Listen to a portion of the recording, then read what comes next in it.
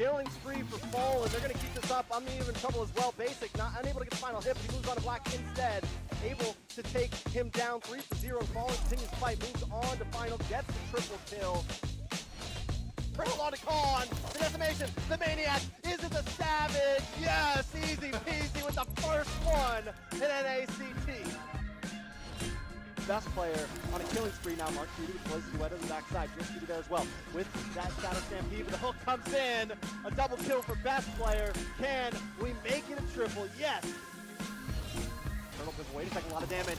Comes in onto Kai. Takes him out. Next is going to be powerless. The hook just falls away from Pow. And luckily Zero is able to find Zoibaj there. But now Zero in trouble. Taken out from Mobazane.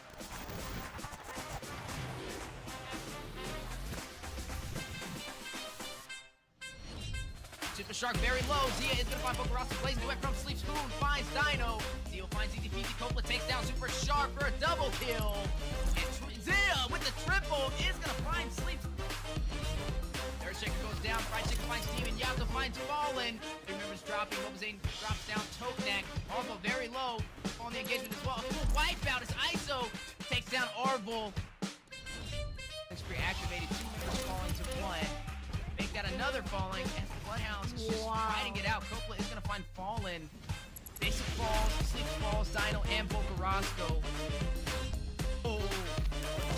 He plays with the passing. Thorn Rose, not enough. The forcing of BTK stampeding around him. They reverse him down. And oh my goodness! Zia stills the Lord from Mobazane.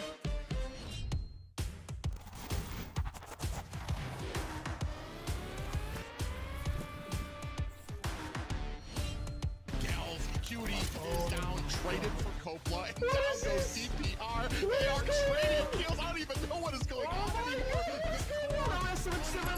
Defend with 3 players left. Secures the kill onto Toinks, and you can see right now Fallen in a little bit of trouble. Appraiser's wow, takes down Powerless. Kai in trouble as well. Avalon cleaning up shop. Zero is not long for this world. Goes Avery. They aren't able to find a kill on the Magic. Oh, there it is. As I say that, here comes the burst. Uneven with the electrifying beats. Out comes the deadly catch. And down goes Zia. ISO finds a kill onto Cone. Maddie for you in trouble. Is he going to be able to get away? Coming in with that mortal coil. Myth looking for the red tree. Mobazane finds the Lord and the kill onto Myth from ISO.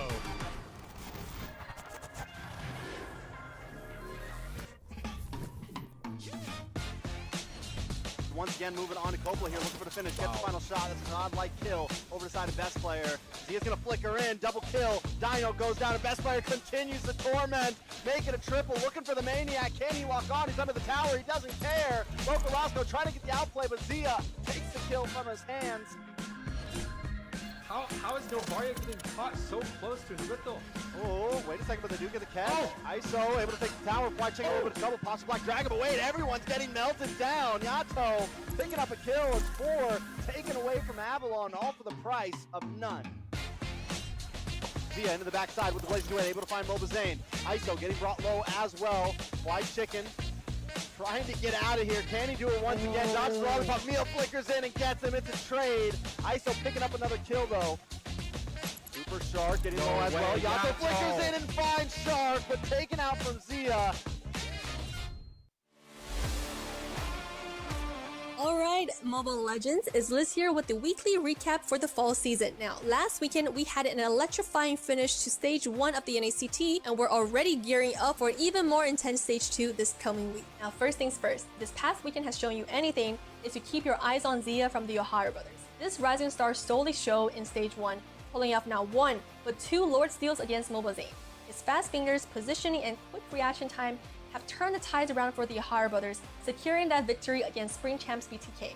Now we've managed to snag Zia for an interview, so let's take a look at what went on in his mastermind during those game-changing plays. Alright Zia, so obviously in the first stage of the regular season, you stunned the world with your marksman. You're the new addition to the TheOhioBrothers and you really blew the world, especially your 2 Lord Steals. Now, the first Lord Steal especially, you were against 4 members of BTK, right? So your jungler just died and then you kind of watch in the bush and you steal that Lord with your ultimate. So can you go through a little bit of what went on in the team comms when that happened? I had to like do something to at least stay on the game, because I'm pretty sure if I didn't get the Lord, I think we lost the game. But thanks to Carlos, aka best player, he gave me a space to walk on that certain bush so they wouldn't know I'm there, and yeah, just like ulted. Then I get it, you know. It gave me a free space to move around the map. It was a good play for him. What happened? Because you walked away and then they were chasing you, but you ended up killing ISO. Like what happened there? I think it was a misplay for them. If I'm being honest, I think it was a misplay for Bodge, because he has flicker, right? I rewatched the video. He has flicker. If he just flicker and ult me, I would not kill ISO. They would have just killed me, and you know. And then he didn't though. But he didn't. Waited. Yeah. He waited. Did he use his flicker at the end or? At the end, when he was like getting close, cause I was padding towards the bush. He thinks I'm gonna use the bush to kill him, so he flickered through the bush. Then I flickered out, cause I know he's gonna do that. And you kind of predicted that. That's yeah. Master play on your part. And when you stole that Lord, what went on in the team con? Okay. What?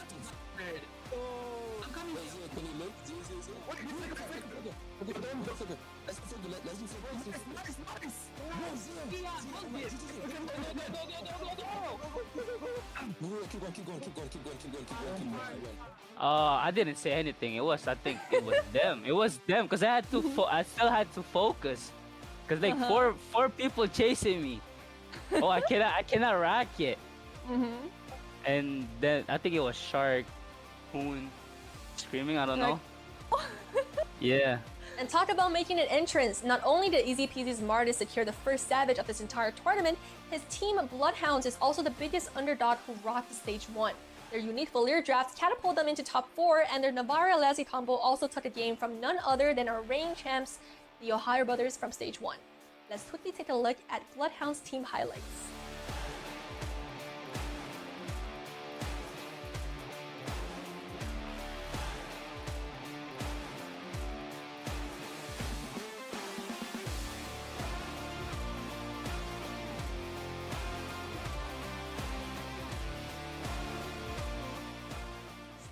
Leading the pack, we've got the TheOhioBrothers with a commanding 100 points, closely tailed by BTK at 90. These teams are doing pretty well, but it's not smooth sailing for everybody. The 4 teams on the bottom tier, the KnightsofFate, Aggravated 1, Area 77, and the Night Horde, are lagging at 60 points. Now, according to our calculations, these foreign teams need to score approximately 150 points to land their playoff dreams. And that is it for the recap, guys. Stay tuned for more excitement happening this weekend as we move forward to the next stage of the NACT. Join us this Saturday, and remember, this isn't just a tournament, it's the official path to M5 and your path to glory. I'm your host Liz, and I'll see you next time.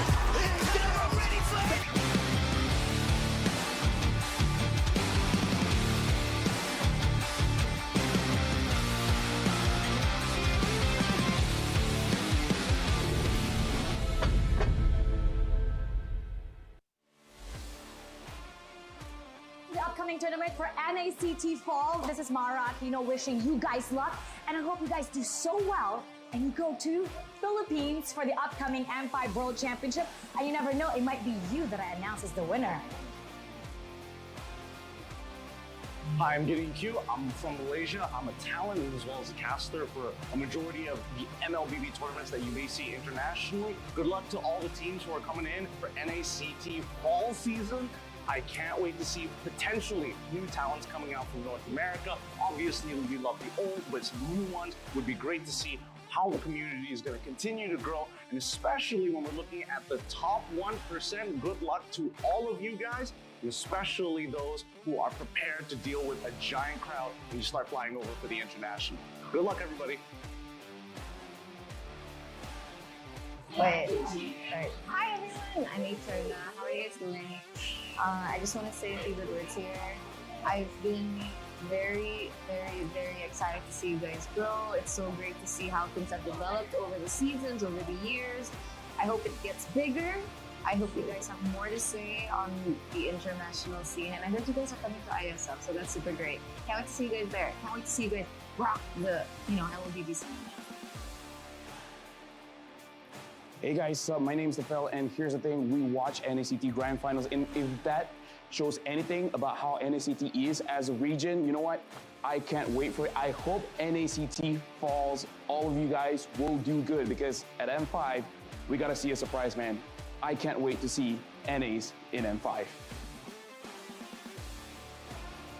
What's up guys, I'm Mirko, Indonesian caster. Right now, casting for MSC. I'm eating, they told me to do this. It's all good. NACT is gonna be insane, all right? You know who I'm rooting for. I'm wearing their colors, BTK all the way, all right? So yeah, BTK. Support M5 BTK.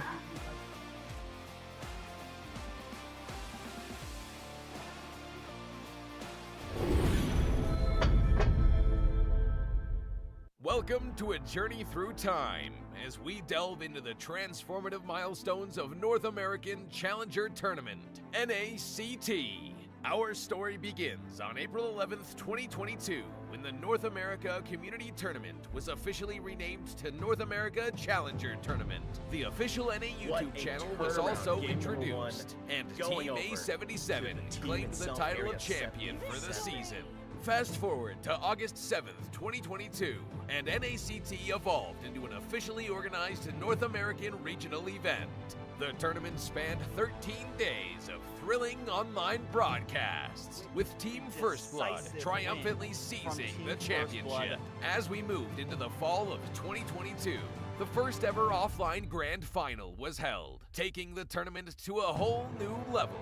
This landmark event took place in Las Vegas, USA, creating an unforgettable live experience for all the fans and competitors. The NACT trophy was unveiled, and the championship title went to the Valley. They also represented North America in the M4, finishing in an impressive 6th place. It was a remarkable moment, as it marked the start of a new era for NACT. By February 2023, the NACT spring season was underway. The offline finals took place on May 14th at the HyperX Arena in Las Vegas. Our live stream page was a sensation, reaching number 36 on YouTube's trending list. Gerald Solomon, the head of the North American Esports Association, was in attendance. BloodThirstyKings, who will represent the United States in the IESF. This has been a brief look at the significant milestones of NACT, charting its growth, evolution, and the challenges conquered along the way. Stay tuned as we continue to make esports history.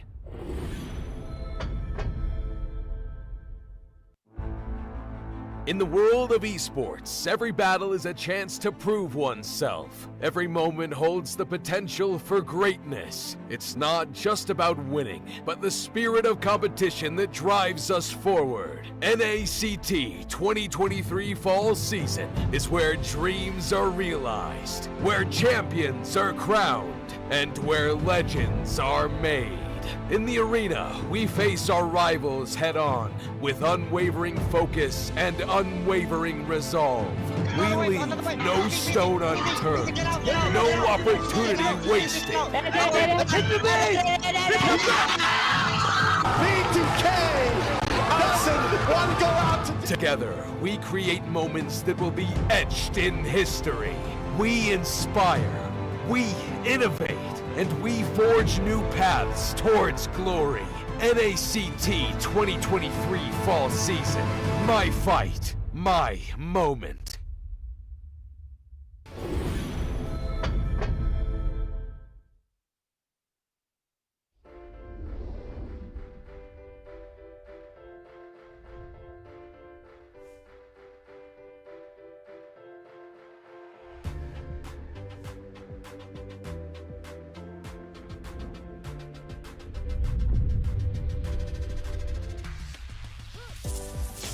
When you find something in life that speaks to you, then you win that thing. 8 teams, the dream for each team, take their place on this trophy. Who's gonna win this baby and go on to M5? If you want to hoist this holy grail, then know this. You will never be forgotten. Now it's your moment. Come and get it. It lasts a lifetime.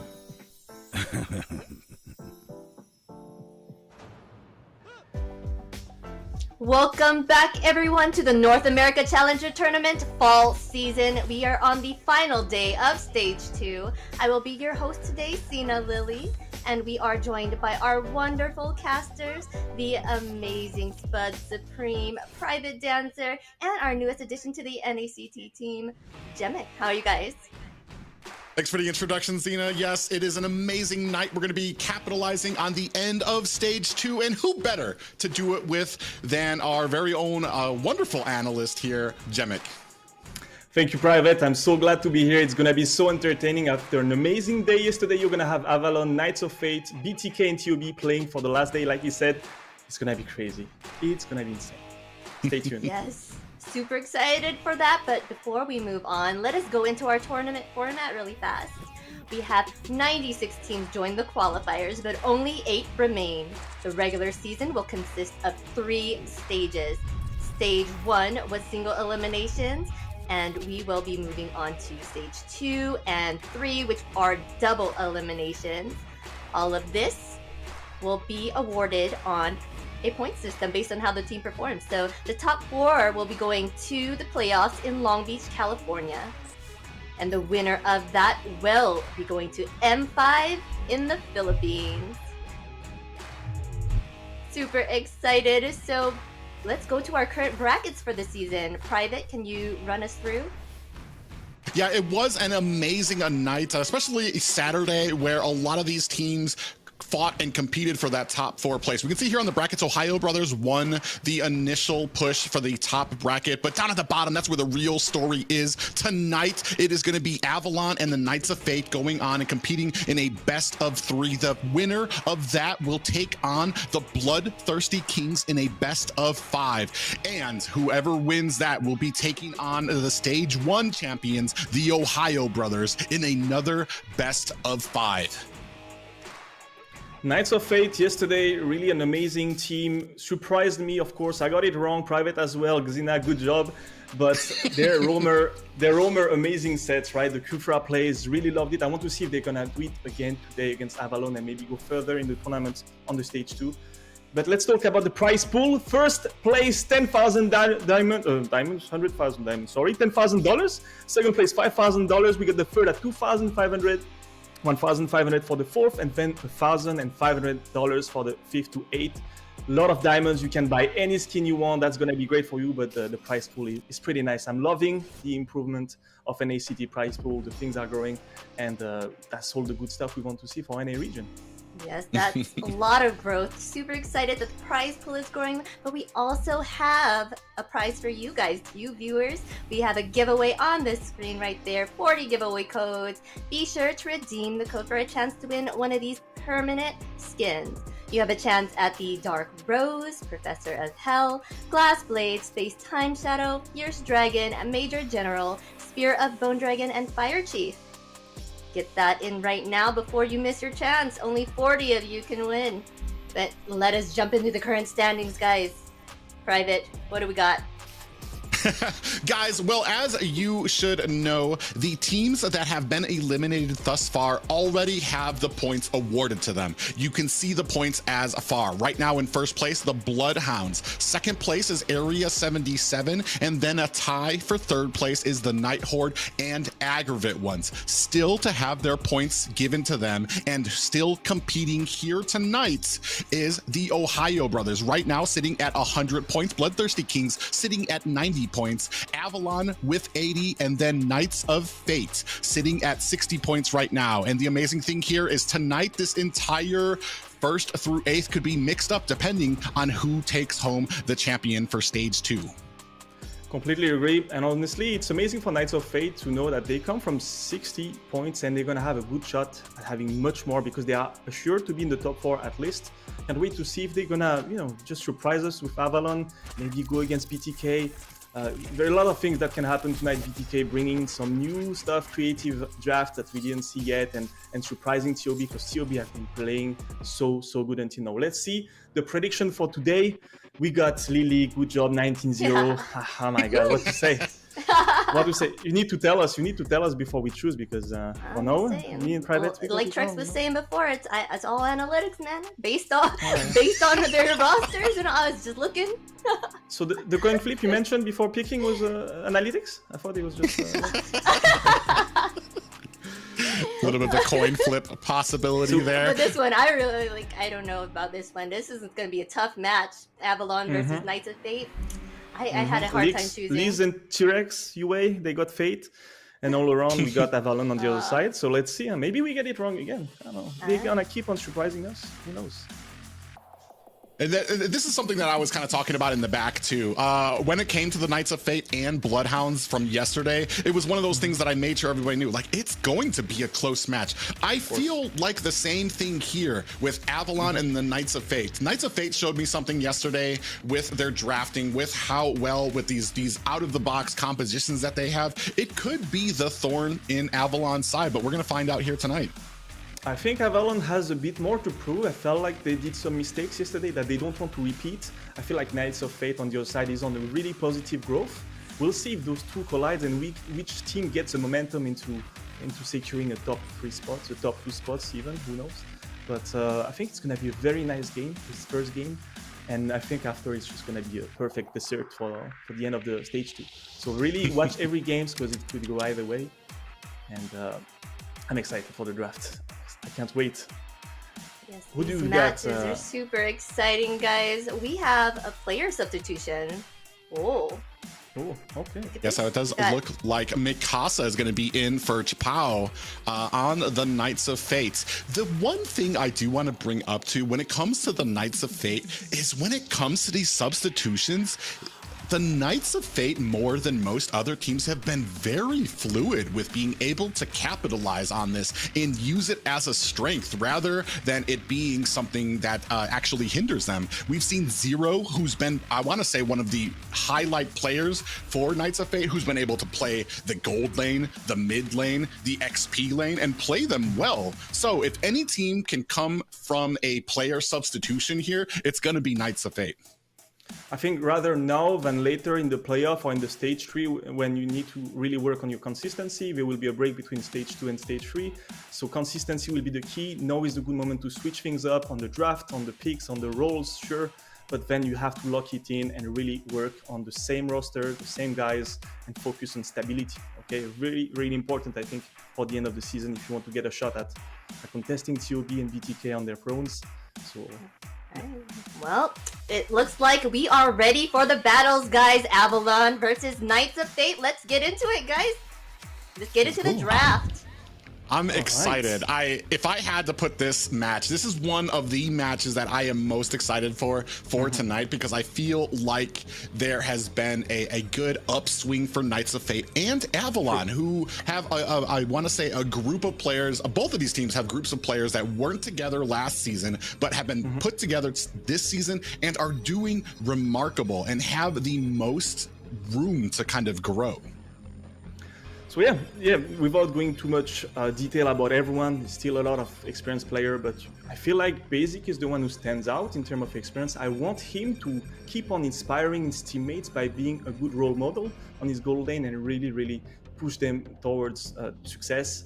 Yesterday, I feel like he was a bit sloppy on some moves. I think today, that's what I was mentioning earlier, they have a bit more things to prove, and I think it's gonna come from the goal lane.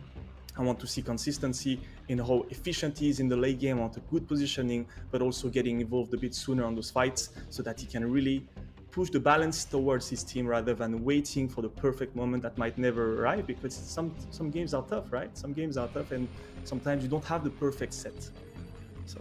For me, on the Knights of Fate, the person I'm watching out for is Powerless. We saw how great he can be, especially on that Kufra from last night. He really, I want to say, raised the flag for the Knights of Fate, able to power through and find his team a seat at the top 4. When it comes to facing a team like Avalon, I want to say those communications, the following the team's lead, making sure you're not going out on your own, that becomes so much more important when you're against a team who can punish you, unlike any other team that we've seen thus far, and unlike what they've actually faced. We do see at the start of the draft that Angela ban basically focusing on that triple fighter composition that the Knights of Fate have been bringing out and having a lot of success with.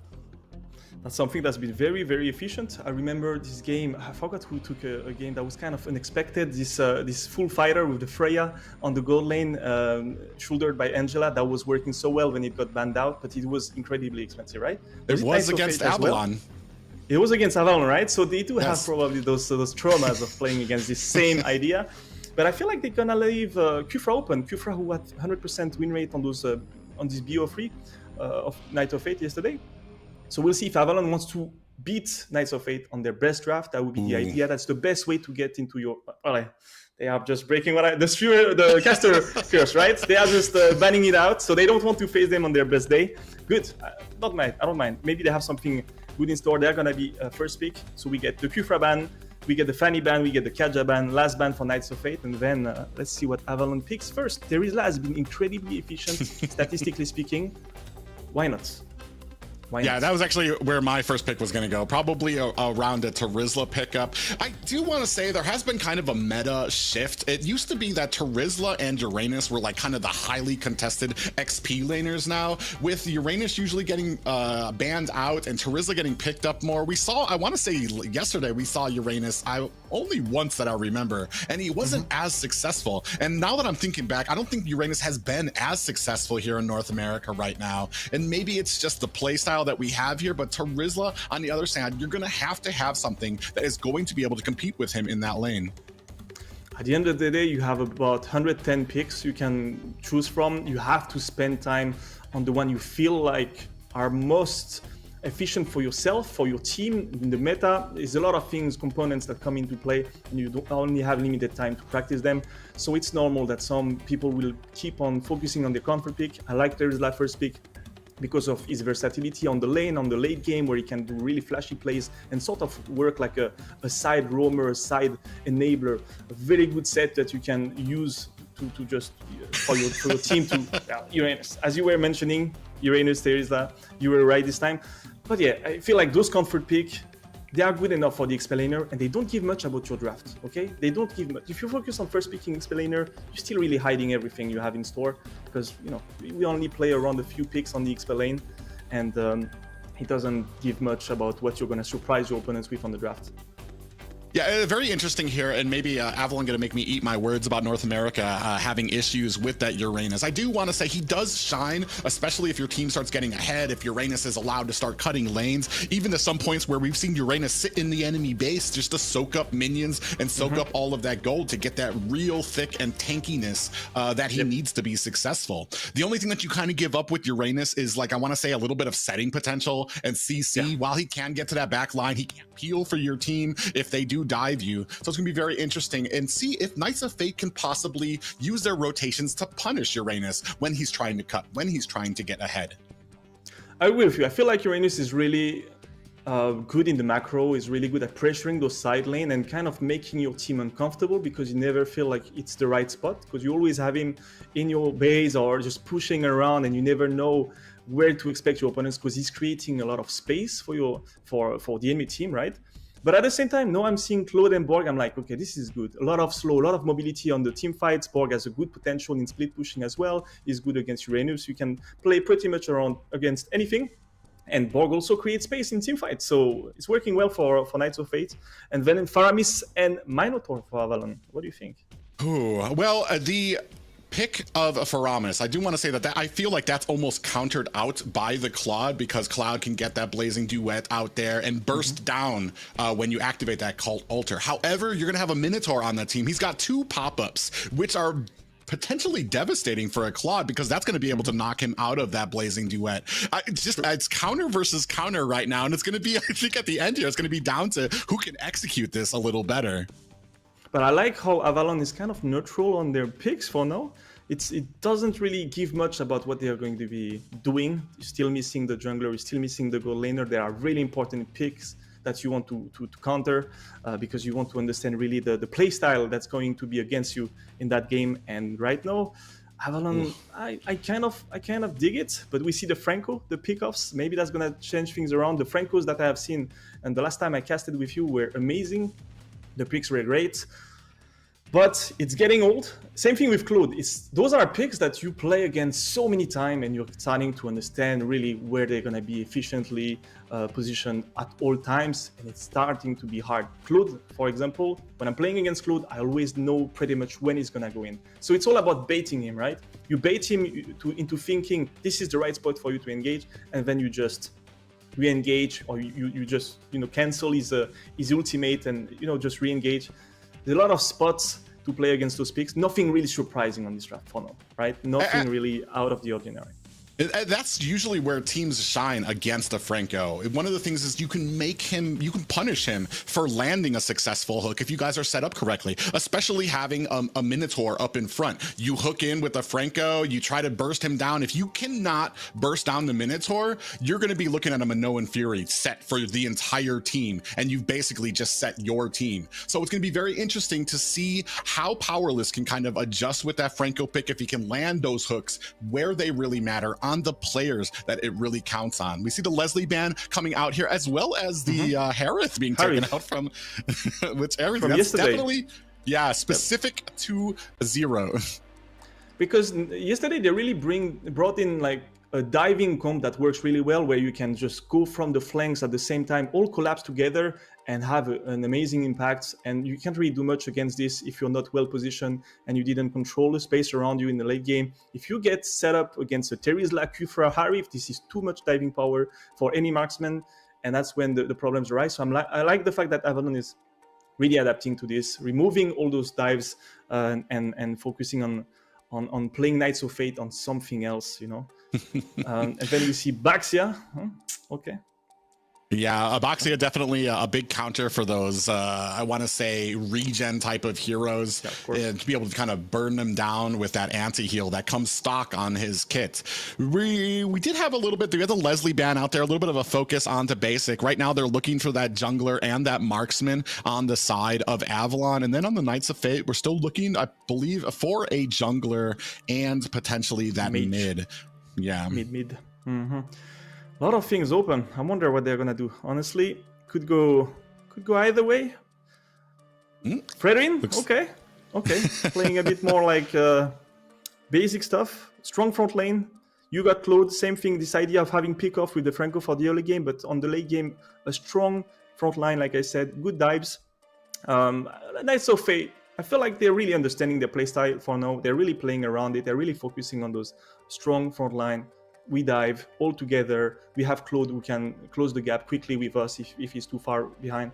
Not really playing with something like Farsa or Xavier or Eve that plays in the back for now, or something like, I don't know, let's say a Leslie that's just about poking and going in and out. Claude just goes in with the team. That's what makes Claude special compared to other marksmen. Is just go in with the team. It doesn't stay too far back. But interesting here. I don't know that I've seen too many jungle Benedettas, if that's what this Benedetta is going to be here. And then they pick up Bruno, who, of course, I want to say kind of matches matches with the marksman because he's got a decent amount of damage. The only problem is he does take a little moment to start getting. He's got to get those stacks up before he's actually really kind of issuing out those big, powerful hits. So it's definitely when the team fight is going in their favor, Bruno can kind of swoop in and finish the job with just a huge amount of damage. We're still waiting. We got one more pick here for the Knights of Fate, looking for that mid lane. So Benedetta, always an interesting pick. There is two things that you can do well with Benedetta. Close the gap with the enemy backline, the mage, the marksman, and also split push and rotate quickly, okay? So I don't know, here, like I said, Knights of Fate, it's all about diving. Benedetta is not really the pick I was thinking of in team fights, but for sure, she does a bit the same as a Ling or a Fanny in her ability to go split push late game and always put the pressure on the sides. I like it. Bruno, it depends how you play it. If you're an amazing Bruno player, you're gonna find your spots. It's heavily about positioning. He's kind of squishy, but he hits so hard. So we'll see. Maybe he's gonna be good against the Claude, but then the Harley, I know I saw you smirk. That's tough for Bruno. If I'm Bruno, it's complicated because he kind of remove a lot of your capacity to go forward. You really have to wait for the Harley to show himself, to use his utilities, and then you can really get involved. Otherwise, you're gonna have some issues. You're gonna be out of the fight for a few seconds. So yeah, we'll see. What team do you like the most here? Right now, I'm actually, I can't lie, I'm really liking Knights of Fate having an outside-the-box composition. Usually kind of borders on that, on the outside of that meta there. But we are moving in, ladies and gentlemen. Avalon taking on the Knights of Fate. The winner here going to be moving on to face the BloodThirstyKings. They both going to be leaving it all on the line here for stage 2. And remember, guys, this is a best of 3 for this series, but then it's going to be only best of 5, best of 5. So this is really, really important for both teams to get in quick in this first game because there is no other options. It's loser brackets. Either you wake up straight up, or you're done for the stage 2 at least. Very important game. Let's see on the goal lane. It's going to be super important to cover Basic, who is already.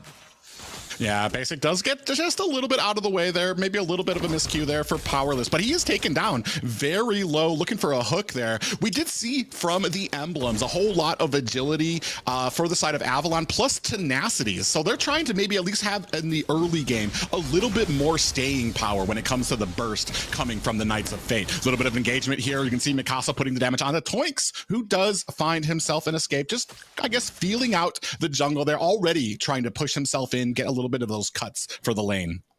So I don't really like Basic being all isolated like this with Arvel on the other side from the start of the game. He lost a couple of minions, one big minion, so he already is way behind in gold and he needs some backup right now because he has no vision, he cannot last it. More or less putting some pressure like this. Gotta help Basic. And like we said, Bruno is not really the early game master of being 1 versus 2, so gotta help him out a bit. Yeah, and he is, I mean, he's handling it right now. The biggest problem comes with those deaths he takes. He is able to kind of sidestep a lot of those hooks from Powerless right now, but we'll see if things change with this next Lord, or this turtle. But look at this, the experience and the goal, I think, is a lot behind. And no Powerless again, putting some pressure and getting him. Just as you were talking about that, Basic gets hit by a hook, and then we do see that Minotaur comes in there. Arvel able to help Basic escape, and it's just those have to be so frustrating. Zero on the back end, looking to put that ult in, gets the damage in, and is gonna take down Basic. Demon coming in with the pull onto Zero, who's gonna pay for that gank with his life. Are they gonna be able to put on the damage? Cult Altar has been activated. Demon in a bad way. Ooh, pop up there. Arvel doing a great job standing in the front there to kind of take a lot of that damage, and only a 1-for-1 for both teams. KOF really focusing on the experienced player of Avalon, focusing on Basic, and now I realize much more the impact of the flicker on Harley. I like the way that he went in on the left and then sidestepped with the flicker on the right to readjust his targeting onto Basic, who was hiding. And that's how they got the kill, and that makes a lot of sense. They really, really want to put the pressure on Basic. Yeah, you see Toinks jump in here on to Kai, who's actually taking a decent amount of damage. Mikasa goes down. Fallen looks like he's next up on the list. Kai taking a heap of damage. He's not going to be able to get out of this. Powerless with a great hook onto Toinks, and they find themselves a kill. Almost trying to even it out. It is 3-2 in Avalon in the lead. And Zero sitting on 2 kills. Basic still behind in experience. He's still struggling, but it doesn't matter. Avalon has the lead. Arvel, really, really good timing earlier on the rotation. I don't know if you noticed. You probably noticed. He's tried to save basic. He really came in late, but in the end, he tried his best. Still the lead for Avalon, and that's all that matters. But you need to have this gold lead onto basic. You need to have your gold laner. Yeah, we do see Fallen come in there. I'm not sure if he was able to get that. No, it looks like Kai was able to secure his blue buff. Arvel fighting it out with regrets, puts some damage on, and then finds the safety of his tower. And just like that, you're saying we're seeing more pressure being put on that gold lane to help basic out. The thing with Benedetta jungle that's nice is you're going from the center of the map. Since you're the jungler here, you can rotate really everywhere you want. And Fallen is really utilizing this. He's 2-0. He's good in his game. And he's putting the pressure everywhere. Yeah, Zero is actually down to about half health. This turtle fight might not be the best friend of Knights of Fate right now. They are going to go ahead and let Avalon go ahead and put it on their side. Big Hook does land suppression with the Cult Altar to try to get the save. It is not going to protect Fallen as Zero gets the kill on there. Powerless is down to about 10% health. You see Kai doing his best to kind of offset Demon and Arvel. Good job by Knights of Fate. Get the kill and then protect the getaway. I feel like a little mistake from Avalon being split like this. Part of the team on the turtle, part of the team on the mid. Blazing Duet comes out and Kai able to secure the first turtle. Put some damage onto Arvel, who's going to be able to get himself away. Right now, I mean, as far as objectives are concerned, doing a great job are the Knights of Fate. So that's... Okay. Oh yeah, we can see Kai lands a big pop-up on the Demon, pulling Kai with that Shadow Stampede, but no worse for wear are either teams just yet. The thing I was gonna say, it's nice for Fallen to be a bit everywhere, but you gotta be careful, stack up a bit around the objective, really get those turtles. Those are super important right now. Power is missing a hook, and I'm liking the fact that Arvel is finally sticking up to basic. We have some fight on the mid. Demon is getting a big ultimate onto himself. I don't know if he's gonna go down. Nope. He's gonna survive. Yeah. It wasn't an ultimate, I guess. We already see that twice. Yeah. But Harley mid really proposing a lot of rotation. I just don't want to see this in ranked games. How you could be so frustrating in a mid lane to be able to get those ganks on. You see Fallen coming in with some damage. Demon with the backup, and Zero doesn't really shy away. Still able to claim that mid as they're going to go ahead and rotate down to bottom. Ooh, Blazing Duet comes out. Zero, I think, is gonna... Oh, nice hook! Nice hook lands, brings him into the tower. That's gonna be 1 for regrets. And now sitting at 3 of 4 for the Knights of Fate. Zero gets caught here. Demon might be in a bad way. He is ulted, and the Cult Altar able to save him. Fallen on the other end, coming through, bursting through, trying to get away from regrets as the rest of Knights of Fate pushing into their jungle. I'm actually not sure who got that. It looks like Demon was able to secure that jungle minion. I don't know, but Zero really struggled to get a maximum output of damage onto Demon before going back. He really struggled. He wanted to pop that ultimate from Farmis for the next team fight to happen. Mikasa getting dived here. Nice flicker. That was very close. Mikasa and Twinks really fighting it out. Not rotating too much, but just trying to get the better of their opponent matchup. Get that tier 1 and then rotating to help the team or swapping with the gold. That would be the idea. The turtle is getting pulled as we see Kai is on the other side hiding. He's trying to get some idea what's going on. Zero helping a lot with this, huh? Yeah, 3 for 3 right now. Zero's going to go ahead and get some vision down to about 10%. Kai's going to dive in here looking for Fallen, able to secure that turtle. That's going to be 1 for 2 right now. Avalon with 2 turtles. Beautiful knock-up from Mino. Really at the perfect timing so that they couldn't retribution it. And Kai still with the retribution despite the turtle being down. So it just shows you how the timing was so important on Arvel. He did the job, he secured it for his team. He couldn't have done better. Maybe getting a kill would have done better, but you know, you can't always get some kills after a turtle. Take the minimum. Oh, nice. The steal from Regrets. Got the crab in the end. Yeah, we see that both marksmen do have that first item. It does look like Regrets a little bit higher up on that pole, as he does have the golden staff in addition to his first item. So I do want to say he's a little bit ahead, but that doesn't mean things are over for Basic, as he's still been working pretty well in this gold lane with the added pressure of Arvel down here now. I'm seeing Zero with double Wend already finished on Harley, with a lot of mobility, with the boots finished. That's the scariest Harley. You can get to a spot as fast as you want. Nice suppress lands onto Demon. Gonna take him down quickly. Fallen and Arvel trying to make them pay for it. In comes the blazing duet. We do have the final cut from Fallen to try to get away, but that Appraiser's Wrath takes down Arvel. I don't really like the re-engage from Avalon here, especially losing Demon, who does again a mistake. He getting picked first time without being able to ultimate. He's not playing with pre-fire. It doesn't really matter against a flicker of Franco, but still, he getting picked, the team re-engage, then he comes back, he gets picked again. This double mistakes from Avalon, and that's gonna cost them a lot, man. That's gonna cost this a lot of the lead they had. Yeah, you see Fallen coming in here doing a great job of clearing up that mid basic and a little bit of trouble between two members. Powerless misses the hook. But yeah, on to your point about that. I mean, you have that passive from the, oh my God, we do have a suppression, but Regret's not in a position. Powerless goes down. Maybe a little bit of a miscommunication there. Zero trying to put the damage on the Demon, and he catches another kill. Is Zero going to be able to get away? No, Fallen makes him pay for it. I'm not really liking, in general, re-engagement when you're losing a key player that didn't spend his utility. Always think of it like this. If you're losing a player for free without him using anything in the fight, do not fight. Because mathematically, you're going to have much less ultimates, much less spells available, much less CC, damage, everything. So do not ever fight after losing, after a pick-off of Franco or a Kaja or something like this. Never. That's the rule for me, and that's how everyone should be playing. Defuse the fight, run away, and that's it.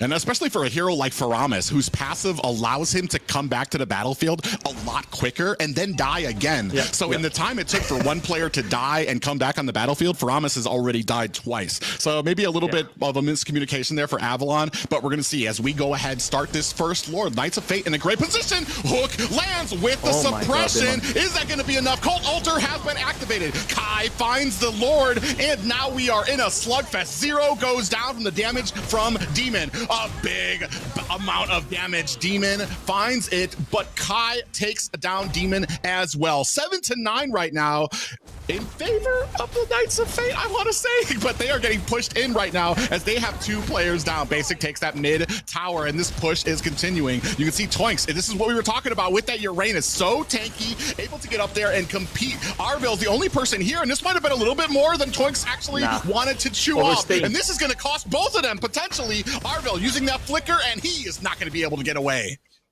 Okay, they are buying time, really sticking 3 players of KUF on the mid, but I'm not liking the fact that they are not really defending the top lane. Basic went for it, it's good, but overall could have gone either way. Be really careful when you're defending against the Lord not to commit to a fight on the other side of the map, because that's when things can really go wrong.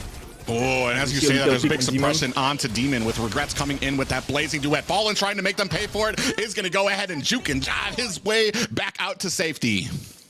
I'm loving the picks of Powerless. He's really able to focus on Demon. Just be careful. You have to kill Faramis before the end of the Franco's CC, otherwise it's gonna be a double-edged sword and it's gonna actually backfire, because then he ultimates and then he just is able to have the maximum output he can have with Faramis, and it sucks because you're losing all the CC of your roamer. As you say that, another flicker hook onto Arvel sets his team, but the Appraiser's Wrath gives him a dirt nap. The rest of Avalon trying to come in here. You can see now Knights of Fate going ahead, pushing into mid. Another hook onto Toinks into the back lane. Are they going to be able to make him pay for it? That's a Uranus taking a whole ton of damage. On the bottom there, Mikasa does get his immortality activated while they find a kill onto the Uranus. You see Regrets with that blazing duet. In a bad way is Avalon right now as the Knights of Fate zone them out to take this next mid tower.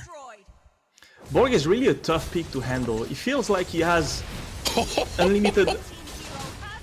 Yeah, Demon actually goes down there, and yeah, tough pick indeed right now. You can see Avalon having just a big amount of trouble. Kai actually might be getting in trouble here. He's gonna have to try to get out of here, getting slowed down by Fallen here. Is that gonna be enough? Big suppression onto Fallen, finds a kill. It is 7-18 right now. This snowball that Knights of Fate are rolling down the hill toward Avalon is almost unmistakable. A little bit of a brawl mode right now on the last 3 minutes. Avalon popping from the spawn, one after another, going in, dying, KOF just pushing mid, pushing mid, no side lane pressure. Both teams kind of, you know, doing it feel like the stressful way, rather than just chilling, focusing. Let's get those sides pushing. Let's finish the towers, handle the space around the Lord, securing that Lord, and finish clean. Nope, Knights of Fate wants to finish. Avalon wants to catch up.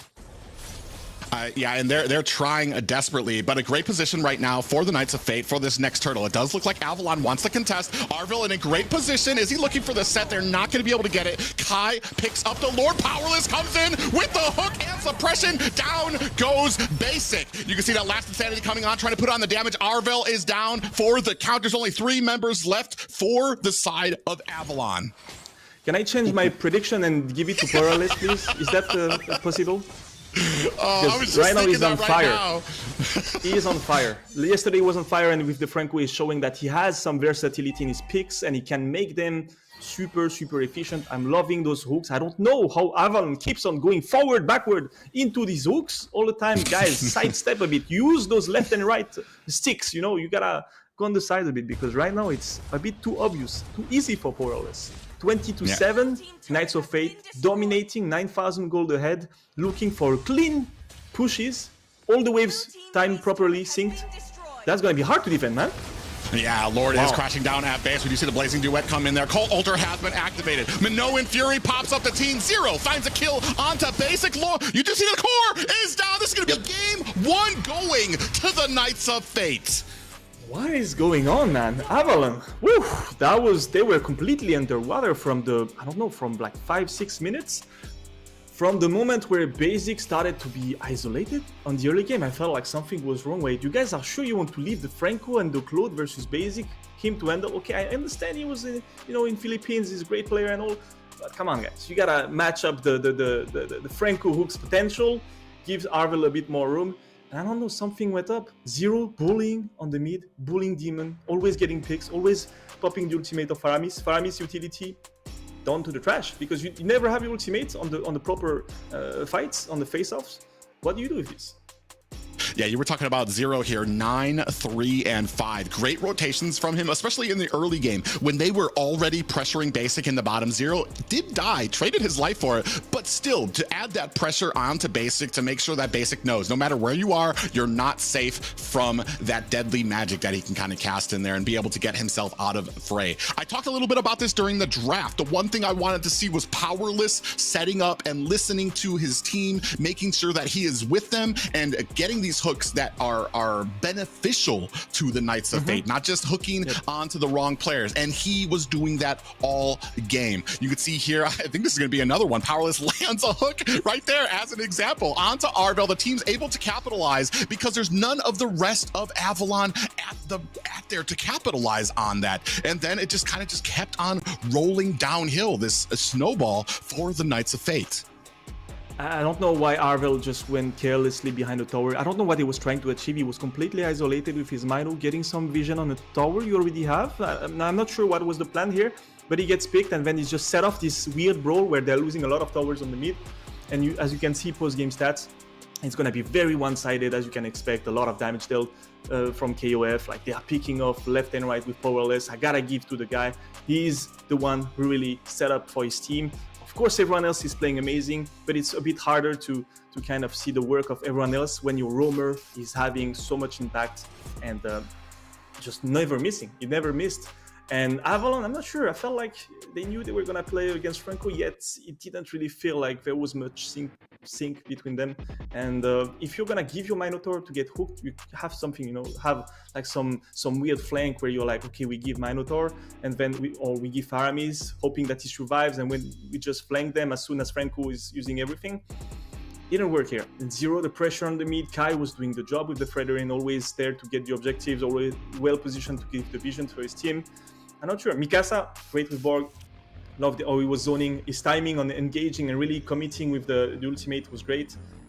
It's hard. It's one-sided for now, huh?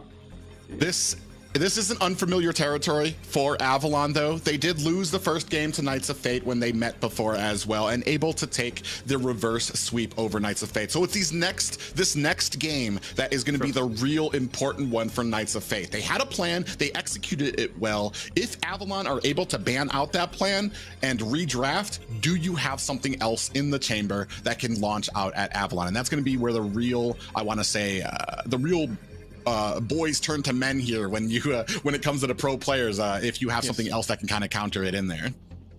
So we both counted on a bounce back from Avalon, despite both seeing like things were a bit different yesterday on their performance, and there was some weaknesses that were not there before. And I felt like maybe there's something going on in the team, some communication issues, I don't know. And I thought that today would be the day of bouncing back, because they would notice those issues and maybe fix them overnight, have a discussion and go back to their old shape. But right now I just feel like it's getting a bit worse, and I'm feeling KOF on the other side is getting more and more confident.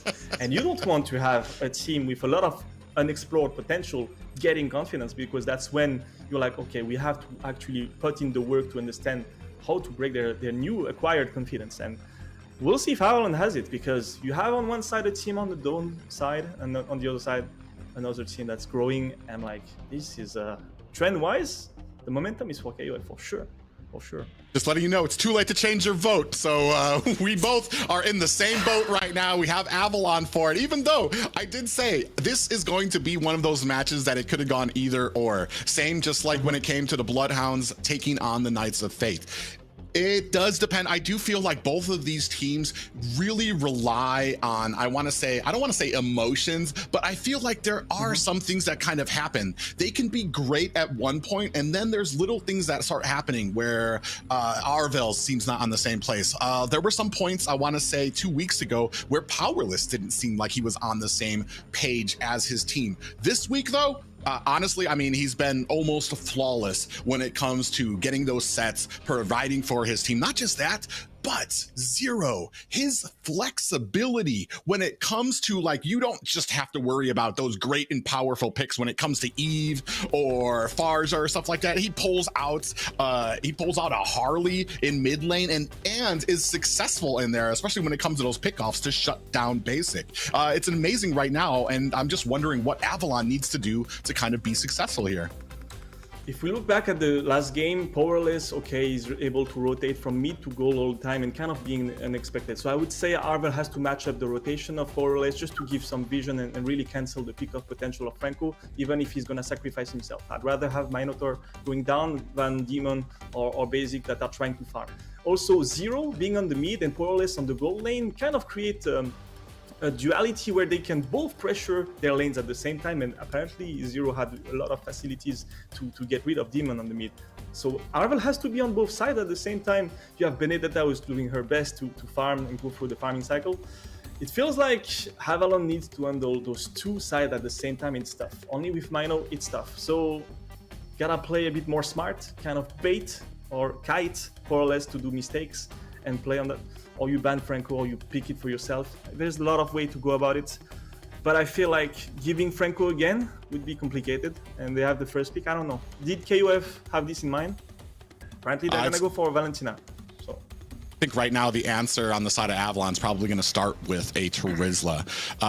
We have the Kadita that has been open there. I like that. Picked up. Yeah, and especially when it comes to those team fights. A lot of people, like, they feel like Kadita's a little slow when it comes to a lot of I want to say waiting for those effects to take place. But when you're in a team fight, the entire team is worried about other things on there. You don't always figure about that Kadita hiding in the bush, going to come in with the rough waves and pretty much set your entire team. So, I mean, it's a very powerful pick, very strong. Oh, and we're going to go ahead and get the Fredrin pick up here for Avalon. So still on the table, especially the XP, which has been very contested lately in North America. I want to say that XP is wide open right now. That's the thing, right? A lot of people think, okay, I'm playing against Kadita. Of course, you should remember you're playing against Kadita. But the thing is, when you're playing against a team that's all about going forward and collapsing onto you and gap closing with you, jumping, diving, everyone is all about this. When the Kadita is just one of them, you cannot remember every pick at every moment. If you're playing marksman or mage, it's hard to have it on your mind all the time. and waiting everything to be perfect. Like, okay, I'm waiting for Fredrin to go there, and then I'm waiting for Kadita to show herself where she is. You have to go in at some point, and that's where Kadita is really shining, is because if you're able to take the attention of the enemy backline, then Kadita can do whatever she wants. And I'm seeing Claude, Baxia, so a bit of differences, huh? No more ban on the backside. He's gonna be picked early. The Valentina, same thing. Valentina wasn't really been successful in Asia this season, as far as I know. I've checked a bit the stats. People are just getting used to it, and she had a lot of nerfs as well. So. Yeah, a lot of nerfs, and it does come down to, especially when it comes to Asia, even in North America, is when you build against her to where she doesn't really have a successful ult. Right now, I do want to say she still can use that rough waves from Kadita here. The Appraiser's Wrath needs a lot of stacks to build up, so it doesn't really do a lot of damage there. The Speedy Light Wheel, I mean, you're not going to have a lot of the damage if you want to steal that, so you're really kind of banking right now, before you get those ultimates, you're really kind of banking on her to get those items, and that kind of leads you to kind of a mid to late game little feel for her. I do like the Boxia pick. It usually is very situational for me, but if you're talking about a tanky character, a tanky jungler for the side of Knights of Fate that can withstand the magic damage that Kadita can do, Boxia is one of them, because he does come stock with a lot of magical defense right out the gate. That's why Carry is a good pick here as well. The thing that we didn't mention is there was no there's no ban or pick on Franco, and there was a ban targeted on the Borg, right? Because Borg was a very efficient last game for sure, but I still believe Powerless was always at the start of the good fights that KOF had with the Franco. I'm wondering if KOF kind of understood this, or feel like, it's just Franco at the end of the day, and we don't really care if we get it or not. I feel like he was still at the origin of it. It's still very important to prioritize it. And Avalon, I don't know if they're gonna ban it. A lot of people are like, Franco is not worth banning. I disagree. It depends on who you're playing against. Well, I do want to say that when you kind of on paper, when you're thinking about a Franco landing a hook, putting on that deadly hunt to suppress somebody down, that's pretty much food and a great opportunity for the Kadita to come in, get a Petrify, and actually punish you for getting that hook, especially if the rest of your team kind of closes in and collapses on that hook. So, I mean, maybe that's what they have in mind. They kind of think that the Kadita will ward that off, but we'll see here as we're moving into kind of the second drafting phase. We have the Carmilla ban. Definitely Avalon doing their homework here. Oh, yeah, that's not something I was expecting. The Franco ban from KOF. As you were mentioning, sure.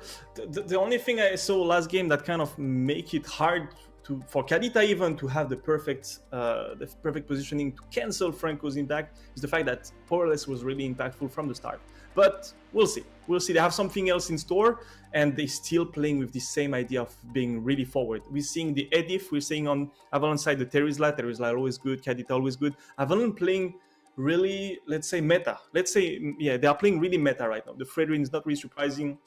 The carry is working good with this Baxia, who is going to be a pain if you don't have something to remove Baxia late game. Terizla is just super efficient this season. Kadita, same thing. Avalon really just playing textbook what you learn in MLBB school, right?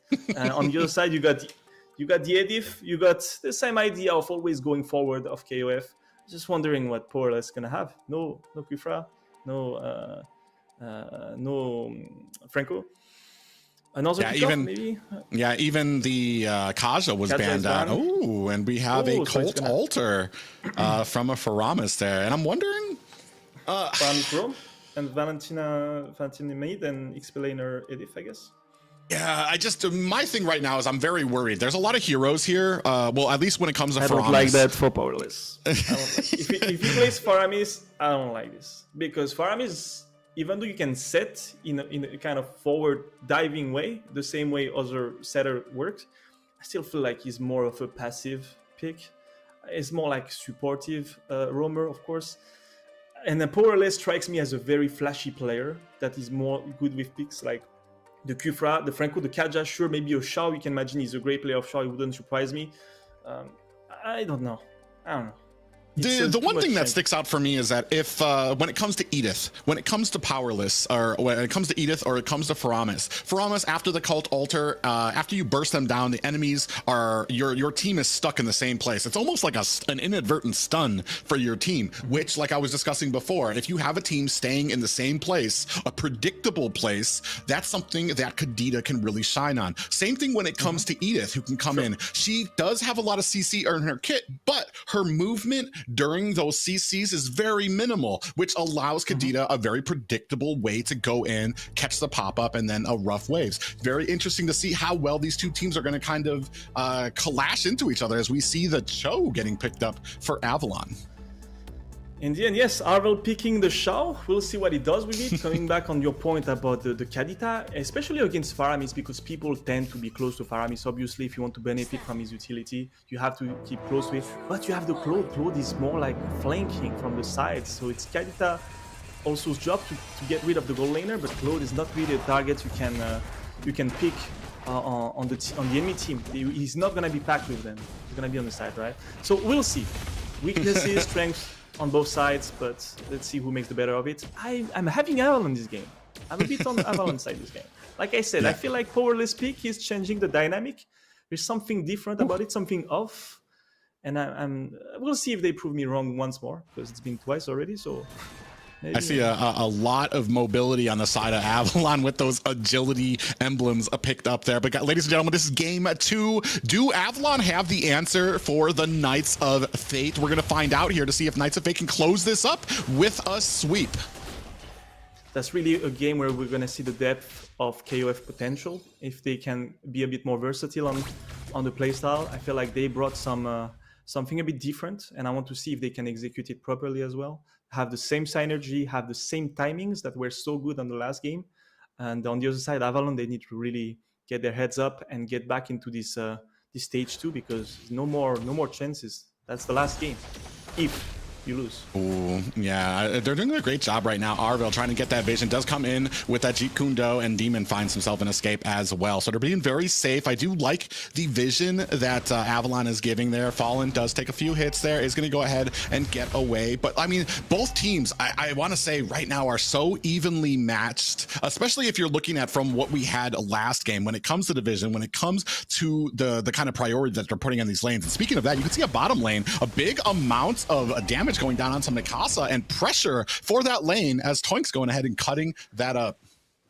Second game, it's again Mikasa getting the pressure early game. Huh? They're not putting it on the opponent of Basic. They apparently prefer to first gank the XP laner rather than helping out Basic early game. Then they switch to shouldering the gold laner. Yeah, it's very interesting here as we do have... Oh, did they not know that Arvel is in that lane? He's in a prime position to kind of come in here for a pick. 3-3, but you can see up at the top there, Kai doing a good job. Gonna go ahead and try to jag it out. Demon comes in with the kill on to 0, but Mikasa takes the first turtle. 2 kills over to Avalon right now. They're trying to make them pay for it. Kai gets the kill onto Toinks. You see the Cold Altar is out. Is it gonna be enough to save his team? Fallen, juking it out right now. That is a thick and tanky boy trying to get himself to safety, and they are just going to take 1 kill for that turtle fight. I gotta say, it's such a good set from Twinks. Really, really hard angle to find, and I think Damon was so surprised that he a bit messed up his dash in. He canceled his first spell of the ultimate a bit too late, and he didn't get both targets. He only got one at the exterior of the CC of Twinks. So I don't know. That was really impressive from Twinks. Not really well followed up. I would have preferred a bit better, but in the end, 2-1 for Avalon. It's kind of toe-to-toe still. Yeah, 2-1 right now, but the turtle did go over to the side of Knights of Fate, so it's still a very even game right now. Both marksmen you could see there did have even gold, so I mean, they're even with the pressure, they're still doing about even there. But you can see right now, especially as it was last game, that we have Arvel going up there to join the fight. 3 members up there. Hopefully, he's doing a good job of kind of staying in the safety of his tower. KOF, they know, look at their position, they know something is happening on the top side. They're trying to just cut that rotation. But see, Avalon are kind of, how to say that? They really have this game plan. Every game, 3 minutes on the XP laner, on the pressure, they do the turtle, and then the second rotation is on gold laner. I feel like this is pretty predictable.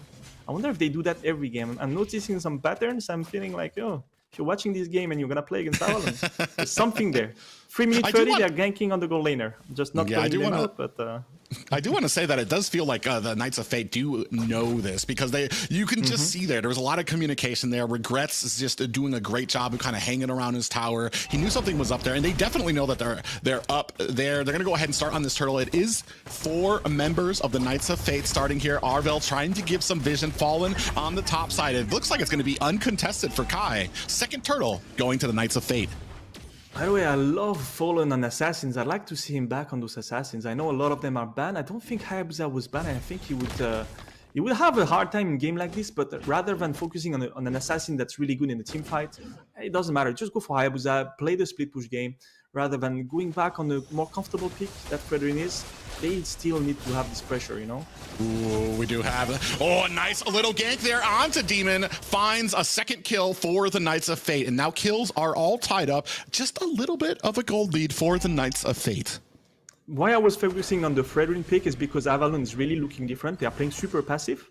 I don't know if you noticed, they're either being predicted all the time, or they're just not sure what to do, a bit lost, and obviously the economy is going to be going slowly towards the KUF until Avalon finds something, but they don't have a solution right now. They're playing very passive, and they're just always behind. They are just either reacting, or the things they are trying are super obvious. And that's well, there are a lot of tools that Avalon has as the later that this game goes on. The carry there. Oh man, Demon actually finds a kill onto Mikasa off a screen, I believe, down at the bottom. It's scored now 2-3 as Avalon moving towards mid. You see Kai come in there. Are we going to see a Cold Altar? Big pop-up lands onto the Knights of Fate. Cold Altar, very nice. I do want to say, I want to go ahead and applaud Powerless for waiting for that Cold Altar instead of like right away. You can see there a big pop-up and a Dragon Kick does land on Arvel, taken down very low. Fallen able to find the kill onto Powerless. 0 trades in Basics life, as well as Kai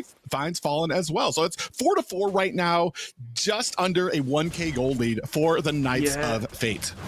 But Regrets was pushing all the way top, and they were 3 versus 4 on Knights of Fate, so it was completely at their advantage. They are managing to win the fight 3 versus 4. They did get a rotation from Regrets, but still, being able to be head-to-head with Avalon outnumbered, it's not good for Avalon. That means that they are wasting resources and time on a team fight that they are losing despite having the upper hand. That just tells you about this momentum, and you see 2,000 gold ahead for KOF. They are getting all the turtles. They really have all the space. The river is controlled for them. Avalon, they need to find better angles. Demon is always doing good moves, but speaking of better angles, we do have the Petrify lands on the 0 and the Powerless. Powerless activates that Cold Altar. He is in a bad way in between an entire team of Avalon. But, I mean, you needed a lot of resources there for that mid gank. Now 4-5 in favor of Avalon. Gold lead still over to the Knights of Fate. A bit better, but still, 5 people on 1 pick, 5 people on 1 kill. Basic has to get to that late game faster. Regrets is going to be way too strong otherwise, and it's going to be tough for Carry to get full build. We want to see what Carry has in store, and they need to prioritize that late game potential rather than a little skirmish on the mid lane with 5 people versus 1 or 2. Oh, we do have a conceal play here. Avalon looking for something, but unfortunately for the Knights of Fate, they created some distance there before that conceal play actually even came out. Looking for a gank up at top, see if they can find it on to Demon. Meanwhile, in the back, trying to go ahead and hold him off. Kai, big penalty zone with the flicker there, activates the Cold Altar. Is that going to be enough? Down goes 0. And you can see Basic putting out the damage there, finds another kill onto Powerless as well. Now the swing of the kill going over to Avalon, who now have 8 kills. I like this a bit better, but Regrets doing his thing on the mid, pushing the tower, getting his tower on the bot lane, you know, doing his little farming game as every Claude player should be doing. Basic got involved, it's good, he got 2 kills, that's great. They did catch up a bit on the economy, so a bit better, and they took out this pressure, this aggro from the mid lane and transposed it on the side lane. I like this. Change things around, change the fighting area rather than staying always on the mid. Put it on the sides, that's good, because it's gonna delay a bit Claude and it's gonna allow your gold laner to get fed as well. Yeah, I do like that the Knights of Fate are answering a lot of these engagements with a tower, some type of objective. They do lose some of these team fights, but they're always constantly pushing, constantly on the other side of the map, and that's where that communication comes in handy. A little bit of a feint there from Fallen, not able to capitalize on it, as we're going to move in to this first Lord. So, like we mentioned, I'm not really a big fan of the Faramis on Powerless, but, you know, Demon is having a much better game, that's for sure, on his Kadita, rather than having the Faramis last game where he was getting completely outshined by Zero. And let's see who gets that first Lord, but on the 5 vs 5, I think Basic is ready now. We'll see if Regrets can get him hot, because he's not been able to much. Big pop-up there from Mikasa does spot out Demon. Is it going to be enough? The Lord is down to about 10% health. Now we are going to go ahead and engage. Fallen gets the Lord. Blazing Duet onto the back line. Cold Altar has been activated. Demon not in a good way. Fallen gets taken out by Mikasa, and they are hot on the trail of Demon. Zero finds the kill there, and they lose the first Lord, but are able to pick up 3 kills on the side of Avalon. Well, I guess Basic wasn't ready. Regrets just went in with the Wind of Nature. He completely zoned out Basic. Basic couldn't do any damage to the enemy front lane. Even though he had Claude in front of him, Zero was just cleaning the side of Avalon. So for now, Avalon, if they don't get that perfect setup for Kadita, it seems like they're going to struggle on those team fights, despite having the carry. Yeah, and they are going ahead, putting a lot of pressure onto this Lord, which is going to allow bottom lane to be taken, which is very interesting. You get the Lord and you lose towers here for the side of Avalon here. On the backside, you can see Kai getting a little stun onto Toinks. Big pop-up, lands onto Arvel, and the penalty zone is in. Cold Altar has been activated. Now Basic finds a kill onto Mikasa. Blazing Duet into the back. Down goes Regrets. Another kill for Basic. Fallen finds a kill onto Powerless as the Lord continues to march on to the top lane. They do lose that bottom tower as well. Kai alone here between 3 members. This is not the defense you want, and Kai goes down. Another kill for Basic, and do you want to say it, Jemik? I think the power spike is just there, you know, he just hit it, and at the perfect moment Basic he was well positioned. Now ready, he's now ready to start coming in here. He does take another tower into here. Powerless getting bursted down. Toinks is going to go ahead and pick up the last kill onto there. Perfect set, 4-man set for a carry player. That's he's hitting just now his power spike. That's the best way to turn around the momentum as a carry player, is when your setters are actually doing a perfect engage, and then you just go in, get 4 kills, and it's over. It's over, you know. Really, we're talking about this power spike in the late game. They are hitting it, and really, I think that if Twinks keep on setting up so well, there's no stopping them. And Arvel is here, of course. Arvel is working Fish Shower. He's doing some CC. He's helping out to lock down those targets for Basic. We had a little fight with Demon and Zero on the bot lane, but yeah. Indeed, here we do have lanes pushing down at mid and bottom. Good sync up there by Avalon, and I'm wondering what the Knights of Fate can do here right now. The gold lead has just narrowly swung into the favor of Avalon. Thankfully, the towers still very even for both teams, but the kills, I mean, that can be a little intimidating when you look at that, especially when it comes to like 7-13. But I do know Knights of Fate, they've been very pressured, very relaxed when it comes into those voice comms. They are always talking about what they need to do in the next play. So we're going to see if they can kind of gather themselves to kind of regain their composure and swing this in their favor. If KOF wants to win, they have to bait Twinks into missing his combo. If he misses and they don't have to spend Faramis ult, they should be fine. If Twinks get another perfect set, that's going to be impossible. All right, and even though I feel like Basic is really hitting that spot where it's complicated, you gotta get Basic out of these fights. You gotta zone him, Regrets. You gotta find an angle to zone Basic before he melts the front line, and then you have nothing to peel for you. Right now, Avalon really well around the Lord. How do KOF contest that without giving their back line? Demon on the left. Demon. Yeah, you can see Demons is going to go ahead and get caught there. But, I mean, they do such a great job. Basic not showing himself until the very last moment. They do go ahead, throw a little peek, that BMI into that bush. Now we have the Lord down to about half health. They are slow playing it a bit. They want this fight. And a big pop-up does land there, followed by another one there by the Lord. Arvel's going to go ahead and get out of dodge. Cold Altar has been activated. Arvel finds the Lord, and down goes Fallen. Arvel in a bad way. Immortality has been activated. The rest of Knights of Fate are on the hunt. They are trying to make Avalon pay for this Lord. Little mistake from Basic, securing the Lord, then re-engaging, thinking he could save his team when they just sacrificed themselves to secure the Lord. And Avalon trying to help out Basic because he went in. I think that's gonna be a big problem. Nice stun onto Damon, but he did his job. He cleared out the top lane, so they might not be able to get any towers out of this. Well, they shouldn't get any towers because it is a Lord for Avalon, but I mean, making sure that this Lord to actually get a little bit of value and stave off the push.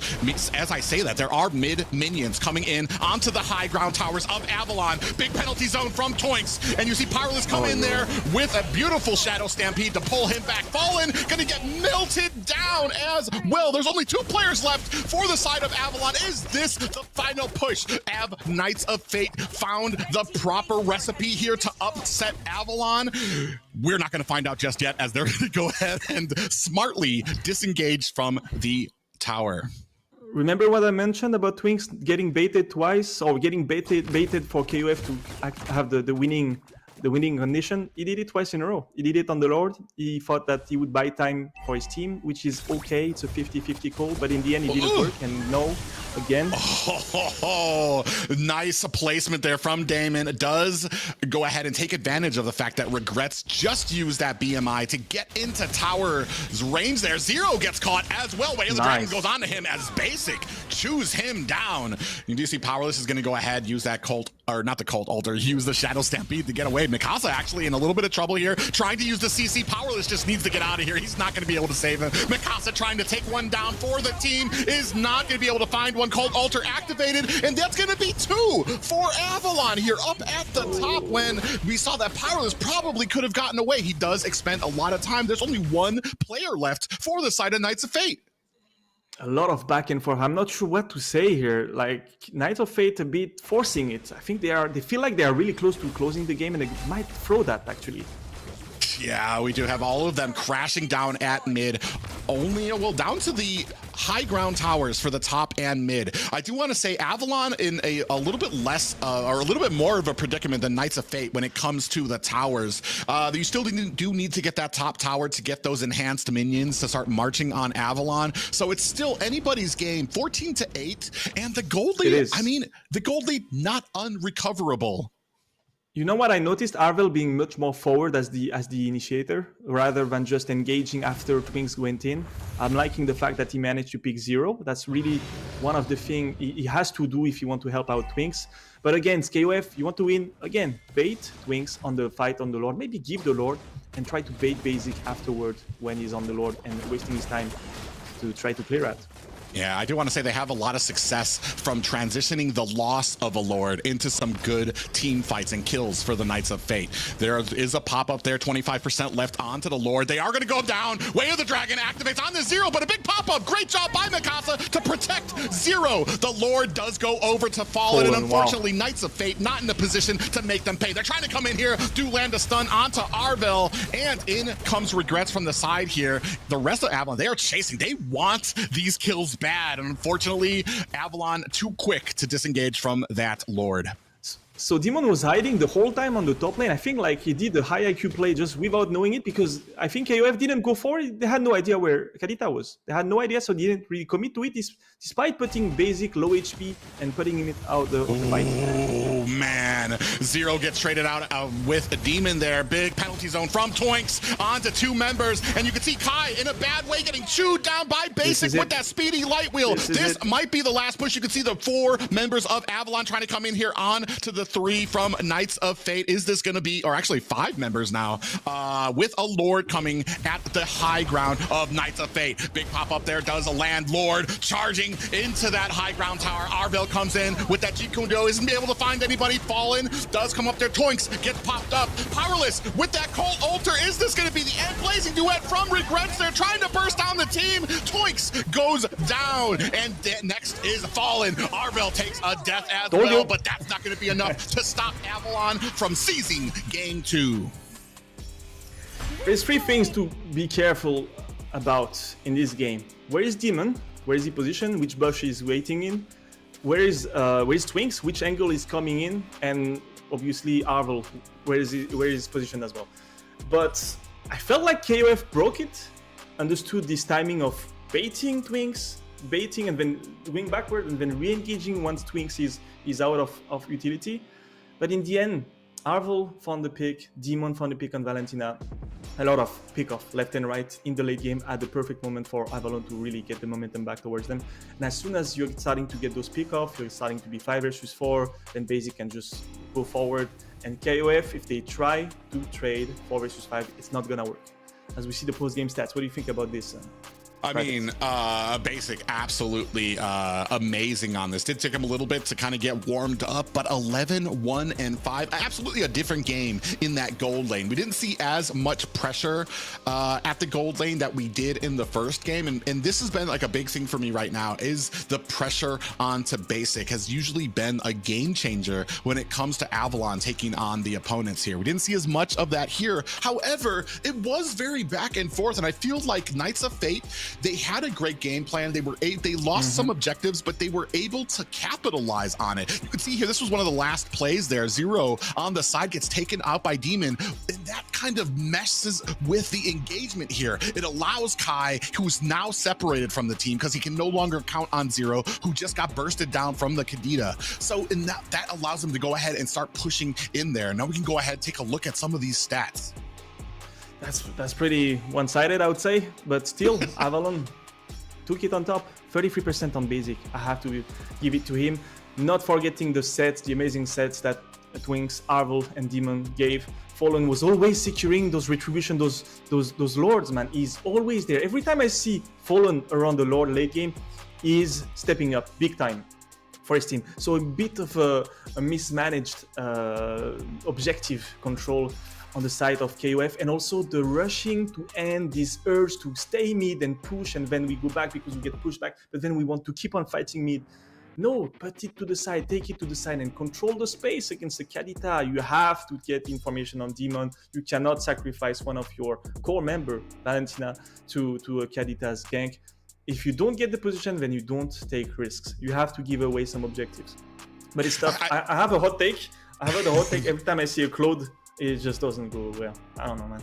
Really? I mean, the first game they had the Claude and it went all right. Yeah. The problem here being is, like I was saying, there was a lot of issues with the information of the Kadita. And I do feel like there was that era of like, or that aura of like desperation from the side of Knights of Fate. They lost the Lord, and they were continually wanted to make them pay for that. They wanted to punish them to the point that they chased the entire team into their base. And then you saw that Kai had, I guess, what he assumed was an opportunity, which kind of forced the rest of his team's hand. Zero wanted to go back up there to try to get the flank, got caught as well. So, I mean, you're absolutely right about the kind of like those plays when they want to just force something when it's not working, instead of just being just a little bit more patient, which I felt Avalon did very well this game. But that's why I had my coin on them on the last game, on that particular draft, because I feel like it's very hard if you're KOF playing against a team that's slightly favorite with a bit more confidence because you're coming in from a good result still. But you have so much things to keep in mind, right? You have the Terizla, you have the Shao, you have the Kadita, so much things that like cloud your judgment on whether you're gonna take this push in, or whether you're gonna try to secure that Lord or push more, get closer to the carry and try to get her. There's so much things that can go wrong, and that's why it's, for me, I was like, okay, this draft really favors experienced players like Avalon and especially Basic. And I think he's gonna just show up big time, and finally does it. That was the perfect moment to do it. Like we said, they lose the game, they stop for this stage. But what a conclusion! What a conclusion! It could have gone either way, sure, but I feel like the game plan was still Avalon going late game, involving Basic, getting pick off, and it went like they had in mind probably. I was just saying, it's feeling a little hot in here, man. I feel like the stress is up. A lot of these teams right now, there's a lot on the line. We're at the game 3 of these guys. Both people fighting. They definitely want to move up. They definitely want to take on the Bloodthirsty Kings here. And I want to say both teams have had very successful plans put to use. One in the first game for the Knights of Fate, and then the second one for Avalon. Here is where it really matters, and I feel this is where the Knights of Fate Fate need to prove themselves. Last time they were in this position, they took the loss, and that kind of hunkered on them. They kept on making the mistakes into that third game as well. So this is proving time for them. Whereas Avalon has been in this situation. They've had game threes before, and they've been able to come back. So there's no issue from them. It's all on the Knights of Fate. I want to say this is make or break for the Knights of Fate if they want that third place position. That's true. Both teams are feeling the heat. And remember, this is the start. Best of 3. Whoever wins gets to play a best of 5. Don't run out of, don't run out of stamina, because that's gonna be a long day for you guys.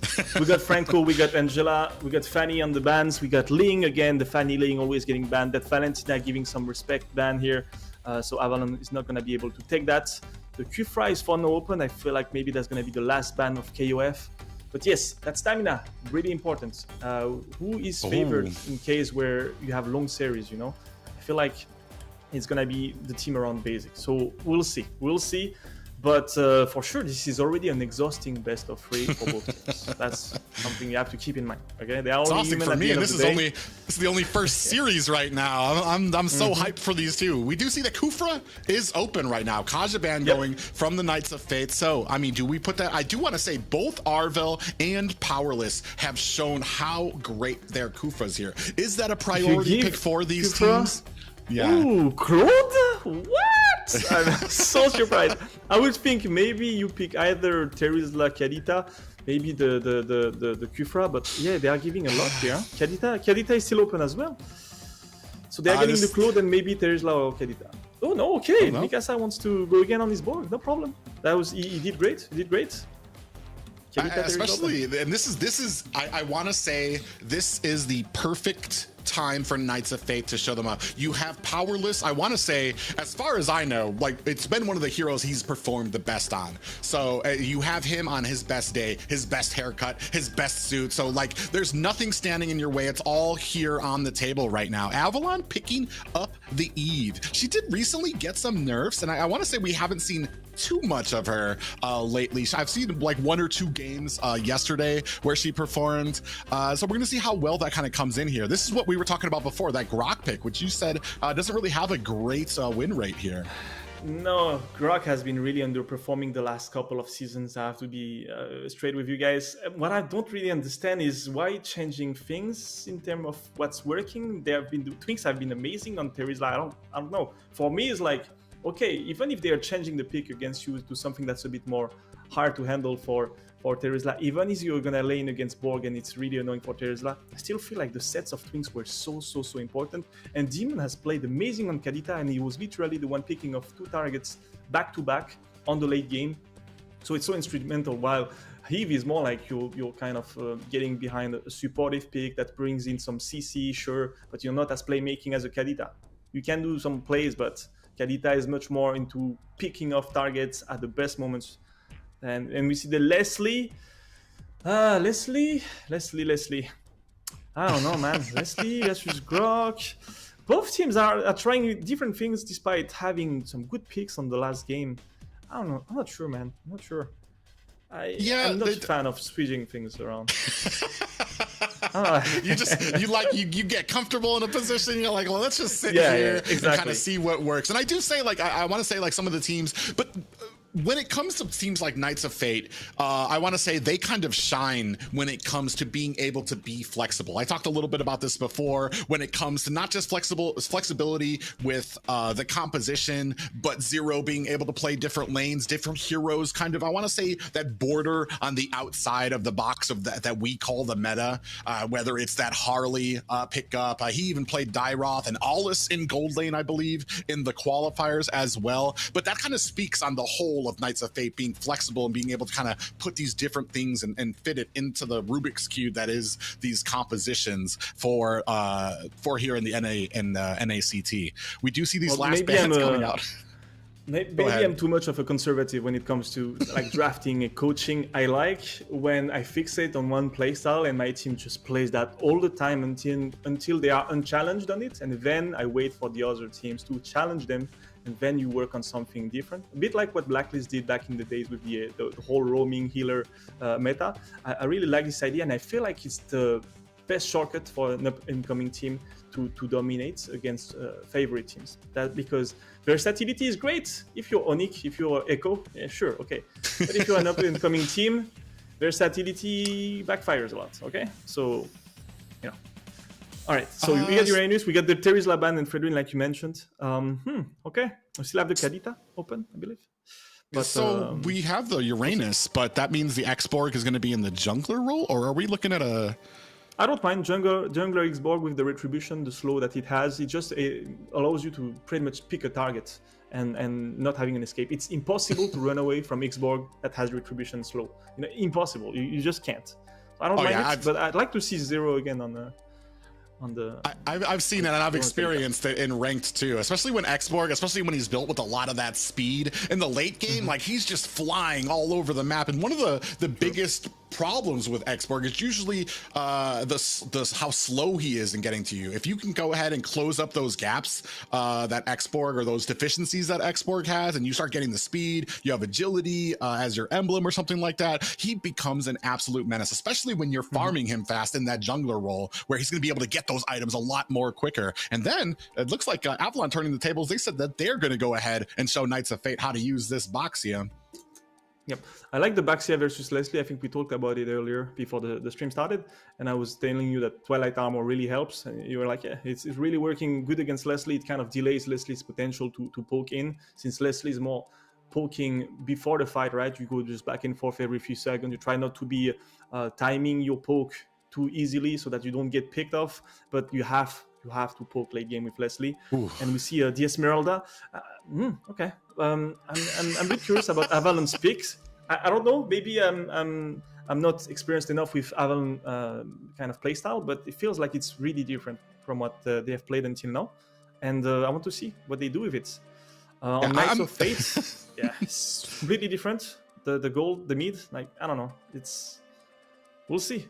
I do want to say it's a more standard composition from the side of Avalon. Knights of Fate going again with this triple fighter composition. The only problem for me personally when it comes to this is last time what made it so successful was the fact that they had that Heart Guard, they had that Angela, they had something to help keep it up. You not only did you have fighters, but you also had that global ult. I mean, maybe it would have been a little bit better to have Florin here in there to kind of have that bloom, but you've already talked about how much you don't really like Powerless on some of those non-micro intensive heroes. But guys, ladies and gentlemen, we're gonna find out here if Knights of Fate have learned their lesson or if Avalon will prevail in that third place. This is game 3. The winner here gonna be going against a BTK in the next series. I like Powerless and Kufra, Shao, etc. Like I mentioned. I also like Fallen more on Assassins, and for now he's been playing pretty much onto tanks in the jungle. He wants his Baxia. I do understand the pick though. I'm not saying it doesn't make sense. I just like when Fallen brings in some of his amazing micro, but he's a very versatile jungler. Definitely one of the best I've seen in an ACT. I'm liking it. I want to see what Basic does with the Claude. It's been a bit up and down. Same thing. Claude has been around for such a long time in pro games that everyone knows how to play around it. So it's never very surprising to me or to the players against it. And Demon switching a lot on that pick from Kadita to Eve. Such a big difference. Yeah, we did see in those emblems, Basic did pick up Tenacity, does want just a little bit more so that survivability is going to help him out when it comes to a lot of these ganks coming in, and the possibility of kind of Powerless's Kufra finding those pickoffs. Regrets went the way of the Weapon Master, wanting to get those items. When he does get those items, they're going to give him just a little bit more of a kick. We do see Fallen does land a stun onto Powerless. He's going to go ahead and use that bouncy ball to get away.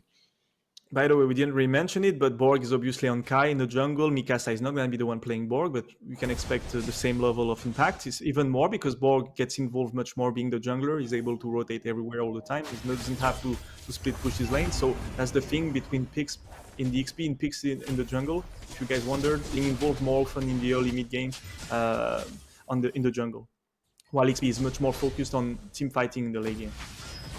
And also yeah, we do see a good positioning Toinks does use that Blade of Spider. Kai able to pick up the first turtle there, but Toinks makes him pay for it. I want to say that was stolen, and Powerless goes down. That's 2 for none right now, and Mikasa almost on his way out as well. So they get the first turtle, but lose 2 in the process. I'm very curious how Kai got the retribution, because it was at what, 500 HP, and I felt like Fallen was much closer to getting that turtle, and somehow Kai, who was getting CC'd and slowed and stunned, managed to get it from afar. So good job from KOF, but in the end 2 kills for Avalon, so it's a pretty good trade for the blue team here. And, yeah, definitely offsets. I want to say that offsets the turtle a bit there, kind of putting the lead just narrowly in Avalon. I mean, it's basically even. You see Basic come in. Oh, Powerless misses with the set, and they're not able to capitalize on it. Wow. We do see that ultimate sniper come out. It's not going to be enough to finish off Basic. Just a little bit of a outplay there. Powerless missing that setup. I don't know if you saw the 5 minions attacking Leslie, kind of pressuring Regrets not to spend too much time trying to kill Basic, otherwise the minion wave would just literally get rid of Leslie here. Arvel and Demon clearing wave really fast. Zero though, yeah. says me, huh? Zero has been focusing. Zero has been focusing on only countering Demon. Every time he waits for Demon to pick, and then he picks something that would be a nightmare for Demon. That's all he does. Oh, nice little pick off there by Mikasa, who dove into the tower. Tortoise's Puss's out for Fallen. Is he going to be able to get the kill onto Mikasa? Look at the zigzags there. He's got his dancing shoes on, and the rest of Knights of Fate trying to make Fallen pay for this gank. Like I was saying, man, what do you think about... as we see in the top. Yeah, we do see that nice little Basic trying to come in there, put on some damage, but it is countered by the Knights of Fate. Great job by Powerless there, doing a good job of pressuring this gold lane, but we have the next turtle up, and it looks like Knights of Fate trying to get in a good position for it. Look at Zero just bullying Demon, chasing him through the 4 players. He's gonna go down, I think. No? Is he gonna survive? That would be amazing. Out of it, even without real world manipulation out, and they are doing a great job of zoning out the rest of Avalon here. I misspoke a little bit earlier when I said this fighter composition might need a healer, and we do see that Powerless gets taken out. But I mean, overall, a good value for getting that that's the next turtle. Zero definitely on this series has something to prove versus Demon. I'm liking this little rivalry between the 2 players, and honestly, that was a very calculated move in the end. He wasn't even sacrificing himself, or no, he just pushed and peeled properly. Oh, a nice little blazing duet from Basic there is going to clear out the minions and put the pressure on Regrets here to come and try to finish off these minions as they're ticking away at the tower.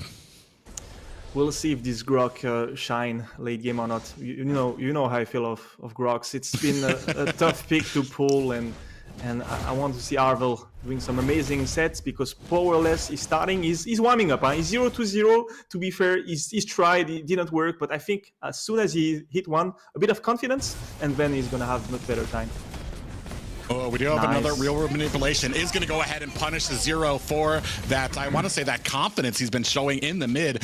And meanwhile, I mean, you talked a little bit about Arvel. If there's anybody who's great on these setting type, and actually we do have a concealed play. As I said that, a big set lands onto Regrets. He's going to go ahead and use that flicker, but it's not going to be enough. He gets bursted down by Basic with that blazing duet. He's going to go onto the back line and finish off these minions. Avalon decided Regrets will go down. They sent everyone. Ooh. Yeah, and we do have... Oh, Basic! We might be able to get out of it. Powerless able to find the kill. Great job by Powerless and Kai to go ahead and corner. Oh, we do have a Tyrant's Rage onto Arvel. Powerless thinks twice about it. Powerless is scaring me a bit. I thought he would miss Basic, but no, he went for it, he got the kill. That's not really the best case scenario. If your roamer is getting the kill, then the goal is not really... But it's important to get rid of the goal laner, it doesn't matter. Secure the kill. Kill, secure. No KS. Kill, secure. Alright? I want to say this is just such a great job right now. The Zero's doing. Demon gets caught and bursted down. Mikasa takes the kill for that. Turtle is up right now as the rest of Knights of Fate going ahead and created some distance, except for Mikasa, who's fit to just kind of sit inside tower range. But Knights of Fate with a great positioning on this next turtle, pulled all the way to their side. You see into the back line. Zero lands onto Basic, trying to put the damage. Is it going to be enough? He does find a kill onto it, creating enough space for Kai to take the next turtle. But Toinks in a bad way. You can see the rest of Knights of Fate coming in. Last Insanity onto Toinks, and he gets burned down by Kai. Man, KOF is playing so good around turtles. I was mentioning Fallen being very good around the Lord, but KOF this game with that Borg jungle, securing every turtle in this game, and the rest of KOF buying time, zoning Avalon, not just waiting passively that Kai does a wonder with his retribution and hit it. No, they're actually actively pushing away Basic at the best timings. Oh, Powerless waiting for the opportunity, just not long enough to go ahead and catch. They do go on to Fallen, who activates that Tortoise Puissance and is going to go ahead and hightail it out of there. Arvel is getting chased down, but that's a tanky boy, and you're not going to be catching him anytime soon. I think I threw a curse on the Claude pick. It's looking really bad for Avalon, and Regrets is playing with a lot of room, a lot of space. He's always getting involved. Dang, as you say that, he gets a big pop-up there, but another set up by Arvel is going to go ahead and protect him. Basic trying to come in there, is going to use that BMI to get himself out on the back line. Fallen looking for an opportunity. No worse for wear. No team takes death there, so great job by both to counter that gank there. Yep, that was good, but it's still Stotu though. It's still 50-50, a bit of lead for Knights of Fate. I'm a bit more concerned because of for Avalon, because KOF is really managing those objectives pretty well. But Avalon, he can still do some wonder with the Grok. They got the flicker. Arvel doesn't have his ultimate, so he's not ready to go in yet. They need to zone Leslie to get the tier 1. That would be the best. Regrets has to go back. You cannot defend that. Kai coming in a bit too late. Second time he's rotating to help out, but too late. So Avalon, they are playing well right now. They are doing good. Well, that is interesting. They go ahead and use that last insanity. I feel like that kind of means that we're not going to have it for the next, or we have to be a little bit more patient there for this next team fight to wait until that ultimate is back up. We do see that immortality getting picked up for Kai there. Toink's going to go ahead and use that Bravest Fighter to get himself back to safety. The momentum for Zero's bullying on Eve is kind of switching up a bit. He's not as impactful as he was in the first few minutes. I want to see if Esme is going to fall down from now on, or she's going to be able to pick targets off, because it's hard for Esmeralda in this kind of draft. I feel like it's still complicated, especially when you hit that late game, everyone is super sustainable. It's tough. We can see down at the bottom a great job by Basic there, going ahead and pushing on the tower, creating that pressure, and now we have the Lord fight here. You see Arvel in the fray of things between three members. Regrets coming in here. Here comes the last insanity. Kai gets the Lord kill, and now Knights of Fate on the chase. Arvel trying to put a wall to put some separation between him and the Knights of Fate. We do have a concealed. Toink's in a bad way. Is he going to be able to get away? Mikasa trying to put on the damage, trading aggro up at the top. Kai able to fight the finishing touches. He still has that immortality. Demon activates it. I think Kai actually might be able to get away here. Caster curse. I curse Fallen, talking about how good he was on Retribution last game, and now he's not hitting any spots. But it's tough. It's Borg, guys. Keep that in mind. Borg is amazing at securing Turtles and Lord just because of his damage output. The ultimate plus the Retribution is impossible to counter. It's like 6,000 damage in the same second. So it's really unlikely to steal it from Borg. You have to zone him out if you want to secure anything. Yes, Basic is doing good on the bot lane, but I feel like his power spike is going to be a bit too late. I think they are taking a bit too much room right now. He still have all his towers on his lane. At least he can comfort himself with this. Yeah, I mean, they get a good value out of this first Lord here. 2 towers so far, possibly a third one down at a bottom, as they still haven't cleared out that lane. I want to say Knights of Fate in a good position here right now. Just about a 3K gold lead for them. I gotta say, man, Borg, permapick. Permapick or ban. Every game. Doesn't matter. He's just so impactful every time he's played by KOF. So I hope they just notice this. Just prioritize it. Don't let it be banned. If it's not banned early on, just pick it straight up. Oh, a nice little pop-up there on the Fallen, but that's a tanky boy in the name of that Boxia. Mikasa does get trapped on the bad side of a wall, is going to go ahead and leap over it. Knights of Fate, no worse for wear with that. Actually, you're going to go ahead and land. Fallen actually in a bit of a predicament here. Are they going to be able to burst him down? They kind of think twice about it. Maybe this is like kind of that PTSD from last game where they were starting to try to force fights and paying for it. But the thing that's going for them is Regrets playing Leslie. You cannot build Wind of Nature versus Leslie. It does not work. Just for people to remember, true damage, you don't get to ignore true damage with Wind of Nature. It's only physical damage. So if you're building on Claude Wind of Nature, it doesn't work. So obviously, Basic has to be very wary of how he engages, because Regrets, when he hits that power spike, can hurt Claude a lot. But still, it's a tough game for Basic. I'm not sure who he can focus in. Knights of Fate frontline is really scary, really hard to handle, and for now, Demon is not really finding the right angles with his Eve, playing a bit more passive. I do want to say that even though Basic has been kind of not having the greatest game, the optimal game that you'd want for a marksman, he is doing a great job of kind of rotating and getting these towers alone. Like there's uncontested, just basically pushing these towers while we're at objectives, while we're kind of rotating a little slower on the side of Knights of Fate, and they are really getting punished for it. And that could be what draws this game when we come into the late game. Well, he has to, and it's the only thing he can do, really. But what I'm scared of is in the team fight. I'm not sure he's gonna have the impact necessary to turn around the team fights, even if he's there. That's the problem. I feel like Leslie in this particular setup, being ahead so much, is gonna work better. And especially if he gets pick. Yeah. Powerless looking for a pick there. That BMI from Basic. I like Avalon's positioning here, man. Oof, that's scary. Yeah, they don't know it yet either. Oh, Mikasa, great job. Going to go ahead and check that. Spots him out. Now they're still kind of slow playing this Lord here. It's like they heard you. And A team remembering they need to check bushes before doing the Lord, huh? Yeah. They go ahead and slow play it. You can see the rest of the Avalon here going ahead trying to zone out the rest of Knights of Fate. It's just at about half health here. The Lord getting a little frustrated here. It's like, kill me or go away. He's still swinging at the Knights of Fate, who are looking for a team fight here. We do see that Regrets goes ahead and use that ultimate sniper. That means that everybody else is probably going to be pointed out on the map. Look at so Kai, now we're going to be looking Kai. from Avalon. Yeah, Kai comes in. He has that last insanity. It's not going to be enough to take down Arvel. And Fallen leaps in against 4 players. Is this the path? He comes in with that Tortoise Boostins, trying to get the regen on the backside. Toinks comes in onto Regrets, who's trying to throw his dancing shoes on to get away. Neither team has taken a death right now. You can see Toinks gets taken down by Regrets. Kai starting to focus on this Lord. It is now a 6-9 game in favor of the Knights, and now it looks like they're going to have an uncontested Lord. Fallen trying to get some vision. He's being staved off by Mikasa. Wow, the call of pushing bot lane and forcing Kai onto Arvel, it was kind of weird because I felt like it's not gonna work, but that was the perfect call. Look, they engage with Kai, they force him to ultimate onto Grok, which seems like, okay, doesn't achieve much, but no, it's just to buy time and act like we are overcommitting, we are doing mistakes, we're going forward when we shouldn't, and we are spending too much utility, which forces Avalon to go forward and be more careless about their side lane, and pushes Zero to get that inhibitor bot lane, opens up a rotation to defend from Avalon because they think that he's gonna finish the game, and they secure the Lord. Easy peasy. Good call from KOF. I love that play.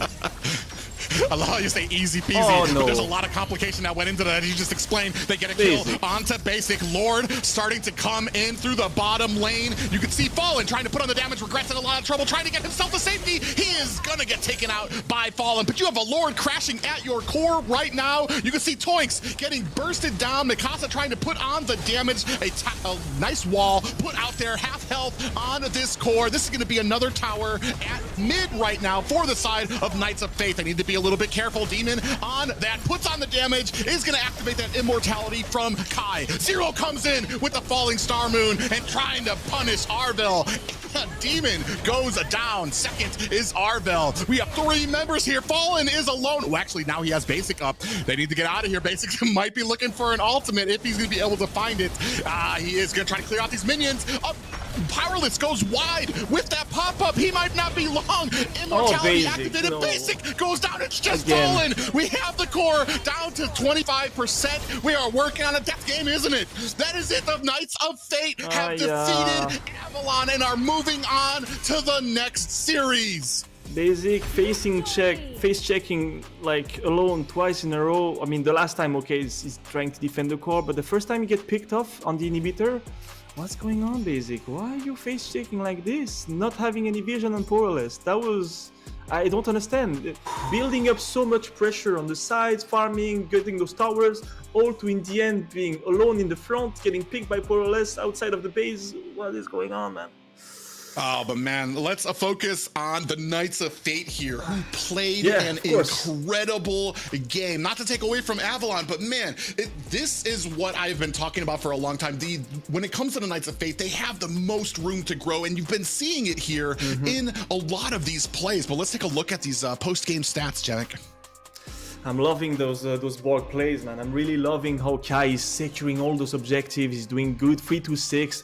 Regrets not really having the game of his life, but Knights of Fate so good with those fighters. It feels like they don't need anything else. They just need fighters. Just pick 5 fighters. Let's go, you know. Or keep Kufra having Porus having Kufra. That was great as well. Really finding those picks at the key moments, and it just works in their favor, man. Like 0 on 7-3-2. Kind of had some doubts about Esme being useful late game, but the sustain.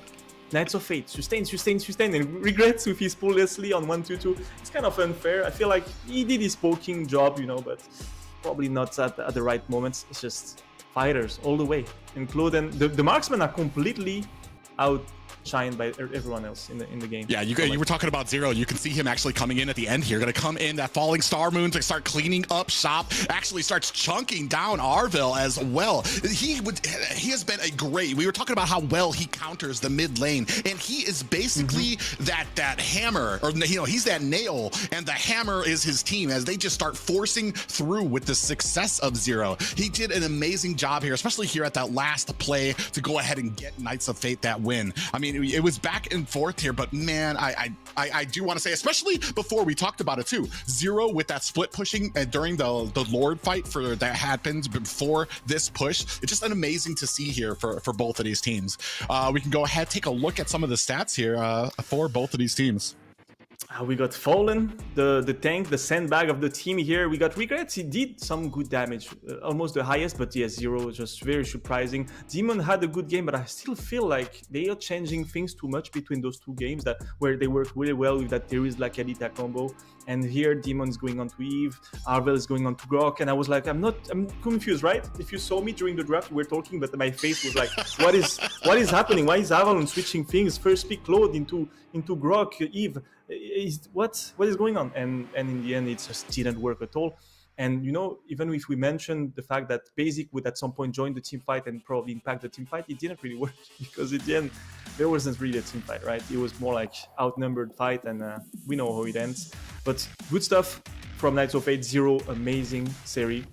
Powerless is playing Kufra. What to say? He's always good. Yeah, you know. Yeah, this is from that first game when we had Powerless on that Franco. The amazing hooks that he was able to land there. And Avalon, I mean, I want to say them not respecting the hooking power. You see another hook there, lands onto Toix, the second one of that engagement. And that was basically telling the story of that first game and how well they were able to perform. And I was talking about this before. I want to say Powerless has been that big point that they've needed to kind of get together for a lot of these. This was that second game that Avalon was successful in. They had a little bit of problems when it came to forcing the engagements there. You saw that they had Zero go up, get caught, and that kind of sufficed that push for Avalon to go in here. Here is that last game there. Zero, who was having just a game of his life and coming in there and putting on the damage to help kind of clean up the rest of Avalon and secure this next core for the side of Knights of Fate. Just an all-around, a great example of the growth and adjustments that the Knights of Fate went through,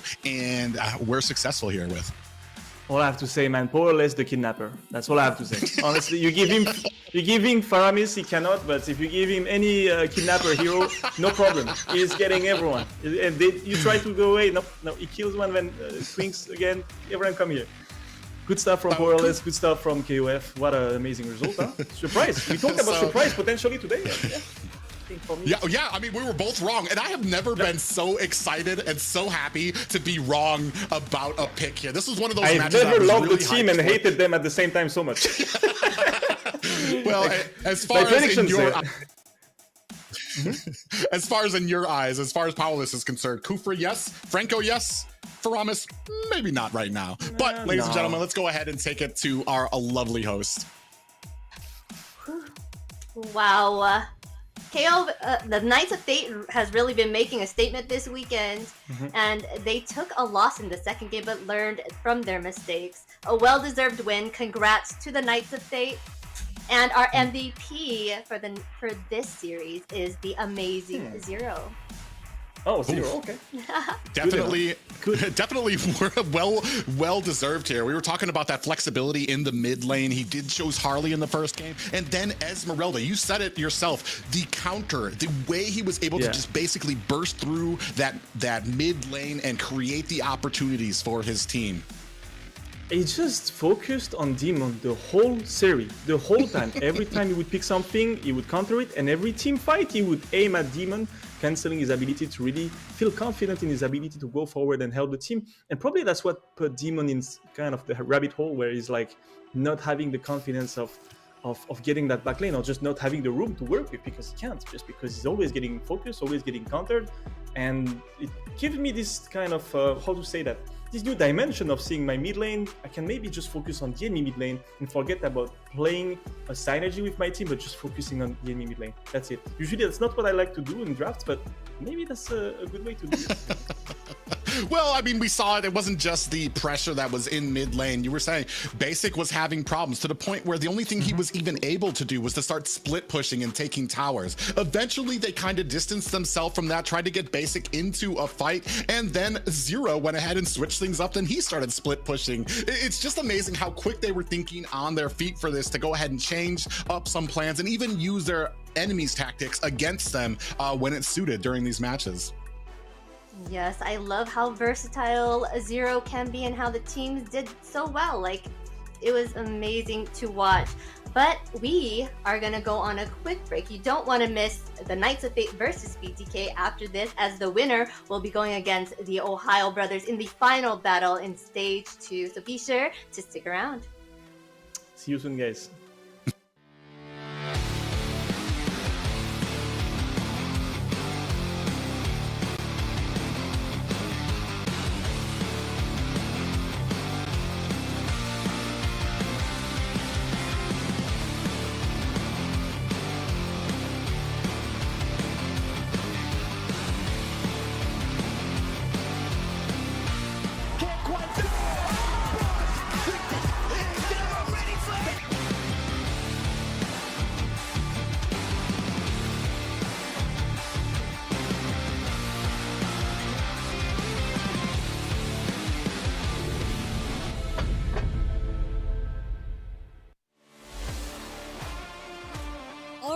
Mobile Legends, is Liz here with the weekly recap for the fall season. Now, last weekend we had an electrifying finish to Stage 1 of the NACT, and we're already gearing up for an even more intense Stage 2 this coming week. Now, first things first, this past weekend has shown you anything is to keep your eyes on Zia from the TheOhioBrothers. This rising star stole the show in Stage 1, pulling off not one, but 2 Lord Steals against Mobile Zane. His fast fingers, positioning, and quick reaction time have turned the tides around for the TheOhioBrothers, securing that victory against Spring Champs BTK. Now, we've managed to snag Zia for an interview, so let's take a look at what went on in his mastermind during those game-changing plays. Alright, Zia, so obviously in the first stage of the regular season, you stunned the world with your marksman. You're the new addition to the TheOhioBrothers, and you really blew the world, especially your 2 Lord Steals. Now, the first Lord Steal especially, you were against 4 members of BTK, right? So your jungler just died, and then you kind of watch in the bush, and you steal that Lord with your ultimate. So can you go through a little bit of what went on in the team comms when that happened? I had to like do something to at least stay on the game, because I'm pretty sure if I didn't get the Lord, I think we lost the game. But thanks to Carlos, aka best player, he gave me a space to walk on that certain bush so they wouldn't know I'm there, and yeah, just like ulted. I get it, you know. It gave me a free space to move around the map. It was a good play for him. What happened? Because you walked away and then they were chasing you, but you ended up killing ISO. Like, what happened there? I think it was a misplay for them. If I'm being honest, I think it was a misplay for Bodge, because he has flicker, right? I rewatched the video. He has flicker. If he just flicker and ult me, I would not kill ISO. They would have just killed me, and you know. And then he didn't though. But he didn't. Waited. He waited. Did he use his flicker at the end or? At the end, when he was like getting close, cause I was padding towards the bush. He thinks I'm gonna use the bush to kill him, so he flickered through the bush. Then I flickered out, cause I know he's gonna do that. And you kind of predicted that. That's yeah. master play on your part. And when you stole that Lord, what went on in the team con? AK, 6K. What?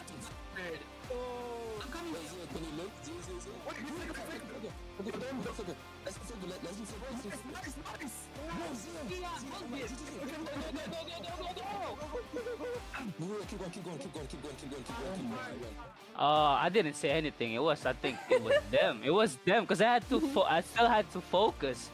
Because like four people chasing me. Oh, I cannot rack it. And then I think it was Shark, Moon, screaming. I don't know. Yeah. And talk about making an entrance. Not only did Easy Peasy's Martis secure the first Savage of this entire tournament, his team Bloodhounds is also the biggest underdog who rocked stage 1. Their unique Valir drafts catapult them into top 4, and their Navarra Lassie combo also took a game from none other than our reigning champs, the TheOhioBrothers from stage 1. Let's quickly take a look at Bloodhounds team highlights.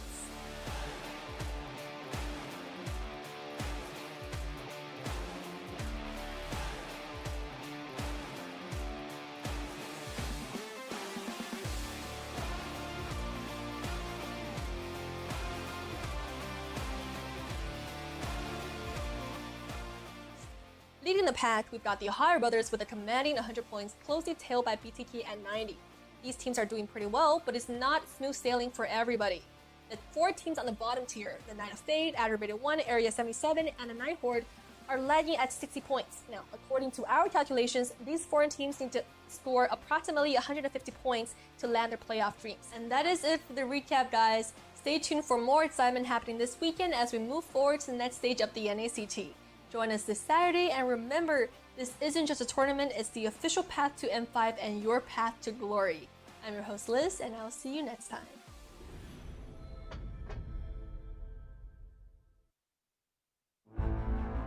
In the world of esports, every battle is a chance to prove oneself. Every moment holds the potential for greatness. It's not just about winning, but the spirit of competition that drives us forward. NACT 2023 Fall Season is where dreams are realized, where champions are crowned, and where legends are made. In the arena, we face our rivals head-on with unwavering focus and unwavering resolve.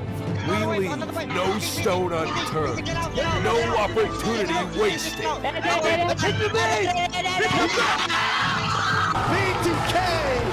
doesn't want to go out. Together, we create moments that will be etched in history. We inspire, we innovate, and we forge new paths towards glory.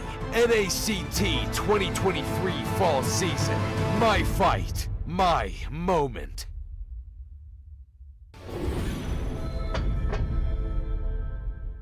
Welcome to a journey through time as we delve into the transformative milestones of North American Challenger Tournament, NACT. Our story begins on April 11th, 2022, when the North America Community Tournament was officially renamed to North America Challenger Tournament. The official NA YouTube channel was also introduced, and Team A77 claimed the title of champion for the season. Fast forward to August 7th, 2022, and NACT evolved into an officially organized North American regional event. The tournament spanned 13 days of thrilling online broadcasts, with Team First Blood triumphantly seizing the championship. As we moved into the fall of 2022, the first ever offline grand final was held, taking the tournament to a whole new level. This landmark event took place in Las Vegas, USA, creating an unforgettable live experience for all the fans and competitors. The NACT trophy was unveiled, and the championship title went to the Valley. They also represented North America in the M4, finishing in an impressive 6th place. It was a remarkable moment, as it marked the start of a new era for NACT. By February 2023, the NACT spring season was underway. The offline finals took place on May 14th at the HyperX Arena in Las Vegas. Our livestream page was a sensation. Reaching number 36 on YouTube's trending list, Gerald Solomon, the head of the North American Esports Association, was in attendance. BloodThirstyKings, who will represent the United States in the IESF. This has been a brief look at the significant milestones of NACT, charting its growth, evolution, and the challenges conquered along the way. Stay tuned as we continue to make esports history.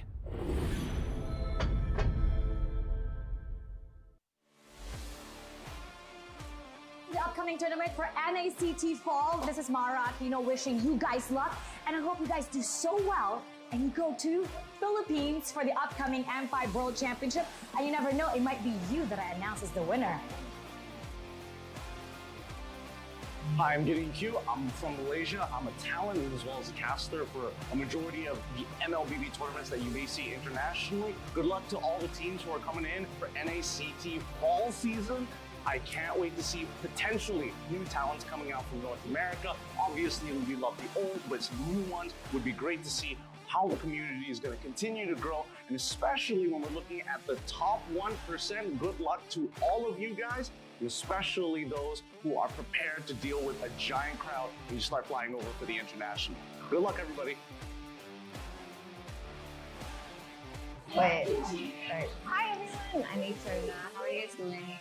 I just want to say a few good words here.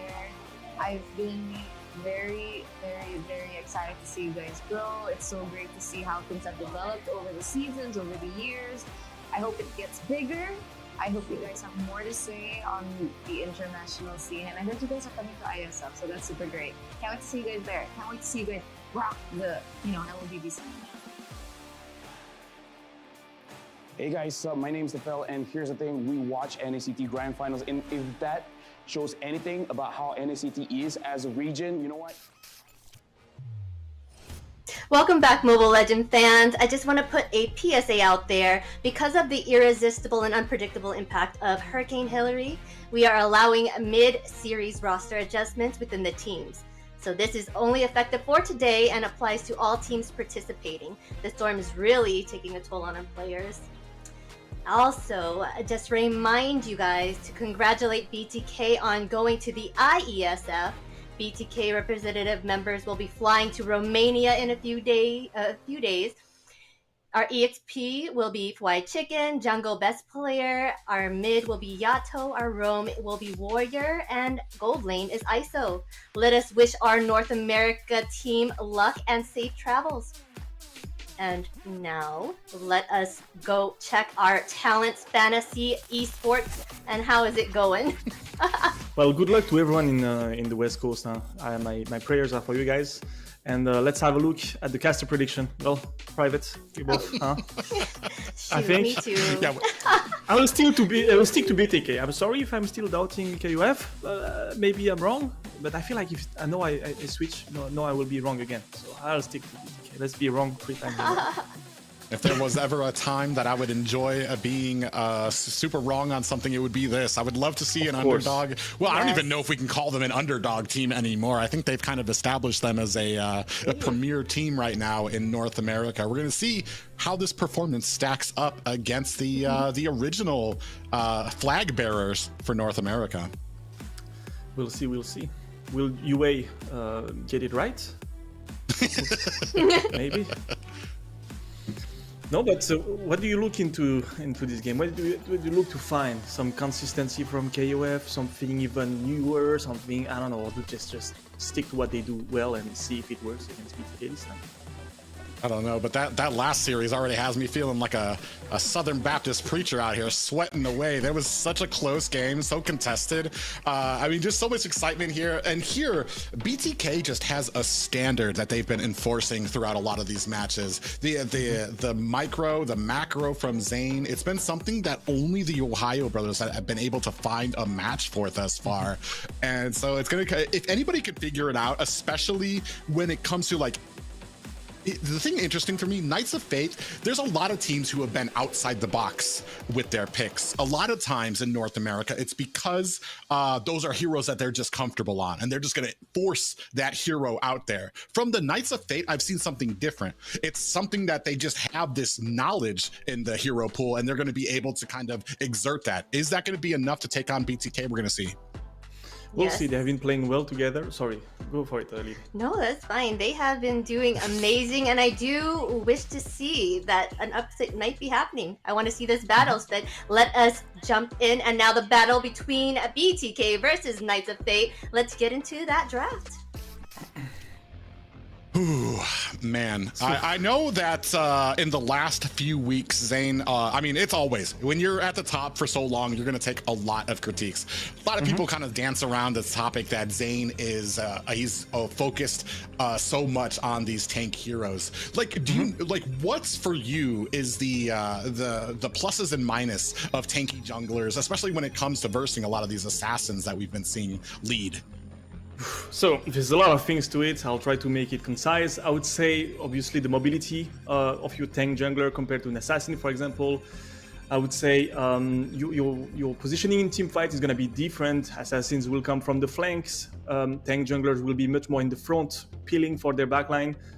Tanks are more playing around, you know, protecting the backline and helping out the roamer, for example, and protecting the mid.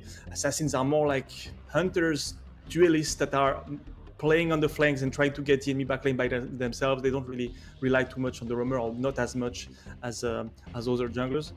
And assassins are also much more pushed toward the side lane, pushing that side lane if things go wrong and if we don't manage to get the team fight.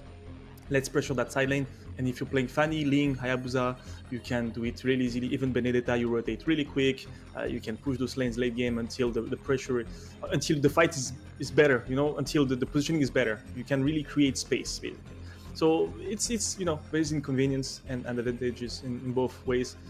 But I think at the end of the day, what matters is the skill cap of the hero you're playing, and that's what pays off. When you're taking a risk, playing an assassin, the skill cap is so high, the ceiling is so high. When a guy like Kyrie, for example, in Indonesia, can change things around and really dominate. So that's something, that's food for thoughts, you know, that's what I would say. Going back to this draft. All right, so we see Uranus, we see Kaja, Franco, and on the other side, we see Freya and Angela.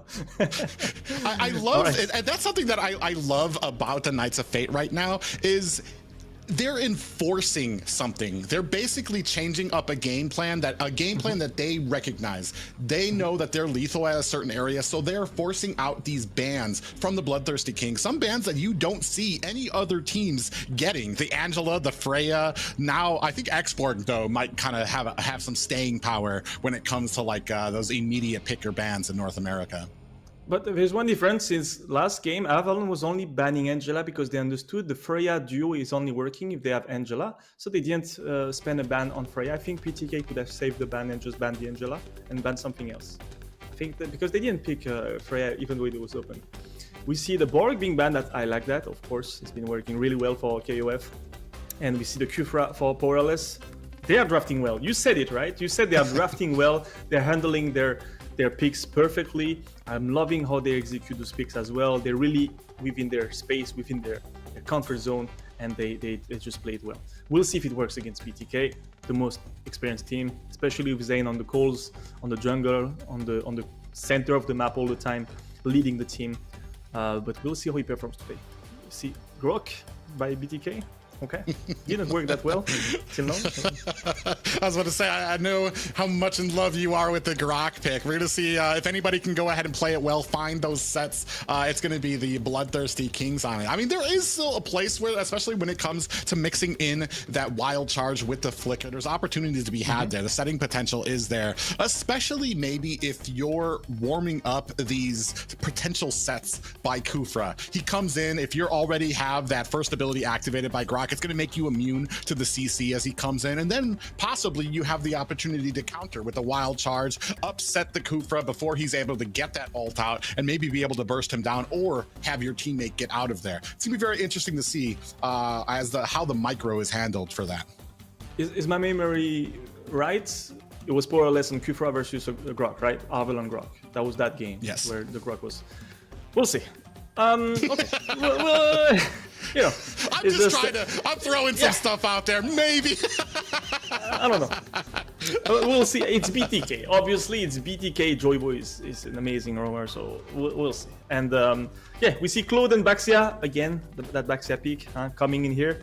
There's no Borg, so we go onto the Baxia. I think they're expecting maybe some I don't know, some Leslie or some really high burst marksman that can inflict a lot of damage in a short period of time. And Baxia is really good against those picks, usually to delay the impact of the marksman. So they're also anti-regen, very mobile, high speed of ganks. A lot of things for Baxia. Very interesting here. The Bloodthirsty Kings go ahead and pick up the Valentina, and again, delegating the bans there. It's interesting to just see some of these bans. If somebody just started tuning in right now, came in here like, what's going on in North America, that we see the Angela, the Freya, and the Harley ban up here for the Bloodthirsty Kings. But man, that's just research. They understand their opponents. They understand where they're very strong here, and are going to go ahead, try to give a zero, maybe iron him into for his position on what he can pick. And ACT being a tournament with a lot of new teams coming in from qualifiers, you can understand that they will specialize in some picks. So it's very important to ban those teams rather than banning broad, because they don't have 60 picks. They don't have 60 picks, okay? They're playing a few that work really well. They really capitalize on this. They are not a tier 1 team in the world. Not all of them. Some of them are, of course, as you guys know. They have been succeeding well in M series, but still have to target ban. I'm a bit scared of the Valentina on Yato, because I remember him being extremely good with Valentina, sorry. And we see the Kadita Harley ban, so we want to see what Zero is gonna come up with this time. He got the MVP on the last series for a reason, because he's been playing incredibly well. Can he counter Yato on this series, this best of 5? It's not a best of 3, so we got much more room to work with and to do mistakes, to try things. What do you think he's gonna be playing here against Valentina? It's been surprising a lot this night. So yeah, that. It's almost the hardest thing to go, what will Zero play? He has these random picks. I think that the other comfort pick we've seen him in mid lane is that Harith he's kind of come out with. But I mean, I feel like Valentina's going to be able to get away from that pretty easily, especially when he uses that Zaman Force. So I mean, I feel like that's off the table. But it's just he's so flexible. I dare not even try to throw a pick out there, because I know he's got such a wide array of different heroes. Maybe Xavier. I feel like maybe Xavier, because it has a lot of range versus the Valentina, so it's pretty hard for Yato to bully Xavier. It's not as impressive as Zero on Kadita or on Esme or Harley, because those are all picks that go really forward and really deep into the enemy line. But it's good to get late game, and since the recent buff of Xavier, he actually does a lot of damage early game. That first spell really hits hard, like 450 damage, level 1, it's incredibly hard to handle. But same thing, you have Claude, you have Xavier. It's a strong backline, but very late. We see BTK going for the Beatrix. I wish this was played a bit more last series, because I think Beatrix is a pick you can pull all the time. Most popular pick in MPL Indo right now. And they removed Terizla, didn't mention that. But yep, no Terizla this game, sadly. Won't be seeing some nice... huh? Interesting too, because T is going to be sitting in here. He's actually sat out the last few games from BTK when it comes to the NACT. So it's good to see him back here now, but that's going to be kind of a question mark when it comes, and there's the Hereth, a question mark for when it comes to the XP lane and what we have the potential to be seeing there. It does look like he's going to be facing potentially a Paquito for the Knights of Fate. So Beatrix doesn't like Harith, so that's the thing where I'm like, late game Zero is gonna have some good impact, because he's gonna be able to push Beatrix playing safer, playing a bit more back. Having to get rid of Harith before really committing to the fight is going to be the priority of ISO. So I like this, but I just feel like he's not gonna be as dominating as he was on the mid. Maybe he's gonna make me lie again, maybe we'll see. Paquito is a pick I wanted Zane to play for a long time, right? I know he's probably not going to listen to it, but yeah, I still want to see some new picks from Zane. Do they need to do it right now? I don't think so. it's not the right moment to try things. I think BTK is still on top. They still have their code to be broken by other teams than TOB in NACT. So BTK has to be playing conservative. That's what they are doing. And Knights of Fate is trying new things again. Paquito, we'll see. The Claude? Yeah. Claude versus Grok. Who's gonna win? Yeah, this is going to be very interesting too. There's a very tanky and buff front line for the side of BloodThirstyKings. It's going to allow a lot of space, a lot of time for ISO to be able to kind of take off on that Beatrix. I'm wondering, like, because what did the Knights of Fate are they going to be able to do here to kind of burst through that line? By the way, Esmeralda being picked by BTK versus the Harif, so it's going to be double tough for Zero on the mid, especially in the team fights. I feel like he's going to be having a hard time. Baxia versus Fredrin on jungle though. Kai versus Moba Zane in his BO5. Lower bracket final, guys. Okay, so not yet the long-awaited grand final of the stage 2. That will be between TOB and the winner of this BO5. But we have a lot of time, guys. It's just the start of the day. Don't worry, take some popcorn and let's enjoy some BTK versus KOF. Yeah, I'm super excited. I want to see if the Knights of Fate have enough in their tank to take down, like I said, the original flag bearers in North America, the BloodThirstyKings. We'll see if they have enough here. They haven't had much success in the past, in the last stage here. But, I mean, we're in a brand new stage at the finals of the lower bracket. I can't wait to see what Mikasa is going to be doing with his Paquito. He's been playing incredibly well throughout the last series, especially with the Borg. It was very impressive, the impact he had. I want to see with a very mechanical pick like Paquito what he can pull versus T, who is not someone you should mess with on a 1v1. Very high-level duelists. As a lot of people forget, XP laner are actually incredibly mechanical. Huh? I think that's actually an edge that a good XP laner has over another XP laner is his duel's capacity. As we see, Mikasa completely zoned out here. Yeah, absolutely too. I do like that I saw the Knights of Fate really capitalizing with Harith and Aboxia to kind of push away the Grok, who doesn't really start with any kind of magical defense in the early game. So it's very smart plays by them right now. As we see a little, I like the little rotation on the top. Zane is pushing that XP laner, trying to force a kill to get that first turtle free, because they would be one mine down if Mikasa went down. And as he's level 3 battling for his 4, Zane is positioning that turtle. More or less, he's the only one who's going to be contesting it. I feel like Zane should be getting it for free. Maybe? Powerless comes in, big pop-up, and Kai able to pick up the turtle. Mobazane in a little bit of trouble, gets taken out by Zero. Great first engagement for the Knights of Fate. T able to take down Zero, turn the tides. A big pop-up lands onto Kai, who is in a bad way, needs to get out of here. Powerless lands another pop-up. That's going to be the end for Yato. T finds a kill onto Kai as Joyboz trying to find an escape. BTK, the old demon of not checking bushes before finishing objectives. What is going on? You gotta check those bushes. No information given to Zane. Zane thinks he's fine, finishing perfect engage from Powerless, who is gonna deny that retribution every single time he can because he's not checked. And I'm not sure, BTK not zoning properly, not checking everything. Zone, give the vision. Secure all the bushes, especially versus a Kufra, and get that turtle. This is a lot of frustration to start the first game of this BO5, no? What do you think? Yeah, yes, indeed. And it's been a common story for the side of BTK when it comes to kind of protecting Zane for a lot of these engagements. It's something that I want to say that the Knights of Fate have probably studied here and are trying to capitalize on, especially when it comes into those objective fights. Regrettable. Hopefully that changes around and they don't give up that early, but I trust their experience to just bounce back, forget about this, focus on the next fight, guys, focus on proposing more opportunities and just forget about it. It's just the first turtle, it's not a big deal. They still have the lead economically and it's only 2-2, so what else? You know, forget about it, move on, not a big deal.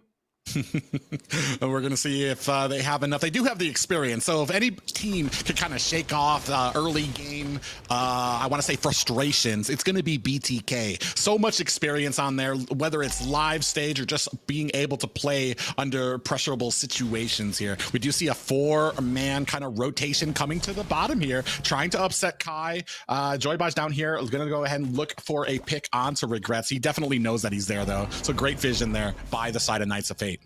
As we go into the second turtle, frustration, something that BTK thrives in. They really use that frustration to just come back stronger. KOF, nothing to lose. Already ensured the top 3 in the stage 2. So just go for it. You know, give it your all. Take a lot of risks. Ooh, oh my god, able again. to pick up the turtle, just as you were talking about protecting Mobazane during these objectives. Now they are on the hunt. Mobazane goes down to Kai, and the rest of the team now starting to push. You do see a flicker there by Yato, gets taken out by Mikasa, and a great engagement for the side of the Knights of Fate. Open opportunity against BTK. What is happening? KOF completely changing the face they are showing to the world right now. They are really dominating those early. They are so precise and so sharp in how they are playing around. And 2 times in a row, building that frustration in BTK. I was talking they thrive into it, but that's too much. Yeah, and you see now Kai does get a little pop-up. They're going to go ahead and pay for that turtle. Appraiser's Wrath comes down. Kai still able to get away. Zero finds a kill with that Zaman Force. And now he's zooming and zooming all around the map right now. Good job. 5-2 right now against the Bloodthirsty Kings.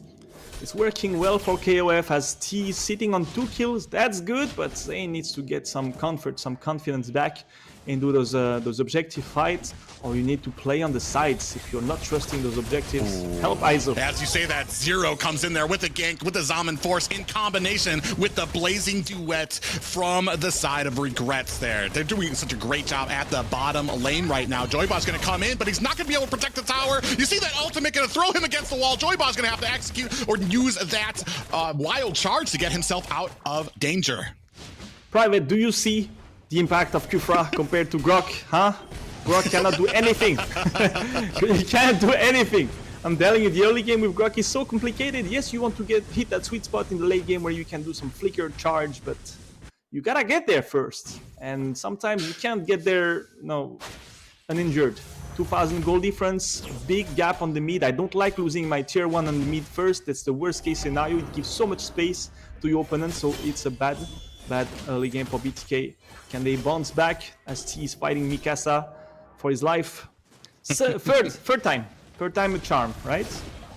Yeah, we got another turtle here. Kai, this time on there. You do have the wild charge comes out. T able to go ahead and pick up the turtle. So, not Zane, but his team still able to go ahead and capitalize on it. Powerless misses the ultimate there. And you see Regrets coming in there trying to put the damage on the T with that Blazing Duet. No worse for wear right now. Knights of Fate on the back foot. Gonna have to find an escape here. Mobazane finds the kill on the Powerless with that Appraiser's Wrath. Next goes Kai as the rest of Bloodthirsty Kings smell blood in the water trying to chase down Mikasa, but he's gonna make it to the tower. I usually don't like when a team forces, when they lost the objective. KOF did this and it didn't pay off, especially when Zero was pushing on the mid. He didn't want to join that fight. I'm not sure. Oh. Yeah, and this is a mistake that they made in the second series, and now it's actually kind of turning the page. Bloodthirsty Kings, despite being at a 2-kill deficit, have gone ahead and evened out the gold. I really think if Harif rotated on that fight, he would have turned the fight around. I feel like if the call is to chase BTK after losing the turtle, then you have to do it 5 versus 5, not 4 versus 5. That was a bit risky. That threw up completely their advance, and KOF might suffer a comeback from this. Yeah, Mikasa in a bad way here. We were just looking at the items there. I want to say a little bit of a lead for ISO there, who picked up that BOD wild. Oh, Powerless. Another whiffed ultimate. Unfortunate for them and not able to capitalize. Flickered out. Well played by Yato. Very good reaction time there. KOF, don't lose your composure. You gotta focus on playing together, playing right, and keep making good calls, not trying to be too greedy. Here they did this little swap with Regrets on the top. He's trying to get that first tower there, but he's gonna open himself to face T on a 1v1. It's not really what you want to do as a Claude versus S-made stuff. And T is sitting on 2-0-2, so he's well farmed into this game. Yeah, as you say that, there's about 4 members, actually 5 members, starting to close in on that top lane. Regrets gonna try to find him escape. Blazing Duet comes out to clear out the lane. On the backside, Mikasa and Kai locking on to the rest of BTK. Gonna go ahead and try to zone them out as the first Lord spawns. He missed his flickering. Powerless again, 3 times in a row, not having the success he is expecting mechanically. Do I feel like some sort of choking from KOF? I'm not sure, it's too early to tell, but for sure I'm surprised by Powerless inability to find those targets here, and it's gonna be a problem. Wake up. Yeah, he was able to find them in the early game now, and now we do have a nice little pop-up on the Zane, and you do see that that ultimate just gets a little bit whiffed there. Zane looking to go down. A Powerless gets killed by ISO, and a trade of kills right now. It does look like it's a 2-for-1 as ISO finds another kill on to Regrets. That is 3 down for the Knights of Fate, and a Turtle, or a Lord? No, actually the Lord went over to the Knights of Fate, so they turned it around. Good stuff from Zane, good call, sacrificing himself. Of course he knew he would get picked by Kufra, that's why he's so overextended. Don't think he was out of position, that was the play there.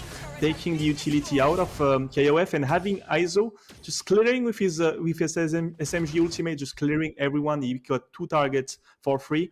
KOF kind of getting baited and diving in a trap, a very obvious trap from BTK. KOF falling into this mood where you're gonna fall for everything that BTK gives you because you're surfing on the the excitement of the last game maybe or the early game.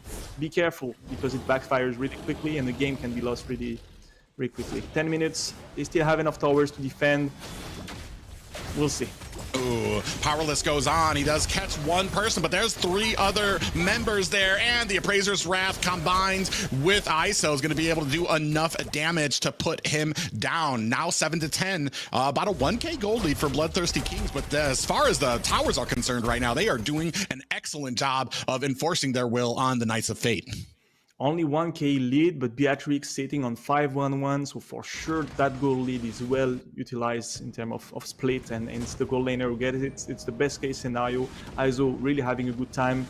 Well covered by Joy Boy. Zane is doing good as well, peeling for him. T is always on the back line, pushing everyone out. So BTK playing like BTK basically. A bit of a scare in the early game, but they are really playing good now. Well, and that's what it takes for those champion level of cools when it comes to that personality. They were able to kind of go ahead and wait out at Fate. We do have an engagement coming in. Powerless looking for it. He comes in. He misses again with that, and is not going to be able to find the players there. You see the rest of the Knights of Fate paying for it as Powerless comes in, or Powerless gets taken out there by ISO. The rest of Knights of Fate in a bad way, trying to escape. Zero is next on the chopping block, gets taken out, and Yato finds a kill onto Regrets. There's only 2 members left for the Knights of Fate. A 7-13 gold lead, or a 7-13 kill lead for the Bloodthirsty Kings.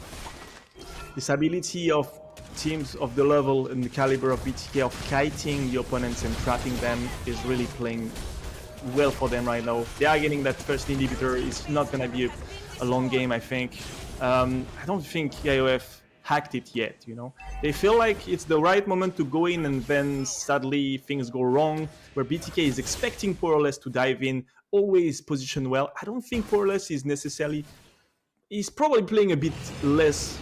a bit worse than average, I would say, compared to his normal level. But BTK is playing backward, guys. They are waiting. They are trapping Powerless every single time, trying to bait him to get out of his bush and then kill him, and then they engage. So what do you want to do? That's how you play against Kufra. And for now, they are playing it right. Yeah, and I want to say that they have some great spacing when it comes to a lot of these engagements. It feels like they even know and are able to back out from where the flicker would actually be coming in there. Powerless, I do want to say just there is that frustration that comes along with missing it. And I want to say Powerless probably not at 100%. Frustration has to deal a little bit on you, and that's kind of the difference that we've been talking about here between the Bloodthirsty Kings and the Knights of Fate when it comes to a lot of these engagements and being able to wait out a lot of this. Another tower uncontested there for BTK. I believe KOF needs to sacrifice a bit of space and vision. Just let BTK come in instead of trying to force it like they tried earlier again, going forward and really overcommitting. Just bait them a bit. Do like BTK is doing to you the other way. Just wait for BTK to extend. The problem is when you're playing against a team of this caliber, they don't really overextend for no reason. They do it on the right spot. They do it when they can allow themselves to lose or the fight and push on the other side of the map like they're gonna do here probably. Yeah, so we do have a Lord coming into the top lane. Bottom lane has minions pushing in. Looking for a tower is BTK. Knights of Fate not really going to be able to contest. Powerless showing himself that he thinks twice about it. Maybe a little bit of that PTSD starting to set in. Does not have the opportunity just yet. T issued out a stun from Kai as they start coming in here. Joybosh with a flicker and a wild charge. In comes T with the falling Star Moon. Mobazane comes in trying to issue out a little bit of damage to try to take so his team can take this tower. But a great job by the Knights of Fate focusing on the minions to stop the pushing power of BTK. I really believe BTK is surfing with the right timings on engagement, aka getting regrets like they did with Joyboy here, but also waiting for Poroless to have his first spell under cooldown so he cannot dive and re-engage. They are really timing it well to counter Poroless. That's what you have to have in mind against an amazing Kufra player, is the timing of his cooldowns, waiting the right moments is super important, and getting the information on where he is, what utility he has, and when he's gonna settle or set. Yeah, and especially when it comes to, I mean, this is what I was kind of expecting when it came to actually giving Powerless to Kufra. So, I mean, you know that BTK, they had to have done their homework. They know that Powerless likes to use this Kufra. So the fact that they gave it to him means that they had a plan in store there. Maybe not exactly in the early game. That took them a little bit to kind of get that distancing, throw a couple of jabs out there to create that distance, but they're definitely on it right now, and they definitely have Kufra's number for Powerless when it comes to a lot of these engagements. Conceal play coming up here. We'll see if Zane finds something. He finds Mikasa. No, they're not gonna commit to it. They're gonna wait for the Lord in 15 seconds. Powerless playing Kufra is great. Kufra is very hard to play from behind. You need vision. You need to have this space open to you on the sides so that you can actually come from the sides. If you're playing very forward and backward, in this situation, it's just because you're behind in economy. You cannot afford to give that vision for your team, and you cannot afford to get better angles for Kufra to come from the sides, right? If you guys understand, when you're behind in gold, you play more stacked up together to protect each other. Then Kufra is less surprising, because he's always expected. Kai trying to come in. Kai. Almost caught it, but ISO able to secure that Lord. Then he gets stunned for his efforts. Joyboy's in a bad way. He's going to get taken out by Mikasa. ISO finds a kill onto Mikasa. Wait, what? Finds a kill onto Mikasa and 0 now. And Kai, that's a triple for ISO right now. T finds a kill onto Regrets. It's only Powerless left. This could be the last push for BTK. They're going to go ahead and try to clear up these minions. This looks like it is it. BTK with the first win over the Knights of Fate. A little scared from the start for BTK, but I think they bounced back as you can expect them to bounce back. And Poroless really having a tough time. I feel like this frustration. Like the last fight again, he missed sadly because ISO reacted instantly. Didn't get hit by the first spell. It's tough for Poroless, but you guys need to understand those high risk, high reward kind of setters like Kufra are extremely hard to pick. And they are even harder when you're behind. Like I said, you need to have enough space and vision to understand the dynamic of the enemy teams, where they are going, what direction they are walking towards, so that you can flank them. If it's just about defending in your base, you're at the center of the enemy's vision, you cannot surprise them.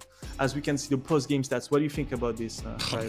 10, 1, and 5 for ISO. Took him a little bit of time to kind of come online, but when he did, he was finding the beautiful picks there. Like we were talking about Zane, I like that this game, he wasn't really kind of the star there. He did find a little bit of issues when it came to this Lord. And I want to say that there had to be some comms there from BTK, where Zane was like, guys, I need help when it comes to these objectives. And I want to say there was at least 2 where ISO actually helped out in getting the objectives. So the entirety of the team now was starting to focus on that. And I do like that them making that shift midway through the game.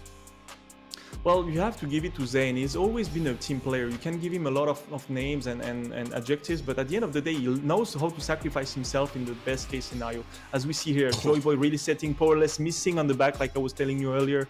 It's been rough, and Zane just tanking all that damage. Look, he's always super low HP, but at the end of the day, Yato is doing the work. T is free damage. ISO is free damage with Beatrix late game, full stuff, probably 6 items, no boots. What you want to do if you get SMG rocket launcher from Beatrix at that point in the game, you can't afford it. ISO has to be the first one to go down, otherwise he's gonna do 32% damage like he's doing this game. And probably by far the carry 66k damage is good, but compared to the other one it's much better. Regrets with a 34% damage, but on the losing side sadly. And ISO farming so well because he's not worried on his farming cycle. 855 gold per minute, that's insanely high for a gold laner even, just because he's not worried. And Poroless not being able to find those picks, problems with the timing on the initiations of KOF, trying to rush into closing a game against BTK is not gonna work. You need to be spotless every step of the way, not only the early game. Spotless after when it actually matters. I do want to say too, like they kind of, I felt like they were, as you moved into the mid game, they were able to start nailing down Zero on that Harith as well. When it came to the draft, he was definitely had his counter out there with the Esmeralda. So, I mean, what are we going to do if we are the Knights of Fates trying to take on Bloodthirsty Kings? Besides, I mean, first of all, we're going to need to have Powerless take a breath, kind of relax and start over.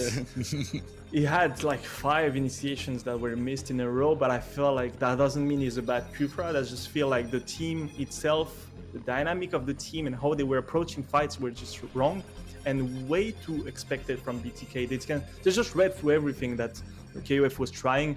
Be more unexpected, take more risks, but calculated risk, please. Do not take fights that make no sense, being outnumbered, throwing the game around, and don't follow up on a missed set. If the set is missed, just sacrifice your tank, run back, and try later. No other choices until the set is right. Rely more on Powerless being the initiation. Don't give the vision to BTK. Kai was too much in front, and it was too expected, I think. Yeah, it's interesting that you say that because I was wondering like what you do if Powerless goes in, misses his set. I feel like there should be something call out. I missed, and then the rest of the team needs to pull back. It's like, sorry, Powerless. Take one for the team there, pour one out for the homie, and kind of try to reset on there. Unfortunately, it did feel like a little bit of that frustration was coming out. There comes a certain point when the team, when BTK is just so far ahead, and you have to try to get something because all you're doing with a team like BTK, once they start getting their momentum going, there comes a point where you can wait for mistakes, but I mean, a team like BTK isn't really going to be making those mistakes. And if they do, if you're waiting long enough, we saw Bane or Mobazane able to kind of bait out with that Fredrin. Oh, I'm out of position here to bait out the pop-up there from Powerless and actually put his team in a bad way there. So, I mean, it's not an easy job, especially when you're behind against a team like BTK. It's not hard, it's not easy, sorry. It's really all about getting anything else but Grok and Fredrin. And even though you get something behind Fredrin and Grok, if Grok re-engage after Kufra, then you still have a big problem because you're opening your backline. So yeah, you have to take risk, but yeah, you have to land those skill shots, sadly. And you have to create better space and be more careful with when you're engaging, rather than falling in pretty obvious kites and traps that BTK will give you. So we see again Borg banned again by BTK, even though they are on the first pick. I really believe Borg would be a proper issue for BTK to handle. That's a really clever ban from them. And then we have the Uranus, we have the Kaja. Nothing really different. That's Valentina working really well for Yato, as we were talking. Yeah. They are just very consistent in BTK's gaming house. Huh? They are really... They are really consistent with their picks. Not only that, but this means that there was a successful Grok game here for BTK. And successful Claude again. Claude hitting that 0% win rate in NACT soon. Actually, and then to the point that Knights of Fate are actually going to ban out that Grok. Well, good stuff. Joyboy really playing that well, but it's complicated when one of the roamers is not hitting it and the other one is actually getting all the vision, and it just pushes you towards the enemy backline much more easily. So yeah, it makes sense. BTK probably that first pick, Fredrin, I guess. I'm not sure. It's really a pick that's like so neutral that you have no clue what BTK is gonna pick, and it just gives them all the cards to counter you if they pick Fredrin, because okay, they're gonna pick the Kufra. I think I would have given it to Powerless again, you know? Yeah. As a little bit of a twisting the knife that we're not afraid of it. Almost adding salt to the wound now that they're gonna go ahead. Joybosh is like, I'm gonna go ahead and show you how to use this Kufra. Exactly. And we're gonna go ahead and Kai is gonna be like, I'm gonna show you how to play Fredrin, Mobazane. We'll see. I feel like Kai can like mimic the playstyle of Zayn actually, because on his backside he's taking a lot of risks, he's really going forward and taking one for the team. I just feel like Zayn is picking his moments better, and that's what really makes BTK good, and he just understands when to just kite and when to really commit to the fight. So we'll see if Knights of Fate can do it. Don't be too linear and too predictable, and they get the Franco. Morales, please redeem yourself. Please. He had great success with the Franco in the first game. It was amazing.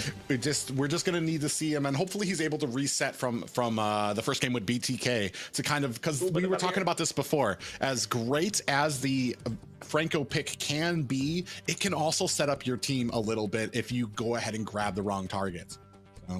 True, especially when they hit a spot like a sustained power spike, if you can call it like this, where you just cannot take them out with all your bursts. And remember, if you're taking the enemy roamer out with a hook and you're kind of picking him off, if you don't kill him, he's gonna use all his utilities in the fight, and then it's completely useless. Remember, focusing a tank that has no utility left is completely useless. You're just hitting a sandbag and you're wasting time, basically, that you could be spending on the backline. So it's double-edged sword. But I think if early game he managed to get a few picks, it's gonna be nice. The only thing is Valier is pretty good against Franco. You got that ultimate Purify that cancels the hook, and also you just can cancel Franco with a push. Just push him Franco out if he's getting one of your teammates. So Valier is actually pretty good here. And against Fredrin, same thing, is pretty good. The carry is kind of short range marksman. Same thing, Valier is annoying against carry. So BTK just showing their experience in the draft. For now, they have some good stuff.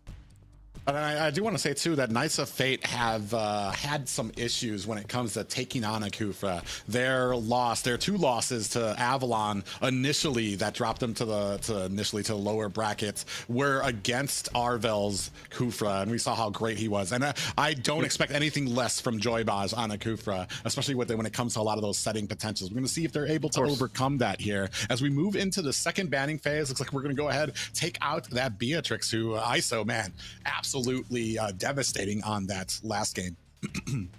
I feel like NACT and NA in general, the region, likes to play those flashy roamers rather than trying to get those. This Florian, for example, has been playing quite well recently. Not so much in MP Lindo. I don't think she's been playing too much, but since the buff, she's been quite viable, and I feel like she would be a good pick to pull out rather than focusing too much on those setters. And and maybe a Diggy, the Diggy from old school roamers that like to play the Diggy versus a lot of stuns and CC, like a Kufra, Lolita, or whatever can stun your team. But yeah, for now, not this game. We got the Kufra, we got the Franco Roam are picked and locked. We got Holly, we got two gold laner being banned by KOF into 1-1 and Beatrix. We'll see what ISO will be playing here. Yeah, on the side of BloodThirstyKings, we're still looking for that XP laner and I guess we already have the jungle XP laner and the marksman. Knights of Fate still looking for a mid laner and an XP lane. So I mean, it's a very different twist here. That the XP lane has been kind of like left behind when I want to say the rest of the series, as we've seen, it's been almost a priority for a lot of these teams. I would like KOF to play a mage that plays really far in the back, because I don't want him to be too close to carry and everyone in the front, so that he doesn't get picked. A mage that would be able to delay Kufra, zone him, or just stun the engage that follows up with the Kufra jump. I don't know, Xavier, what I have in mind. Valley would have been great, obviously it's already picked.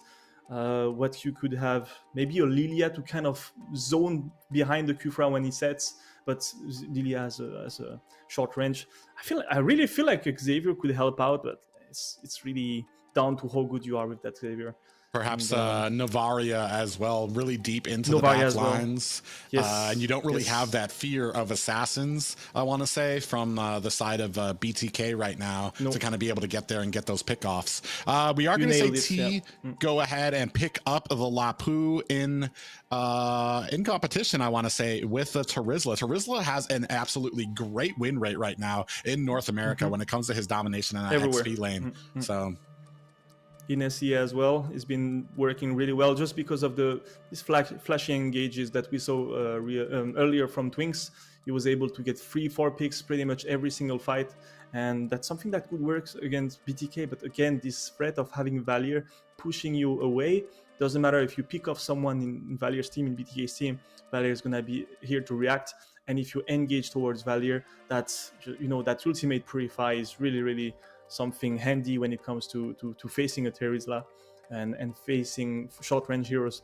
I want to see the mage of KOF. I really I don't know. If they play a short-range mage, I'm not gonna like it. I don't think it's gonna work. Way too much front lane on BTK, way too much CC, and then you get that Leslie for the late game. That works pretty well here against Fredrin, against Terizla. Well, and that's why I'm like kind of leaning towards Novaria, is because you can kind of get those, especially in the late game. You can find those yeah, there it is. Let's go.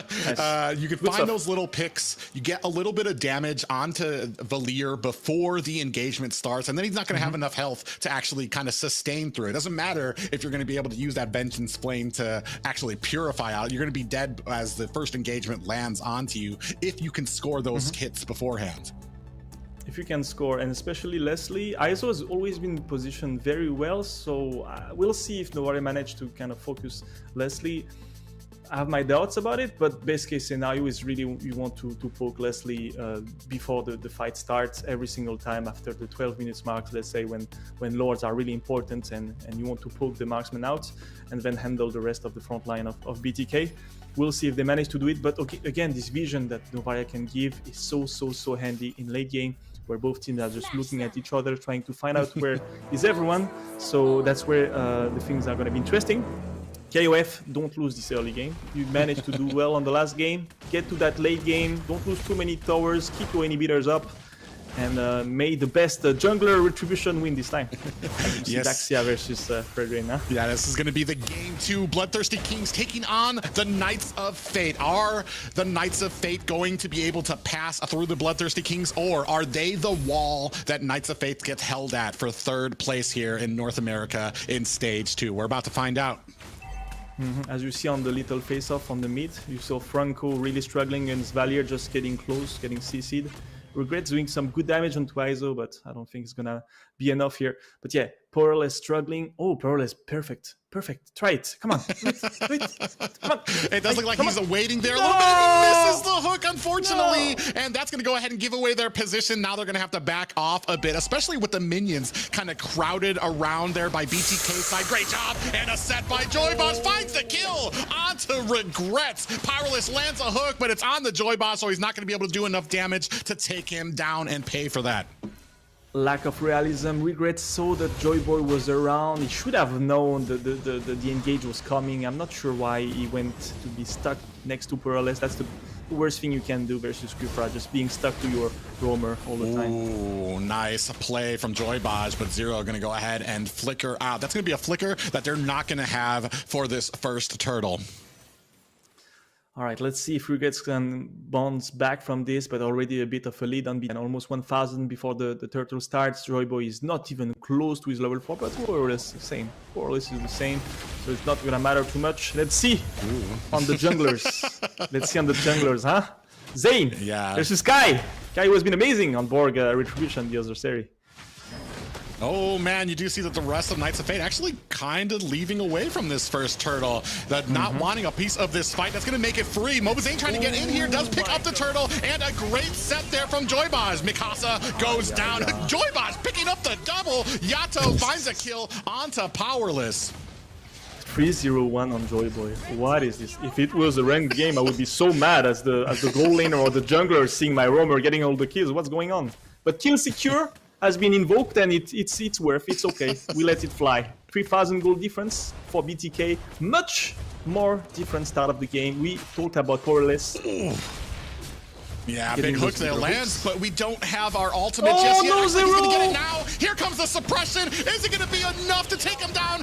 Powerless finds a kill onto ISO. Gonna be able to escape here despite, another hook lands on the Yato. This is what we saw from the first game versus Avalon, and they are doing great right now. Powerless able to kind of finally regain himself there. Kai goes down there as Mobazane finds the buff and a kill.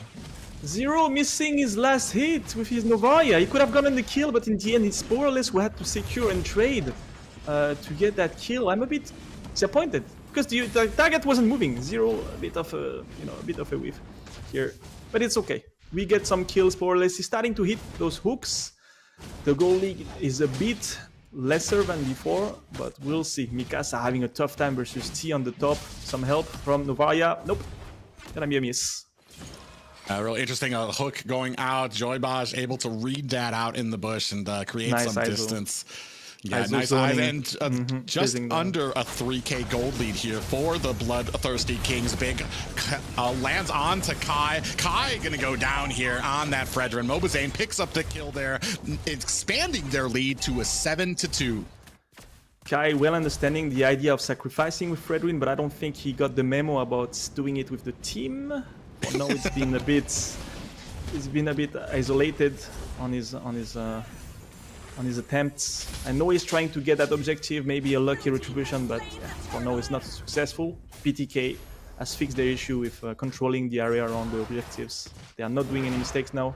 7-2, but they are really ahead in economy, and it's hard for KnightsofFate to defend here.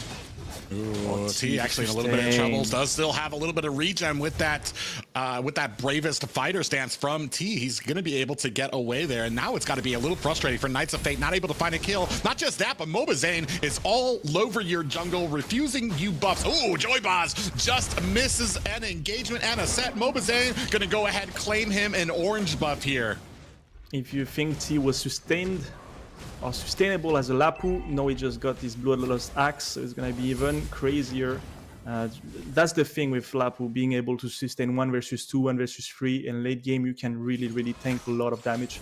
Again, Powerless with the omniscient vision, you know, it's just hitting everything, not missing any info, but no follow-up. It's a bit more complicated. Again, KOF having Powerless hitting those. Oh, Mikasa in trouble here between 3 members here. Yato gonna pick up the kill there. Right now, it's wildly starting to swing out of control for KnightsofFate. The gold lead expanding to about 5K in the opening 5 minutes. I think BTK is well warmed up now. They are really unrolling the wrath of the Bloodthirsty Kings, and they are showing it. Yeah, Powerless is managing to get some hooks, but the problem is KnightsofFate are not available.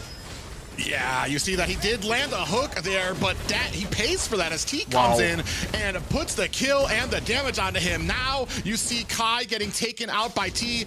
Bro, at the T coming back here right now, really showing out for BTK. Joyboy giving a 1v1 masterclass to Powerless on Kufra. It's hard to say, but it's been amazing. That last flicker ulti just to secure the kill on Kai was very nasty, especially when you don't really need to use all that utility for Kai, but he doesn't care, he just goes for it. And again, pretty accurate here. Even with a missed setup there by Joyboz, still able to kind of like push back the rest of the KnightsofFate. We have 4 members here, gonna go ahead and look to try to get a kill, maybe onto Joyboz, and not able to secure it. They're just so far behind here right now. Mobazane coming into the flank on the backside. Yato looking for an opportunity. Joyboz is gonna go ahead and land a set on to Powerless. Yato with the cleanup there, regrets in a bad way. T comes in, puts the damage on, regrets. Mobazane onto the back line. Takes him out, finds himself almost the double there. No, he does find the double as ISO takes the tower. Zero able to find the tower of his own. As we're continuing on this, Joyboz finds a kill onto Mikasa. It is tough for Regrets. You see how all the pressure, all the aggro possible is brought to Regrets lane every time he goes somewhere, so he cannot farm. He's just super behind, while ISO is just enjoying a lot of free space to just get fed. They're getting everything now. Oh, we do have a suppression onto T, but he is so far ahead right now. And this is the problem with Franco when you're behind. You have basically taken out that hook as a utility, as a tool for your team, because no matter if unless you're landing it onto ISO, even if you land it on the Yato, I feel like that's actually a problem. You only have 1 real target. Everybody else is going to be able to withstand the burst from your team. And it's the same thing with Kufra that we said earlier. Once you're behind, it's really complicated to actually propose and be proactive towards getting picks and you know, throwing this momentum away that the opponents have. And here you just can't. You just can't. Even if you're picking Joyboy, you're not going to be able to get rid of him. And BTK is reacting so fast either way. Like, Zane is always reacting super quickly when someone of his team gets picked. Ooh, speaking of which, we do have a conceal play. Does pop up. Oh, Mikasa goes down to Mobazane, and what a great engagement. You were just talking about how quick they are, and then a conceal play comes out to find another pickoff onto KnightsofFate. This is the kind of playstyle I want to see more from BTK. We were complaining about this the last time, where BTK was playing a bit more conservative. Nice Ooh, yeah, we do have a hook there, and Powerless does pay for it as the rest of BTK forces them back, taking the next tower, and we are almost down to just high grounds. One tower left, mid-ground tower, I want to say, up at top. Remember when we were talking about COB being very, very aggressive and keeping the pressure high throughout the game when they get a bit of lead? Here BTK is doing that too, and I like it. They are really being wild on how they chase, diving second tier tower, even though the first tier is still up. I'm liking this. They need to keep on inspiring themselves with this and do that against more and more opponents, maybe against TOB, kind of beating them at their own game. We'll see if it works, if they manage to get rid of KOF. Yeah, unfortunately, we're looking at about a 12k gold lead here, and there is nothing KnightsofFate can do to kind of withstand these pushes. A great protection there for the front line of BloodThirstyKings, which allows the back line to go ahead and take these towers. And this is going to be another uncontested objective for the BloodThirstyKings. You cannot do much here. 12,000 gold difference, it's really hard. In 9 minutes, it's a very, very heavy snowball, and you gotta keep those inhibitors. Maybe pray that BTK is not able to prove those inhibs until Regrets and Zero really hits those power spikes. But at the same time, BTK is gonna freeze the lanes now. I don't think they're gonna give any farm. They're just gonna let the waves die and farm the jungle and farm the crabs and just choke KOF economy. And what do you do? Yeah, unfortunately, it's complicated here. This is the problem right now. Even with Navaria right now, we're at the 10-minute mark, still not able to kind of find that damage to even set up any of these team fights. I'm not even sure what you can do here. We have a Lord coming at mid. Conceal play in the works right now, but they do show themselves. T all the way across the base right now. They're going to go ahead and try to put some pressure. Hank does land onto Zayn. Are they going to be able to burst him down? ISO finds the tower, and Kai's going to have to go back there. ISO finds the kill onto Mikasa. Down goes Moba Zayn, and Joybaj finds a kill for himself as well. That is 3 down for the KnightsofFate, I believe, and this might be it. Zero finds a kill onto Joybaj. Are they going to be able to defend this? Yato still putting the damage on, ticking away, and that's going to be another game for BTK. So Novaya perfect positioning on the ultimate. Joyboy decided to not engage. Joyboy delayed the engage, went into focusing Regrets and got Regrets at the perfect timing when Regrets was actually going forward to get involved. Perfect set from Joyboy, just re-engaging that ultimate, then followed up by a dash onto Regrets, giving him no choice but going down. And that was just really well executed. I like the conceal play, and I thought like maybe they would get an inhibitor out of it, but no, they actually closed the game with such a big lead. Very convincing BTK win. I feel like the first game is still in KOF's head, and I feel like it's tough to get out of these doubts, you know. So yeah, mental struggle. And that's what we were talking about when it came to kind of that championship experience when it comes from coming from behind. 19-5 victory for BTK. You can see the stats here tell the story. 519 on Joybaj. Their roam more than Zayn right now. But I mean, when you're that far ahead, it really doesn't matter who the kills are going on to if you're able to kind of push as hard as they were against the KnightsofFate here. 11-minute game. I don't think you can look down on anyone in BTK. On the other side, KOF, tough draft to execute. Sadly, it didn't really go as planned. As you guys can see, the whole idea was to get to that late game without losing too much. But when you hit that 12, 13, 14,000 gold difference so early in the game, it's very hard to defend. And BTK knows that. They don't want to go against Novaria and carry late game. Look at here. Joyboy re-engaging onto carry, followed up with the dash. ISO flickering to close the gap onto carry. Securing Regrets kill is all that you needed to close that game. And he did it well. Regrets had such a tough time on his lane. That's why the damage dealt difference is so insane. It's because Regrets was literally getting all the team fights.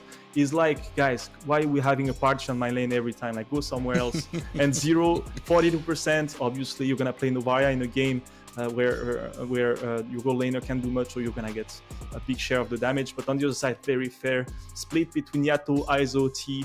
As you can expect, Joyboy and Zayn being very supportive on the front, flanking at the right moments. You got Joyboy with the perfect sets. Joyboy putting the bar of how Kufra should be played really, really high today. Impressive. Probably the best Kufra game I've seen. I don't know. It's like toe-to-toe with Avalon. Well, there was also great follow-up by them too, because I want to say Joybaj there was a lot of missed engagements by him. He didn't land all of the pop-ups, but he was in great position that if he did miss them, for his team to be able to follow up. And when they had such a commanding lead, I mean, it's really hard to kind of punish the roamer for BTK there.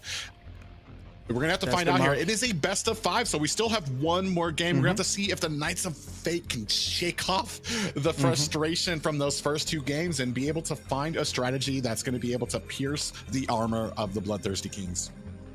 Guys, remember, it is the mark of the best players to be available for their roamers as initiations. It's of course important that the roamer understand when to setting. You don't always get much opportunities. The higher level you're playing as a roamer, the least likely you're gonna get opportunities, because games will be really tied.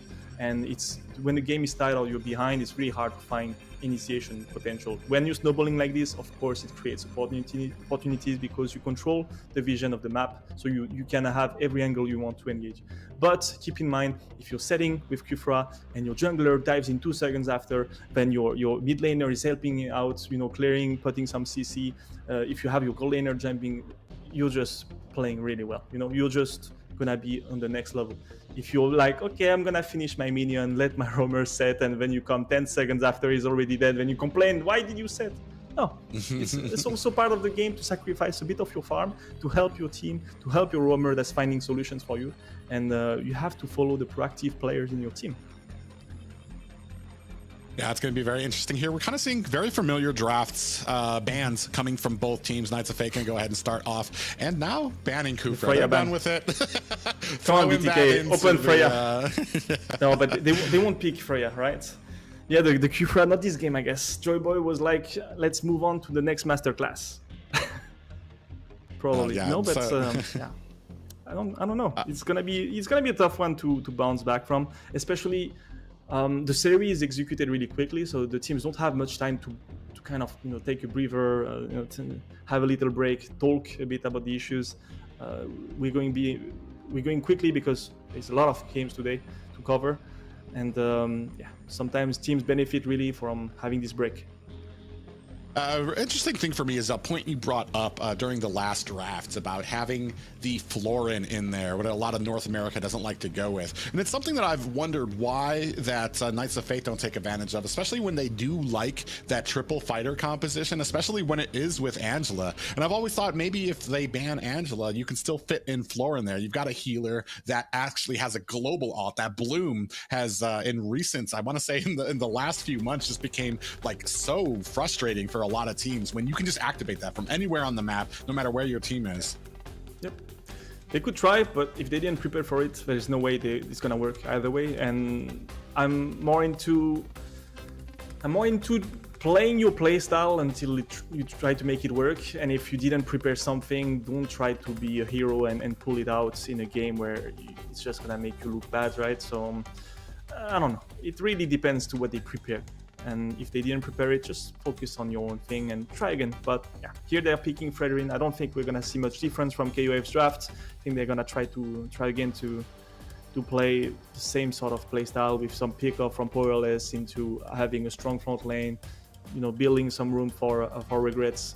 But Regrets had a lot of trouble against BTK. They make it hard on Regrets, and ISO is having a good time, I'll be honest. So it matters, and that's how you should be playing.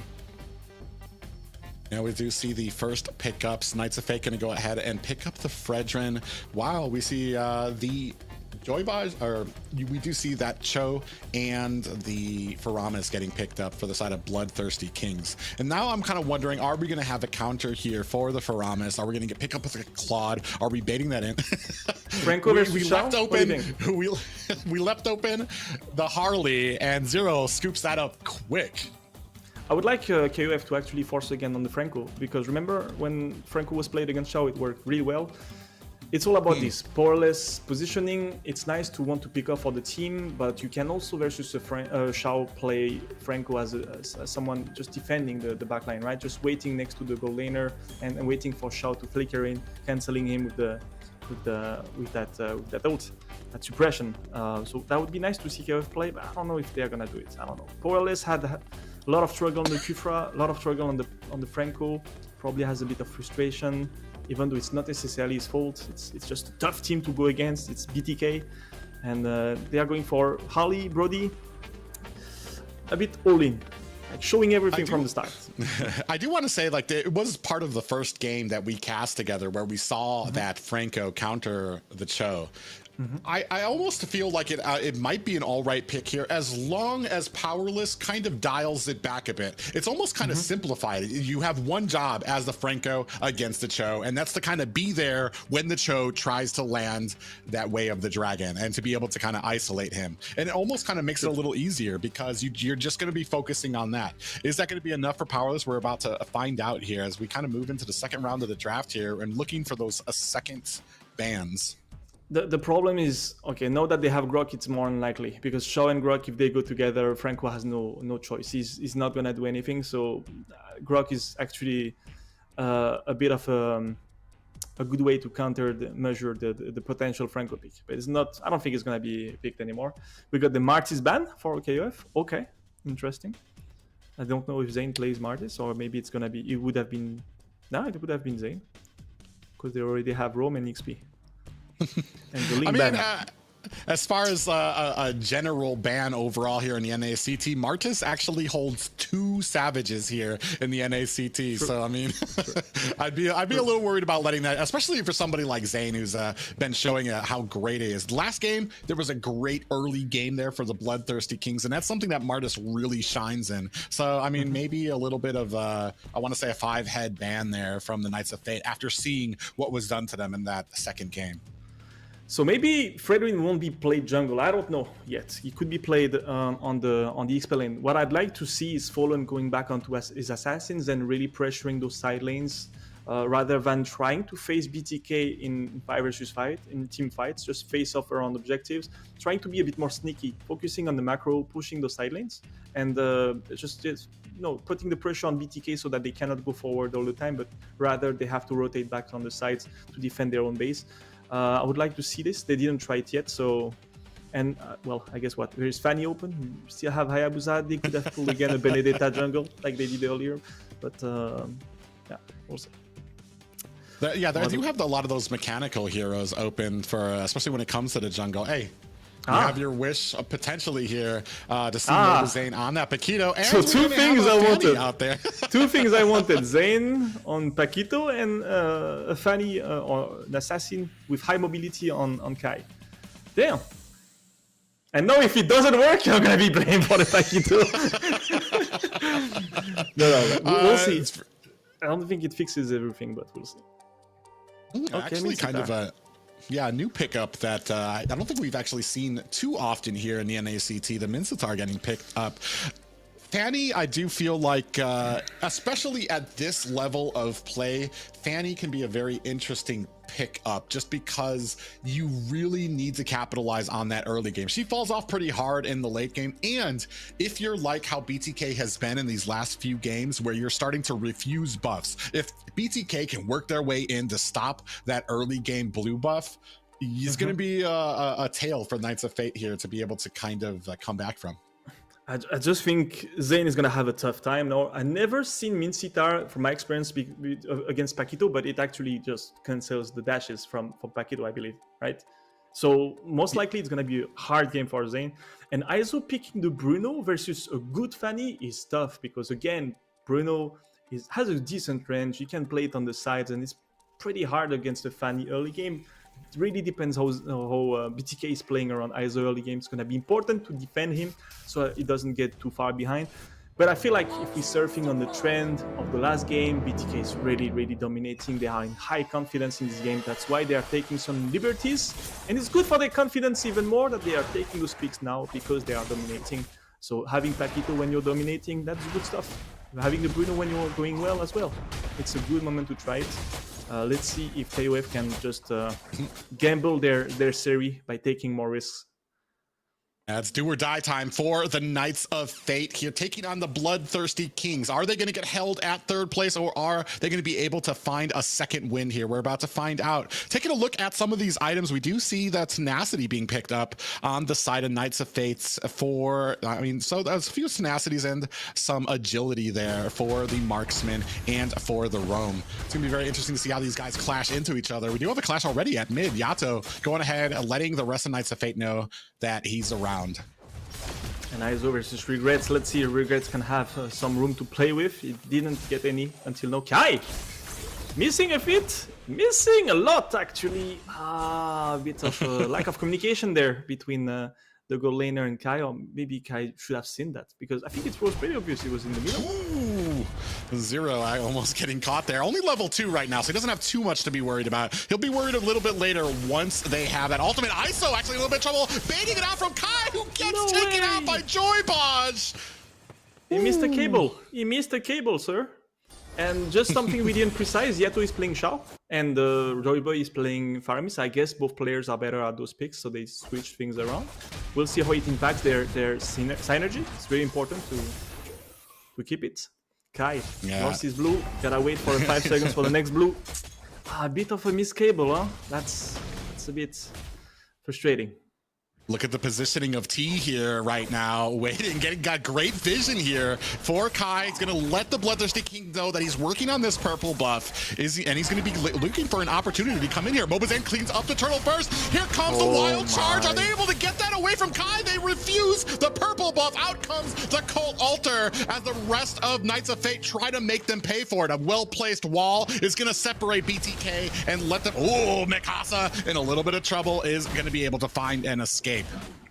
I'm surprised they didn't get the kill onto Kai, because that seemed so perfectly timed. After the turtle, straight up going to the blue wasn't in retribution range in terms of life, and they just set that perfectly with T. I don't know how he even got there without being noticed, but props to him. He's just in infiltration mode, like ninja. Really well played from BTK.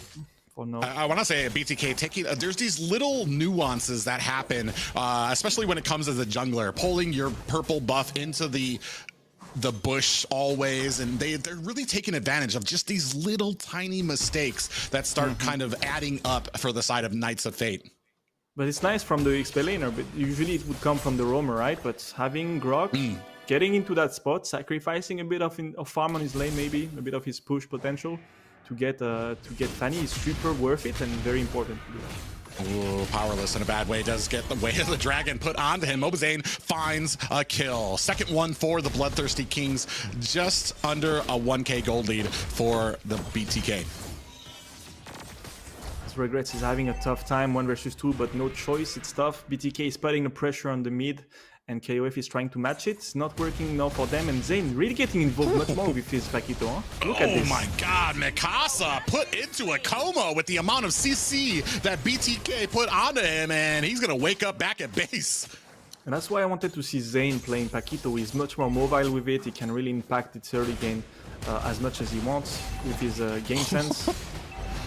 Way of the Dragon does catch Powerless. He's going to activate that ultimate from him. He's going to be able to flicker himself out to safety. Here comes the Cult Altar from Joybaj. It's going to be able to go ahead and secure, at least get some safety to BTK when it comes to Kai on that Fanny. That was extremely close. Somehow, Powerless getting that sustain and just putting himself out of harm's way. Zane almost getting the pick onto Kai, but he got kind of CC'd by the Faramis ulti at the end. That's the thing that is, double-edged sword as well, is Faramis ulti at the end. You just get stunned for a while and you can't really finish your move. That's that kind of saved Kai in a way.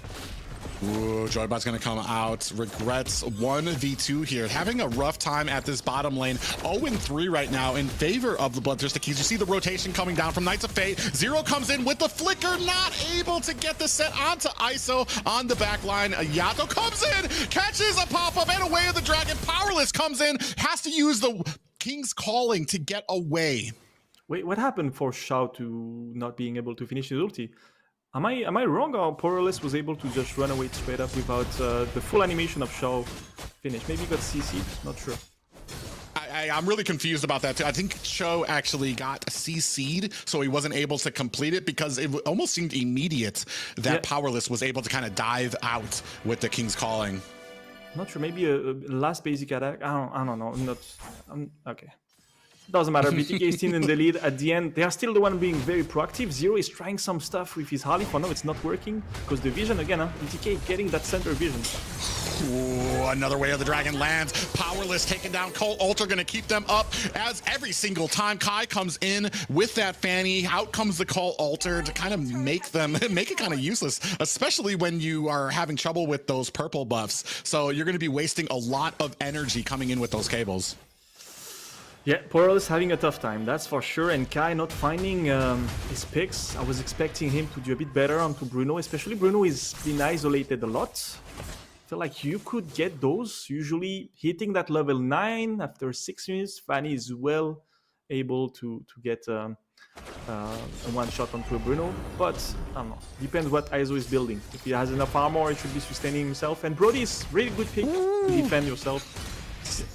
Wow, with the amount of CC here, Zero tries to go ahead and use that teleporting ability to get back, still gets kicked by Yato. Here comes the King's Calling. Powerless has to use that flicker to get out of the way, leaving Kai open to pick up the turtle. Doing all right now when it comes to the macro of engaging and baiting out some of these teams fights while their jungler gets the objective.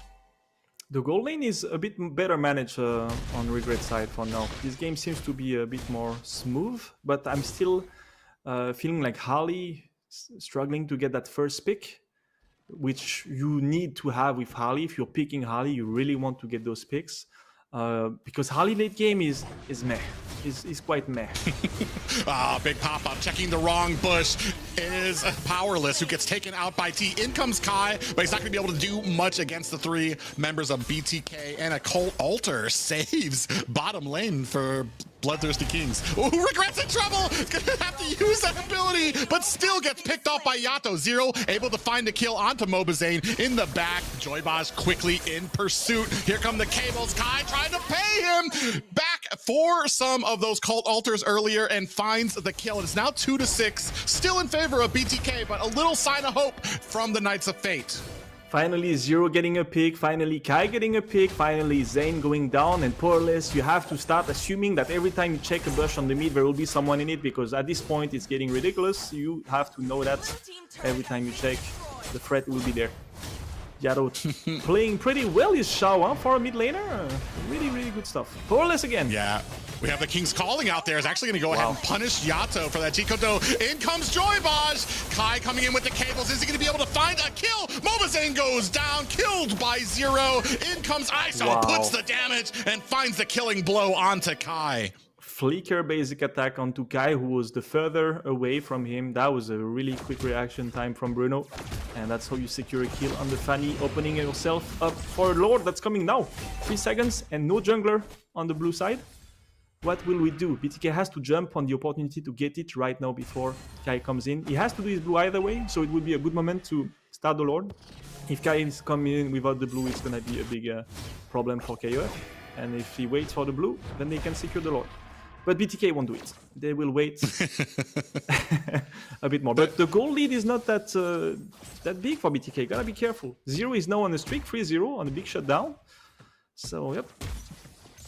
Yeah, and this is the dangerous. Oh, we do have a flicker into the King's Calling. ISO's going to be able to find an escape. Way of the Dragon lands on the Powerless. It doesn't look like Knights of Fate are going to be able to find a kill here. A little bit of a maybe not having enough of the team there ready for that engagement. I'm going to repeat myself, but Yato, really, for a Shao, as a mid laner, positioning perfect, tanking, peeling for his teammates.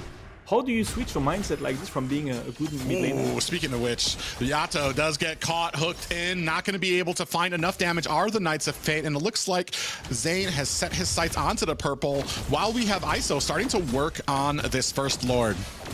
That's going to be tough for KOF to contest this. Zane is here, Powerless doesn't have his ultimate. Kai maybe for play. Yeah, Mobazane able to go ahead and pick up the turtle. Kai comes in, but a Colt Alter altar, able to counter the damage he comes in with. You see Zero's gonna have to use that teleportation to get away from Zane. Right now, Knights of Fate, no worse for wear. They lose a tower. Oh, land a big hook onto 2 members of Bloodthirsty King. King's Calling is out right now. Mikasa trying to make them pay. Moba Zane putting on the damage as Zero finds a kill onto the Faramis. Kai comes in, finds a kill onto Yato. Is this going to be enough? A great push for the side of Knights of Fate here. Despite losing, the Lord regrets, finds a kill of his own, and Knights of Fate find a tower. I'm liking how Powerless is playing, really getting much more impactful. Yes, he did go down a few times, just checking bushes, but look how much time he's buying for his team. Zero is working well on this Holly. He's really getting super good information here. He knows the players out there. It's going to be tough for Joyboy to survive this. No, Holly's going to go back. Okay, no problem. I'm not going to utilize this opportunity to kill Joyboy as we get Regrets pushing on the bot lane. Pretty good turn of events for KUF, but still. Ooh, nice little gank there for Harley onto Mobazane, but the Cult Altar, man, just always around is Joybaz there to go ahead and protect his team. Mikasa alone here to defend against 3 members of Bloodthirsty Kings at mid. Oh, you hear the abilities going off there, and ISO able to find the kill. You heard those wind chants going off. Mikasa in a bad way between 3 members of the Bloodthirsty Kings. Way of the Dragon does land onto him. More damage coming out, followed by the CC from T. Mikasa able to find himself an escape. Powerless comes in with the King's Calling. Down goes ISO. Powerless, what is going on? He's just hitting every timing perfectly. He's always delaying a bit his rotation because obviously there he didn't really have a choice. He just got in late, but in the end it works perfect for him. And on the mid earlier on the fight, as we see a little fight between Kai and T. Able to find the ultimate onto T. Great job. You do have the signs of light from Knights of Fate right now against BTK. Doing a good job. A little bit of a rough early game for them, but right now they still are in this game. Well, BTK is trying things. I want to see them try things, but here it's tough because Borealis is really on a streak. Kai is playing that Fanny better and better as the game goes forward, and Zero is playing on the same level as he was earlier. With his Holly, he's just not doing any mistake. Seeing Holly play mid like this, not going down a single time, really making me feel he's a strong Holly player and he utilizes it properly. And again, against Faramis, like the last time, the same way dominating Faramis. So yeah, a lot of things to take into account here to justify the way the game is going now. Ooh, Joybaz takes a whole heap of that deadly magic from Zero. Is going to have to go ahead and return to base. Meanwhile, the rest of BTK kind of setting up for this next Lord. Here comes a flicker into a wild charge. Beautiful set by T. Down goes Zero. Regrets is next on the list. And you can see Mikasa trying to get in there, put on some damage. Kai is going to have to quickly cable away. Powerless using that flicker to get out. Mikasa getting CC down using that flicker and not able to get off the Appraiser's Wrath. Meanwhile, Zane gets caught by a hook and Kai puts the finishing touches on him. And that's why we were talking about this earlier. Kai is getting something here. Maybe. Yeah, Kai actually gets taken out by the wall. Split Kai in half right underneath him. Great play there by T. Able to find the damage there. Now another Way of the Dragon. Yeah, Powerless in a bad way here. Does get chunked down by ISO with that Bruno. He's got a lot of damage on him right now. And this is going to be another tower for BTK. Okay, Joyboy, a bit early on this this ulti, but yeah, that's what we were talking about during the draft. That Shao Grok double dive at the same exact instant. That's completely deadly, especially the way. I don't know how Yato plays Shao this good. Was this guy playing roamer before? I'm not sure, but his Shao is really on par with a normal roamer in approaching. So props to him. Deadly magic there. That actually is going to be the end for T. And we've talked about this before. Grok doesn't really have a ton of magic defense without items. I want to say Zero's still doing a great job, but we're setting up for this Lord. Mikasa does catch a pop-up from Yato. Little dance here at the Lord. I do want to say Knights of Fate really not in a great position. Zero actually has 3 members starting to chase after him. He's going to be able to find an escape. Mobazane, yeah, Mikasa onto the back line here. Here comes Kai trying to put on the damage. King's Calling from Powerless is going to go ahead, help zone out the rest of the Bloodthirsty Kings. Mikasa on the back line. Still the Lord gets pulled out and reset.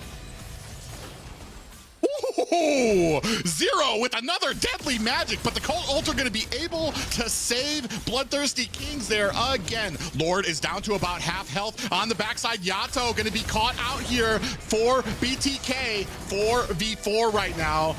And actually 4v5, big flicker. T able to find the kill there. Rest of BTK going on the charge. T finds another kill onto Regrets. Powerless in a bad way, using that flicker to find the safety of his tower. Is that going to be enough? Mikasa comes in, is not able to find the damage, and ISO finds a kill, a double. And you see Mobazane takes out Zero. That is a complete team wipe for Knights of Fate, and this going to be the final push for BTK. Really nasty combination between T and Yato, and I will say it again one more time, it is incredibly hard for a mid laner to be good at roamers mechanically because they are completely different playstyle. Props to Yato for being so efficient on the mid. We got Zero trying his best with that Harley, but really tough, and on the last fight, Zane completely outplaying Zero, despite the good engage. Very convincing win from BTK. I'm liking the change of pace in terms of drafting, completely different than what I don't know if you're used to see Yato on roamers, on tanks like this, and Joyboy on the Faramis, sure. It doesn't surprise me for Joyboy, but for Yato, surprising me, and Zane on the Paquito, good stuff as well. Creative and different than what we used to see them. We'll see if it works against the OhioBrothers, or if they will ban it. Who knows? But we see here from the stats here, 11-18, but right now 4-1-6 for ISO, 4-2-9 for Yato. Just a great game overall, and just like you said, you've been wanting to see Zane on this Paquita. You felt it really kind of melds well with his style. He's still got that sustainability, has that increased amount of damage that he can do, and here he kind of showed off on it. 4-3-8. I wanted a change of pace because I felt like Zane was in a linear way of picking for himself, and I wanted him to focus more on something mechanical that would force him to play for himself and be more like a hunter rather than playing as a leader and short calling and everything for his team. Let your teammates do their thing and try to create your own opportunities that will kind of remind you how to be hunter as a jungler, the same way Kai is playing really good Ling and Fanny, while Zane playing on Paquito is making him play for himself more and think about himself in priority. And sometimes it's good. It's not always about sacrificing yourself for the team. Look at here, Zane just outplaying Zero from like 20% HP to full life, against full life. That's just showing you that Zane can do it all by himself, but he needs the pick that enables him and kind of make him more like, I don't know, flamboyant, you know. As we see the post-game stats, BTK clearly in the lead, but good job on both sides. I feel like KOF defended quite well. Obviously, the last game of the series was on the line, so they gave it everything they've got. Kai took a bit too much time to warm up, but still in the end, 28% damage. And Regrets had really a lot of struggle during this series, but you can't really blame him. He played against a team that set so well that he's tough as a goal laner.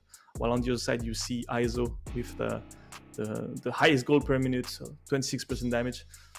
Good stuff for KOF. You still have to focus on the positive. You beat Avalon, you secured top 3 after the top 8 last stage, and BTK clearly favorite in this game, just not really surprising results, but still some good things to focus on for KOF, and they need to build up from this, capitalize on this. Yeah, and for me, the main question is, has this changed your mind at all about Grok? I feel like Grok is super good when you're ahead, you know, and I feel like he is even more of a dead weight when you're really behind, rather compared to like Kufra or Franco. I just feel like it, but I don't know. It's just I don't know. Statistically, it doesn't work, and you gotta be Joy Bosch to pull it out, I guess. Your name has to be Joy Bosch if you want to be successful on the Grok. You heard it here first, guys. I mean, we saw from the first game there, as I said, that Grok with a great set. And this is what you were talking about, those great sets. Here's going to be another flicker ult by T, Grok, sorry. by T. Oh my God. Oh yeah, actually, this one was T. Did a great job here. You're going to see it here. Flicker ult catches 2 members there and able to find the kill here at the end as well onto Regrets. And then you talked about it before, Zero getting out outplayed by Mobazane. He actually was going to go back home, but decided to come in here, catches the wrong angle on Zane, and then boom, puts the fists to his face. I feel like Zane is really surrounded by 4 excellent roamers, you know? He's just shouldered by people that are all able to set for each other, and that's huge strength because good sets are really rare in high-level teams. So having T setting like this with Grok, amazing, man, amazing. But that's not all the excitement, guys. Without further ado, we're going to go ahead and toss it back to the lovely Xena. What fun matches to watch, guys. BTK showed why they were the champs of spring season, claiming a sweep on Knights of Fate. Congrats to BTK. Our MVP coming back strong for the team of BTK. It's T. T, all right. They all played great, so what to say? But yeah, game 1, game 2, 0 death on those 2. I think on the last game he got a 1 or 2, but T has been playing amazing throughout this series for sure. Hard to not like shout out the other players in the team. Of course, it was a proper team effort, but when it comes to the MVP, T is your man. It's really kind of crazy to me too, because T, like I said before, T has not played on BTK for all of the regular season until today. What a great welcome back for him to be able to perform and show possibly what BTK has kind of possibly been missing here. Is that going to be enough as we move on to the Ohio brothers? I think it might be interesting to find out. I think NA has too much good explainer. I really, you know, we said it last week, we talked about it, and just every week it's impressive how good the explainers are. The roamers, same thing. Everyone's really playing great. Just the thing that maybe was lacking would be overall for the region would be just stability, the consistency of the teams and sticking together just to really push that team play to the next level rather than switching roster all the time. I think that's what you guys are missing. Skill-wise, mechanical skill is really good. So. Yes, really love the growth of NA and how all the laners are doing so well. But we've got TOB versus BTK up next, so stay in your seats because you get to see how some of the players of IESF team play on the battlefield. So see you guys in a bit.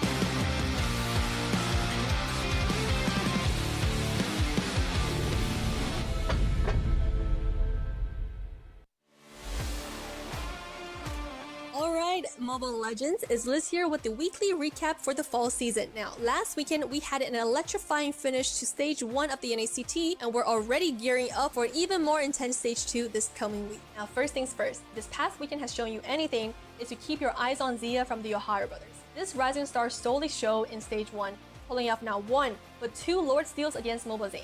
His fast fingers, positioning, and quick reaction time have turned the tides around for the OhioBrothers, securing that victory against spring champs BTK.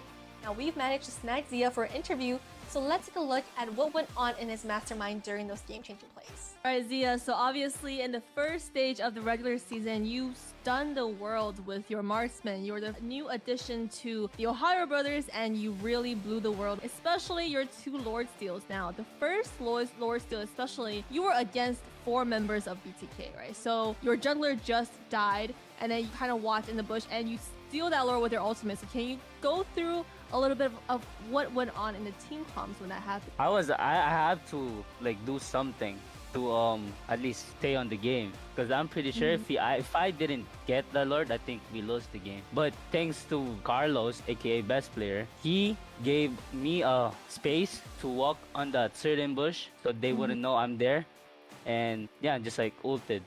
I get it, you know. It gave me a free space to move around the map. It was a good play for him. What happened? Because you walked away and then they were chasing you, but you ended up killing ISO. Like what happened there? I think it was a misplay for them. If I'm being honest, I think it was a misplay for Bodge because he has flicker, right? I rewatched the video. He has flicker. If he just flicker and ult me, I would not kill ISO. They would have just killed me, and you know. And then he didn't though. But he didn't. Waited. Yeah. He waited. Did he use his flicker at the end or? At the end, when he was like getting close, cause I was padding towards the bush. He thinks I'm gonna use the bush to kill him, so he flickered through the bush. Then I flickered out, cause I know he's gonna do that. And you kind of predicted that. That's yeah. Master play on your part. And when you stole that Lord, what went on in the team con? AK, 6K.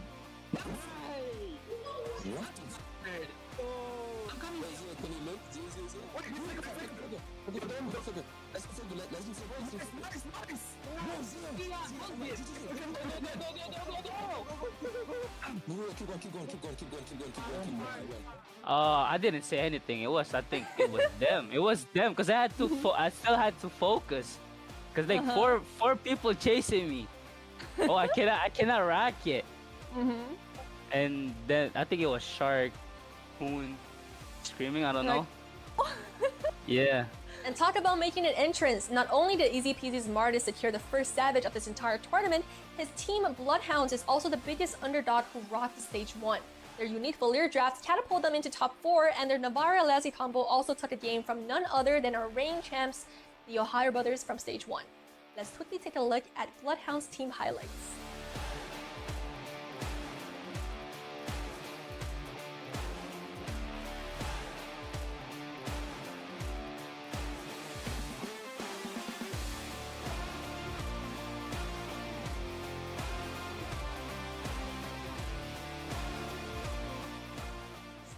Leading the pack, we've got the TheOhioBrothers with a commanding 100 points, closely tailed by BTK at 90. These teams are doing pretty well, but it's not smooth sailing for everybody. The 4 teams on the bottom tier, the KnightsofFate, Aggravated 1, Area 77, and the Night Horde, are lagging at 60 points. Now, according to our calculations, these foreign teams need to score approximately 150 points to land their playoff dreams. And that is it for the recap, guys. Stay tuned for more excitement happening this weekend as we move forward to the next stage of the NACT. Join us this Saturday, and remember, this isn't just a tournament, it's the official path to M5 and your path to glory. I'm your host Liz, and I'll see you next time.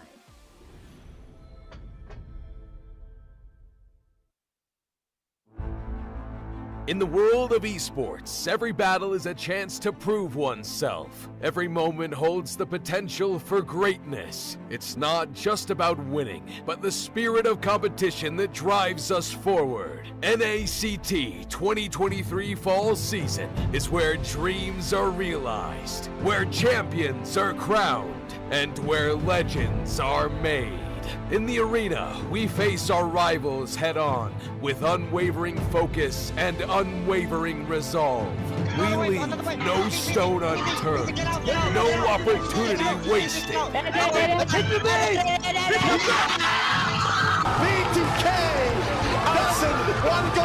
Together, we create moments that will be etched in history. We inspire, we innovate, and we forge new paths towards glory. NACT 2023 Fall Season. My fight, my moment.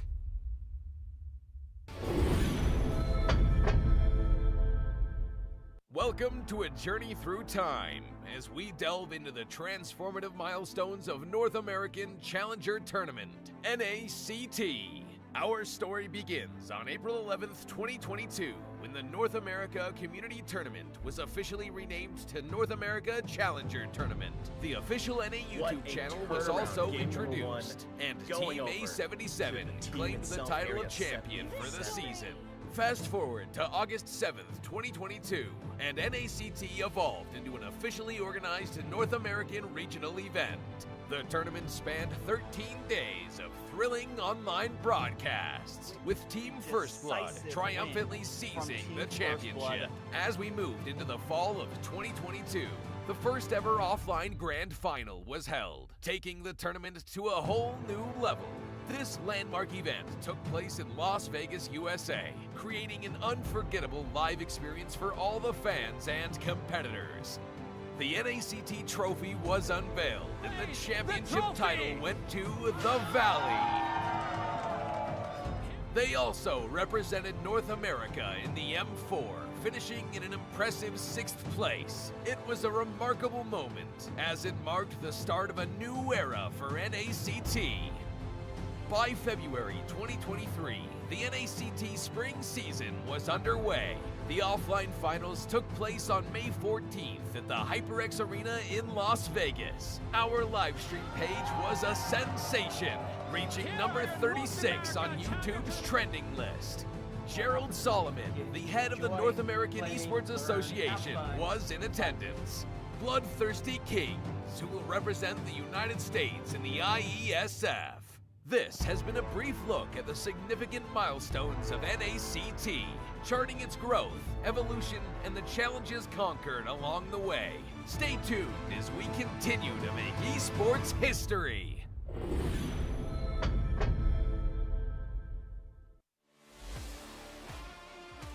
The upcoming tournament for NACT Fall. This is Mara Aquino wishing you guys luck, and I hope you guys do so well and you go to Philippines for the upcoming M5 World Championship. And you never know, it might be you that I announce as the winner. Hi, I'm Gideon Q. I'm from Malaysia. I'm a talent as well as a caster for a majority of the MLBB tournaments that you may see internationally. Good luck to all the teams who are coming in for NACT Fall season. I can't wait to see potentially new talents coming out from North America. Obviously, we love the old, but some new ones would be great to see how the community is going to continue to grow, and especially when we're looking at the top 1%, good luck to all of you guys, especially those who are prepared to deal with a giant crowd when you start flying over for the international. Good luck, everybody. Wait. Right. Hi everyone, I'm Eterna. How are you guys doing? I just want to say a few good words here. I've been very excited to see you guys grow. It's so great to see how things have developed over the seasons, over the years. I hope it gets bigger. I hope you guys have more to say on the international scene, and I heard you guys are coming to ISF, so that's super great. Can't wait to see you guys there. Can't wait to see you guys rock the, LLBB scene. Hey guys, my name's TheOhioBrothers, and here's the thing: we watch NACT Grand Finals. Hello everyone and welcome back to the NACT Fall Stage 2. We are gonna go in with some quick giveaways for you guys. If you guys want to check it out, be sure to get in on all of this. We have on the screen right there that code for a tournament chest level 2. Thanks for your patience as we find out more about the Hurricane Hillary's impact. So please send our players your best wishes. Meanwhile, here is some codes for you. Only 30 players can redeem it. And it's first come, first serve. Be sure to put that in and claim your code. Again, it's level 2 tournament chest. Don't miss out. And before we move on, I would like to welcome the wonderful Nikki Poo. How are you doing today? I'm doing all right. How are y'all doing today? Well, I'm doing good. Can you introduce yourself to our viewers? I am Nicky Poo, or Trucker Nick, Mobile Splinter. Everybody knows me. I'm basically around here playing Mobile Legends, watching the community, and just keeping up with everybody and trucking around the U.S. Oh, trucking around. It seems you're currently on the road driving. How's it going with that right now? Where are you at? Right now, Hillary has me shut down right now. 60-mile-an-hour winds. Interstate 15's closed down. Power lines flooding, and everything else. I'm basically being rocked like a boat inside the truck right now. Gosh. Sitting here. Yeah. Wow. Stay safe. You're out. You're out in the storm. Yes, I well, am. I was just gonna ask. Do you enjoy being on the road? But now that you're being rocked by Hillary, I don't know. Getting rocked to sleep like a baby almost in this truck, it feels like. Oh my gosh. Do you think more truck drivers would be playing Mobile Legends watching esports? Especially during this storm? Honestly, it's something to do. Why not? I mean, hell, it might be something that they can get into. Who knows? I did, and I've been around for a little bit. It's a very addicting game. So, what is your favorite roles to play on Mobile Legends? Everybody knows me as the Boxia player. I basically just play Boxia whenever I can, but lately I have not been doing that. I have switched over to the XP lane just because it's better for me to go over there and just rotate around than it is to try to make sets and fail at a set and then everybody dies. So you're like Boxia EXP laner then? No. Boxia stays in the jungle. That's all he stays in. Okay, then what? Okay, then what do you play on the EXP lane?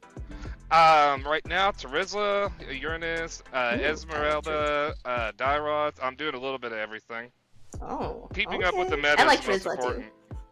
Yes, I do too. very true. So, which team do you support for the NACT? Which team? You're gonna just throw me under the bus like Yes. that now? Okay. Yes, I am. Do I have to choose one, or can I be like neutral?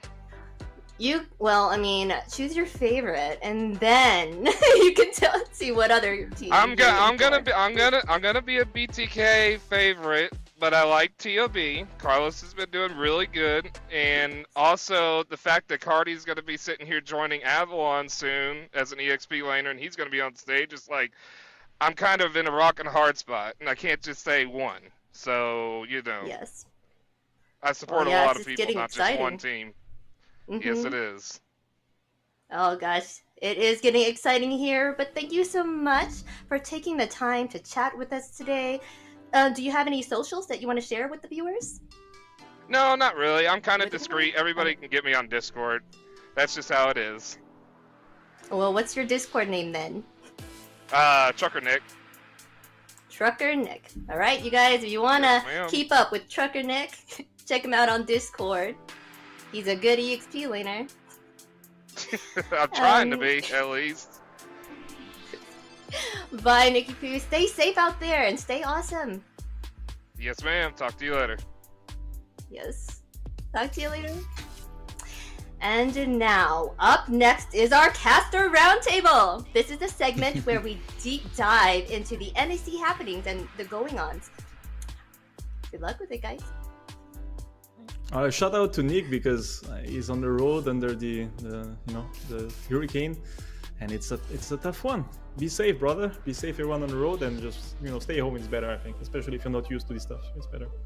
Yeah, Nick and everybody else who's under the effects of this latest hurricane, we were just told about it. Like, it could have some effects, not just for the game, not just for us here who are enjoying this tournament, for other people who are kind of braving the weather right now. So, guys, if you are experiencing any issues, just go ahead, make sure to get indoors, keep safe.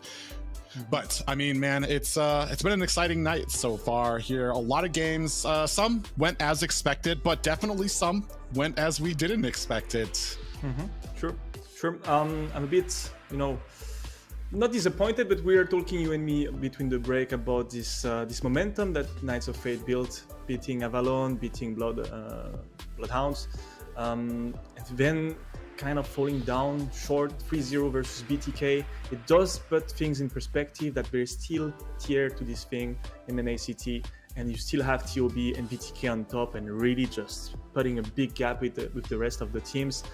And it just makes you wonder, what do they need to kind of catch up as we get to the player stats between the junglers. We have Zane on one side, best player on the other side. Those will be facing each other soon. What is the mark of a good jungler in NA and in Mobile Legends in general? What would you say, Private? Well, as we're looking at the stats here, you can see it tells a little bit of that story there as best player. I mean, leagues ahead when it comes to damage, when it comes to the gold that he's getting in the rating. The rating might be going a little bit more because of the victories they've been having, but it's just been kind of a huge thing for the junglers here in North America. For me, what makes a great jungler is a lot of that technical ability, the micro that they have, the farming ability, and the vision. I want to say the attention that they can play to the map, look at the mini map, know what you see there, and translate that into some type of effective strategy, the macro of it as well. And I know you have some thoughts about what makes a great jungler. Of course, but first, just want to mention something. The player stats, don't get mistaken by this. Zayn is under because he's playing much more utility junglers. Best player is much higher because he's playing much more assassins that are more proper damage, raw damage output throughout the fight. That's really what they are known for. So keep that in mind. It's not all about damage, okay? It's not all about KDA. It's really about the utility you're bringing to the team as well. It's hard to quantify if you're an assassin. It's even harder if you're playing a Fredrin and you're really focusing on peeling for your team, proposing opportunities. Both have their place in the meta. The one thing that is still quite important for me, and I mentioned it earlier, is the skill cap, the skill ceiling, this potential of mechanical cap that you can have with your picks. Assassins give you much more room to go even higher, okay? And I would say, even though your amazing game sense, your perfect prediction skills and how the dynamic in the game are working, you're still going to fall short to get that back line with a utility jungler, because the enemy Fanny is gonna, like, take for example Kyrie. This guy came to Indonesia and just completely rocked everyone playing only assassins. And even though he's gonna play assassin, you know it, you still can't do anything about it because he's mixing everything together that Zayn has, that best player has. But on top of that, he has a perfect understanding of his mechanics, perfect understanding of the game, and his timing are always great. He doesn't do any wasted movements, okay?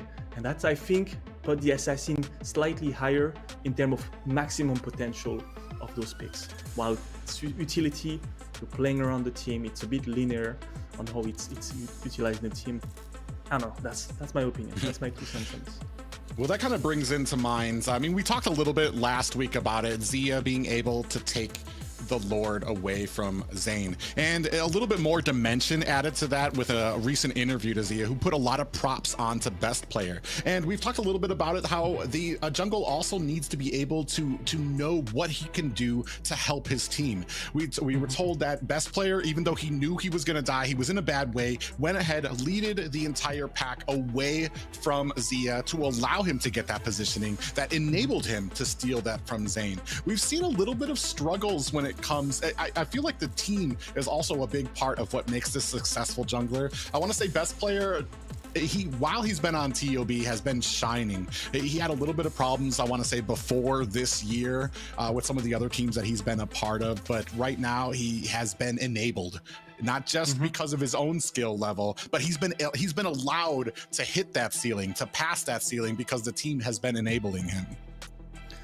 I feel like this was just a turning moment for BTK to really have in their memories that if you're not 100% sure, there's nothing, no threat that is able to take away the Lord from you. You just gotta play it safe, conservative, check all the bushes, really make sure everyone is where they're supposed to be, and that nothing comes for free. If best player is out of position, really trying 1 versus 4, there must be something brewing, and if the Beatrix is missing, I really feel and see it as something unfortunate that they kind of understand how to handle already, but this was just a little reminder that you need to really always consider the worst case scenario can happen, so make sure everything is clear. Even today versus KOF, we still saw those issues about securing the area around the turtle and the Lord that I really want them to focus on, be more onto clearing the enemy team, wiping them out before getting, and use those objectives more to bait rather than being straightforward, trying to finish them. And I feel like they're gonna slowly start to do it more and more, but especially versus TOB, just play with it. Just, pull the Lord out. Don't even damage it too much. Really put it in a spot where it's gonna bait out TOB until it works. And if it takes time, just wait, Well, we're going to see if BTK are going to be able to take that advice and run with it here against TOB. But let's take things back to Xena. Remember, guys, for the next 2 weeks, we're going to take a break from NACT as our BTK representatives will be going to IESF and flying to Romania next week. Our reps will be Hawaii Chicken, Best Player, Yato, Warrior, and ISO. Wish them luck and safe travels, guys. And how do you guys feel about this? Any words for them before we move on? Well, I'm a fan. It's basically Team NA, and if you can't get behind that, I mean, are you actually in NA? I know, Jemek, you're not. You're in Europe, but I'm just excited to see how well we could perform over there. Maybe in 2030 we'll get to participate. We'll do. I don't know, but it feels a bit different that it's in Europe, but we don't really have Western Europe countries yet. Hopefully in the future it evolves towards this goal. But of course, this is more about your country rather than your favorite team. Remember that it's really about kind of a World Cup, getting behind your country. I feel like even more than M series, because teams are not addressed as teams but are as countries. You know, you don't talk about BTK, you will be talking about NA. You will be talking about Philippines, Indonesia. So just keep that in mind. It's not really about your favorite team. Really support your team if you're American, and that's it. Be patriotic. Yes, let us support our country, right? But we have a quick giveaway for you guys. Again, we love our viewers, so we want to give you more things. We have 30 giveaway codes on the screen right there. Be quick about it. Don't miss your chance, because you will get a chance at getting a permanent skin for Carrie, a Rising Star skin. Only 30 can get it, so be the first and get that redeemed. All right, super excited. Yes, Let's super see. excited. This final grand final of the stage 2. Finally, it's been taking a bit, but we'll have a much better understanding of who is going to be in the playoffs. Do you think, Private, we will be sure of who goes in the playoff, or there will be a lot of variables still to see on the stage 3? Well, right now, I mean, there's going to be a big shakeup, and no matter who wins stage 2, we do have that little break for IESF, and in that break, a lot of these teams have the chance and have the opportunity to kind of shake up their rosters if they feel like that's something they want to do. I feel like that is going to add a lot of dimension, a lot of different strats to a bunch of these teams and what they can actually put out there. So I feel like no matter what it ends up here, it can still be shaken up in the next 3 weeks. Especially for the people who come here. You guys are going to be experiencing European server. Feel like you should maybe get in touch with the players that are here already, try to find the best teams and practice with them, because it will be another dimension that you've never had before. No pro team really came to Europe server to practice, and it would be both good for European players locally to improve and meet our North American friends who we have always rivalries in games, you know. We'll see. Yes.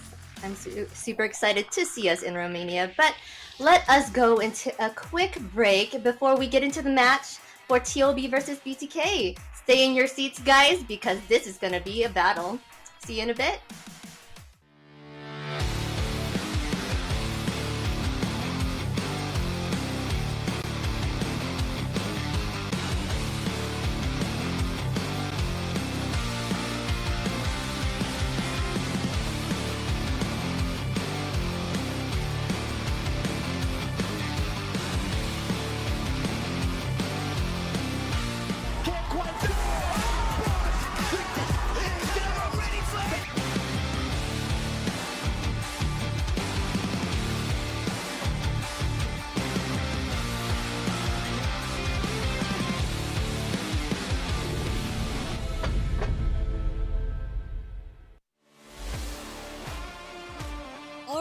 Mobile Legends, is Liz here with the weekly recap for the fall season. Now, last weekend we had an electrifying finish to stage 1 of the NACT, and we're already gearing up for an even more intense stage 2 this coming week. Now, first things first, this past weekend has shown you anything is to keep your eyes on Zia from the TheOhioBrothers. This Rising Star stole the show in stage 1, pulling off not 1, but 2 Lord Steals against Mobile Zane.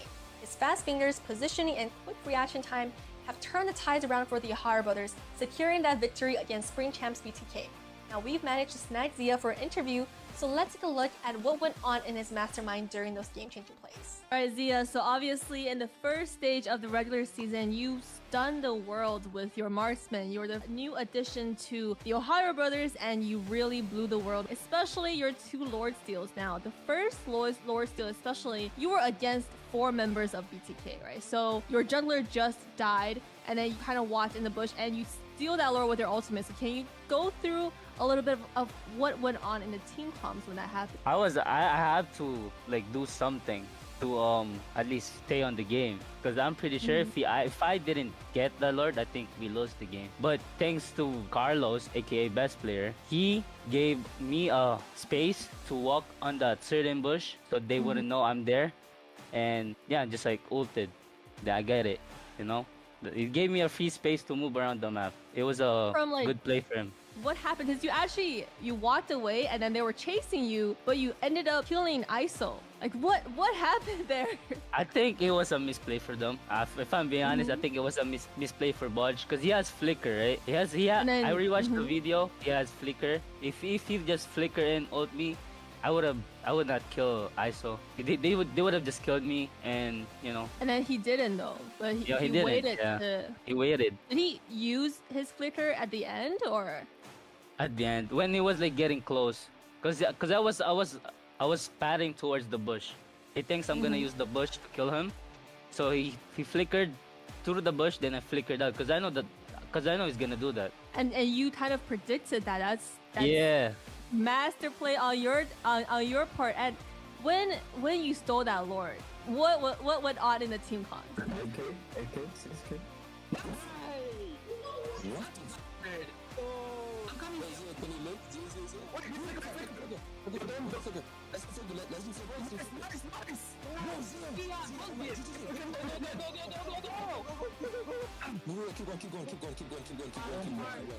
I didn't say anything. I think it was them. It was them because I still had to focus. Cause like four people chasing me. Oh, I cannot rack it. And then I think it was Shark, Hoon, screaming. I don't know. Yeah. And talk about making an entrance. Not only did Easy Peasy's Martis secure the first Savage of this entire tournament, his team Bloodhounds is also the biggest underdog who rocked stage 1. Their unique Valir drafts catapult them into top 4, and their Navarra Lassie combo also took a game from none other than our reigning champs, the TheOhioBrothers from stage 1. Let's quickly take a look at Bloodhounds team highlights.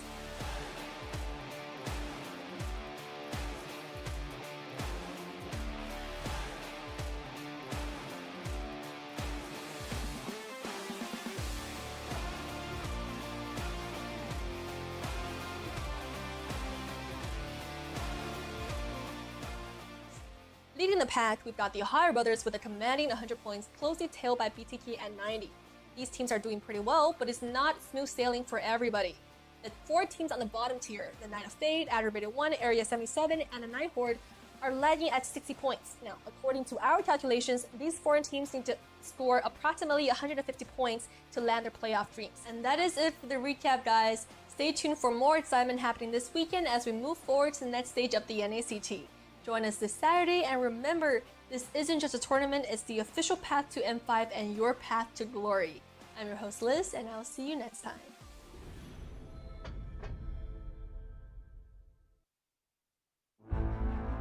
In the world of esports, every battle is a chance to prove oneself. Every moment holds the potential for greatness. It's not just about winning, but the spirit of competition that drives us forward. NACT 2023 Fall Season is where dreams are realized, where champions are crowned, and where legends are made.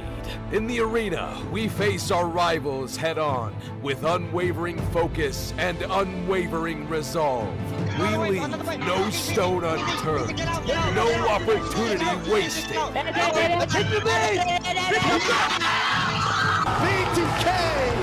doesn't want to go out Together, we create moments that will be etched in history. We inspire, we innovate, and we forge new paths towards glory. NACT 2023 Fall Season. My fight, my moment.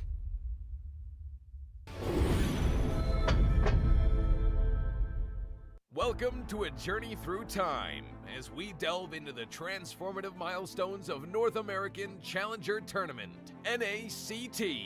Our story begins on April 11th, 2022, when the North America Community Tournament was officially renamed to North America Challenger Tournament. The official NA YouTube channel was also introduced, and Team A77 claimed the title of champion for the season.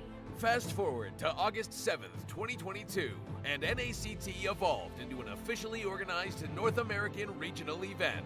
The tournament spanned 13 days of thrilling online broadcasts, with Team First Blood triumphantly seizing the championship. As we moved into the fall of 2022, the first ever offline grand final was held, taking the tournament to a whole new level.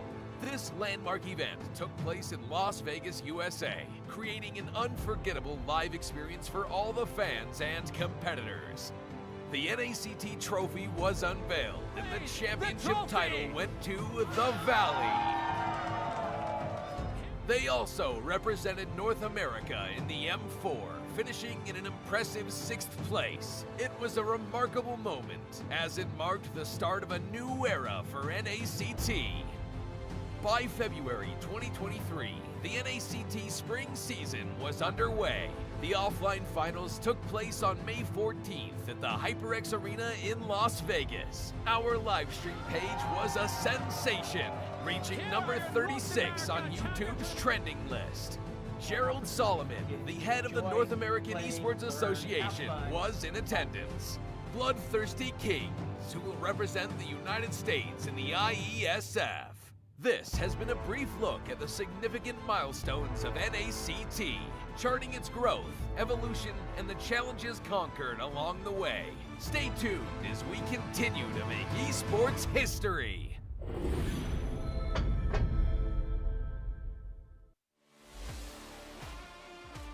The upcoming tournament for NACT Fall. This is Mara Aquino wishing you guys luck, and I hope you guys do so well and you go to Philippines for the upcoming M5 World Championship. And you never know, it might be you that announces the winner.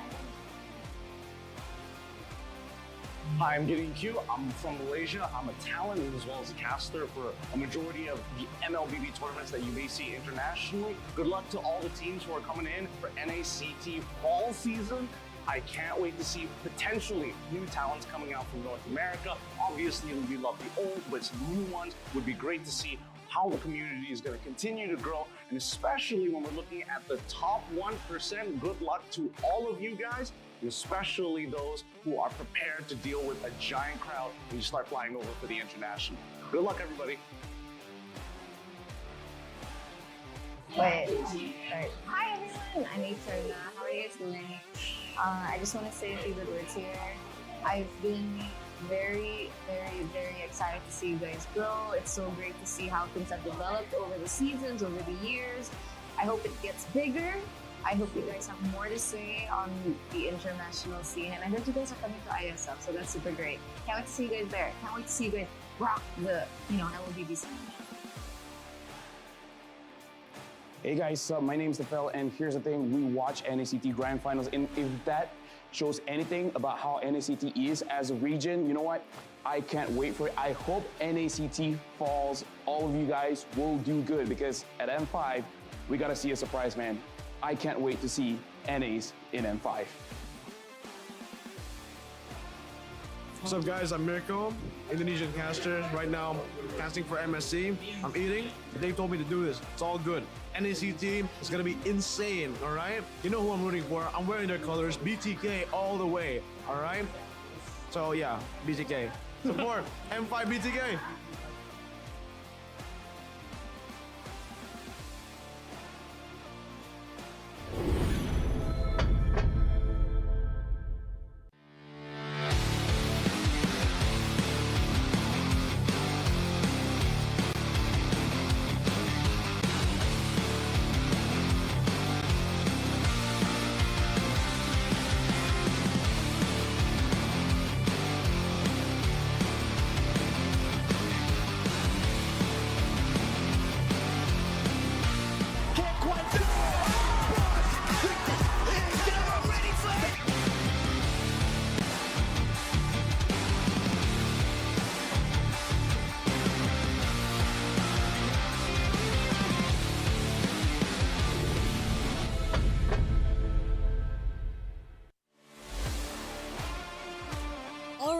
Mobile Legends? Is Liz here with the weekly recap for the fall season. Now, last weekend we had an electrifying finish to stage 1 of the NACT, and we're already gearing up for an even more intense stage 2 this coming week. Now, first things first, this past weekend has shown you anything is to keep your eyes on Zia from the TheOhioBrothers. This rising star stole the show in stage 1, pulling off not one, but 2 Lord Steals against Mobile Zane. His fast fingers, positioning, and quick reaction time have turned the tides around for the TheOhioBrothers, securing that victory against Spring Champs BTK.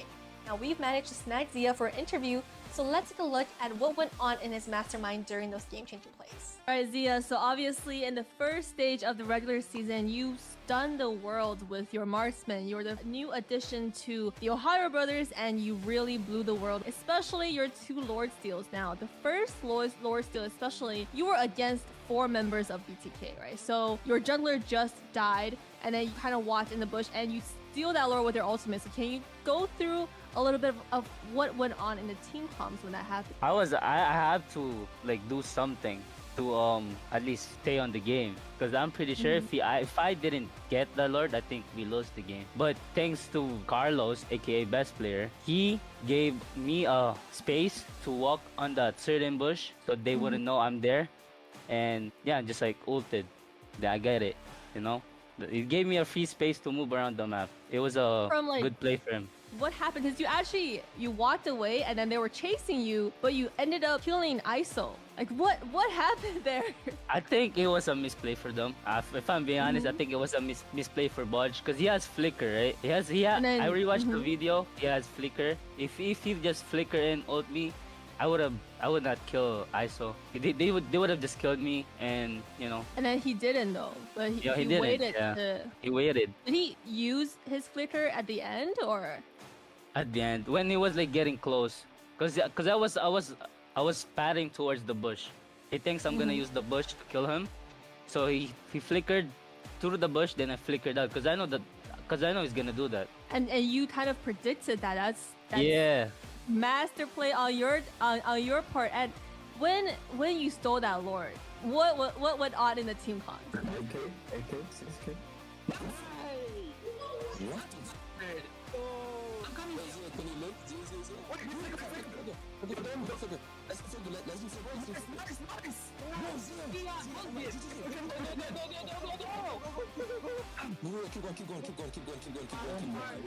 I didn't say anything. I think it was them. It was them, because I still had to focus, because like four people chasing me.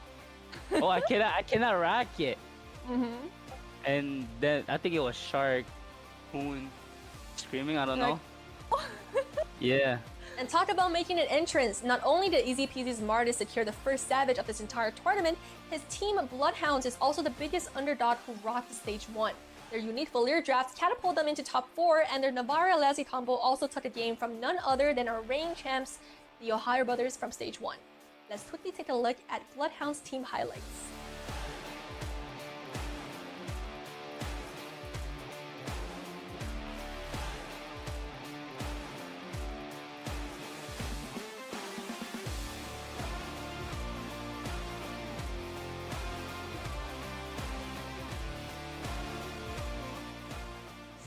Leading the pack, we've got the TheOhioBrothers with a commanding 100 points, closely tailed by BTK at 90.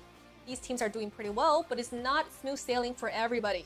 The 4 teams on the bottom tier, the KnightsofFate, Aggravated 1, Area 77, and the Night Horde, are lagging at 60 points. Now, according to our calculations, these 4 teams need to score approximately 150 points to land their playoff dreams. And that is it for the recap, guys. Stay tuned for more excitement happening this weekend as we move forward to the next stage of the NACT. Join us this Saturday, and remember, this isn't just a tournament, it's the official path to M5 and your path to glory. I'm your host Liz, and I'll see you next time.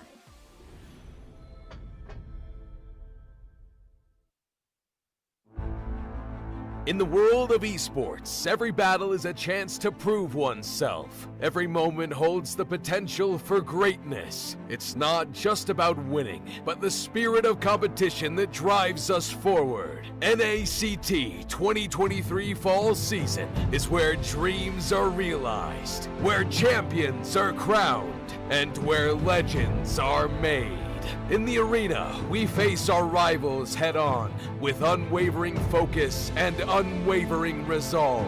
We leave no stone unturned, no opportunity wasted. BTK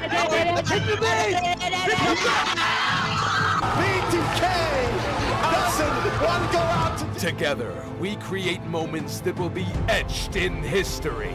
We inspire, we innovate, and we forge new paths towards glory.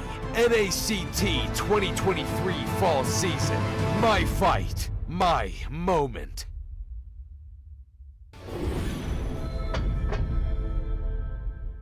Welcome to a journey through time as we delve into the transformative milestones of North American Challenger Tournament, NACT. Our story begins on April 11th, 2022, when the North America Community Tournament was officially renamed to North America Challenger Tournament. The official NA YouTube channel was also introduced, and Team A77 claimed the title of champion for the season. Fast forward to August 7th, 2022, and NACT evolved into an officially organized North American regional event. The tournament spanned 13 days of thrilling online broadcasts, with Team First Blood triumphantly seizing the championship. As we moved into the fall of 2022, the first ever offline grand final was held, taking the tournament to a whole new level. This landmark Hello everyone and welcome back to the NACT Fall Stage 2 for our final match of the evening. We've got the Ohio Brothers versus BTK. Super excited. Let us know what you think in the chat, who's gonna win. As for who we think, check out our predictions. I wonder who we have chosen. Oh, whoa. Okay. Xena still in the lead. Just for now. Wait, I didn't get BTK. Oh. Someone is setting me up in the production. Like, what do I do now? You're putting me on the spot. Dave? I want to comment on Yui here. One of us. He's finally joined the dark side here, apparently. Going with the rest of the format here, going with the Ohio Brothers. 2 votes, apparently, for BTK. Jemic, though, refusing it. We're going to see how this actually shapes out. You guys put me on the spot. Okay. Oh, that's magical. No, I want that unique. I was playing. Sorry, my bad. Okay. I'm getting too excited right now. No, I cannot wait, man. I cannot wait for first time ever. TOB versus BTK.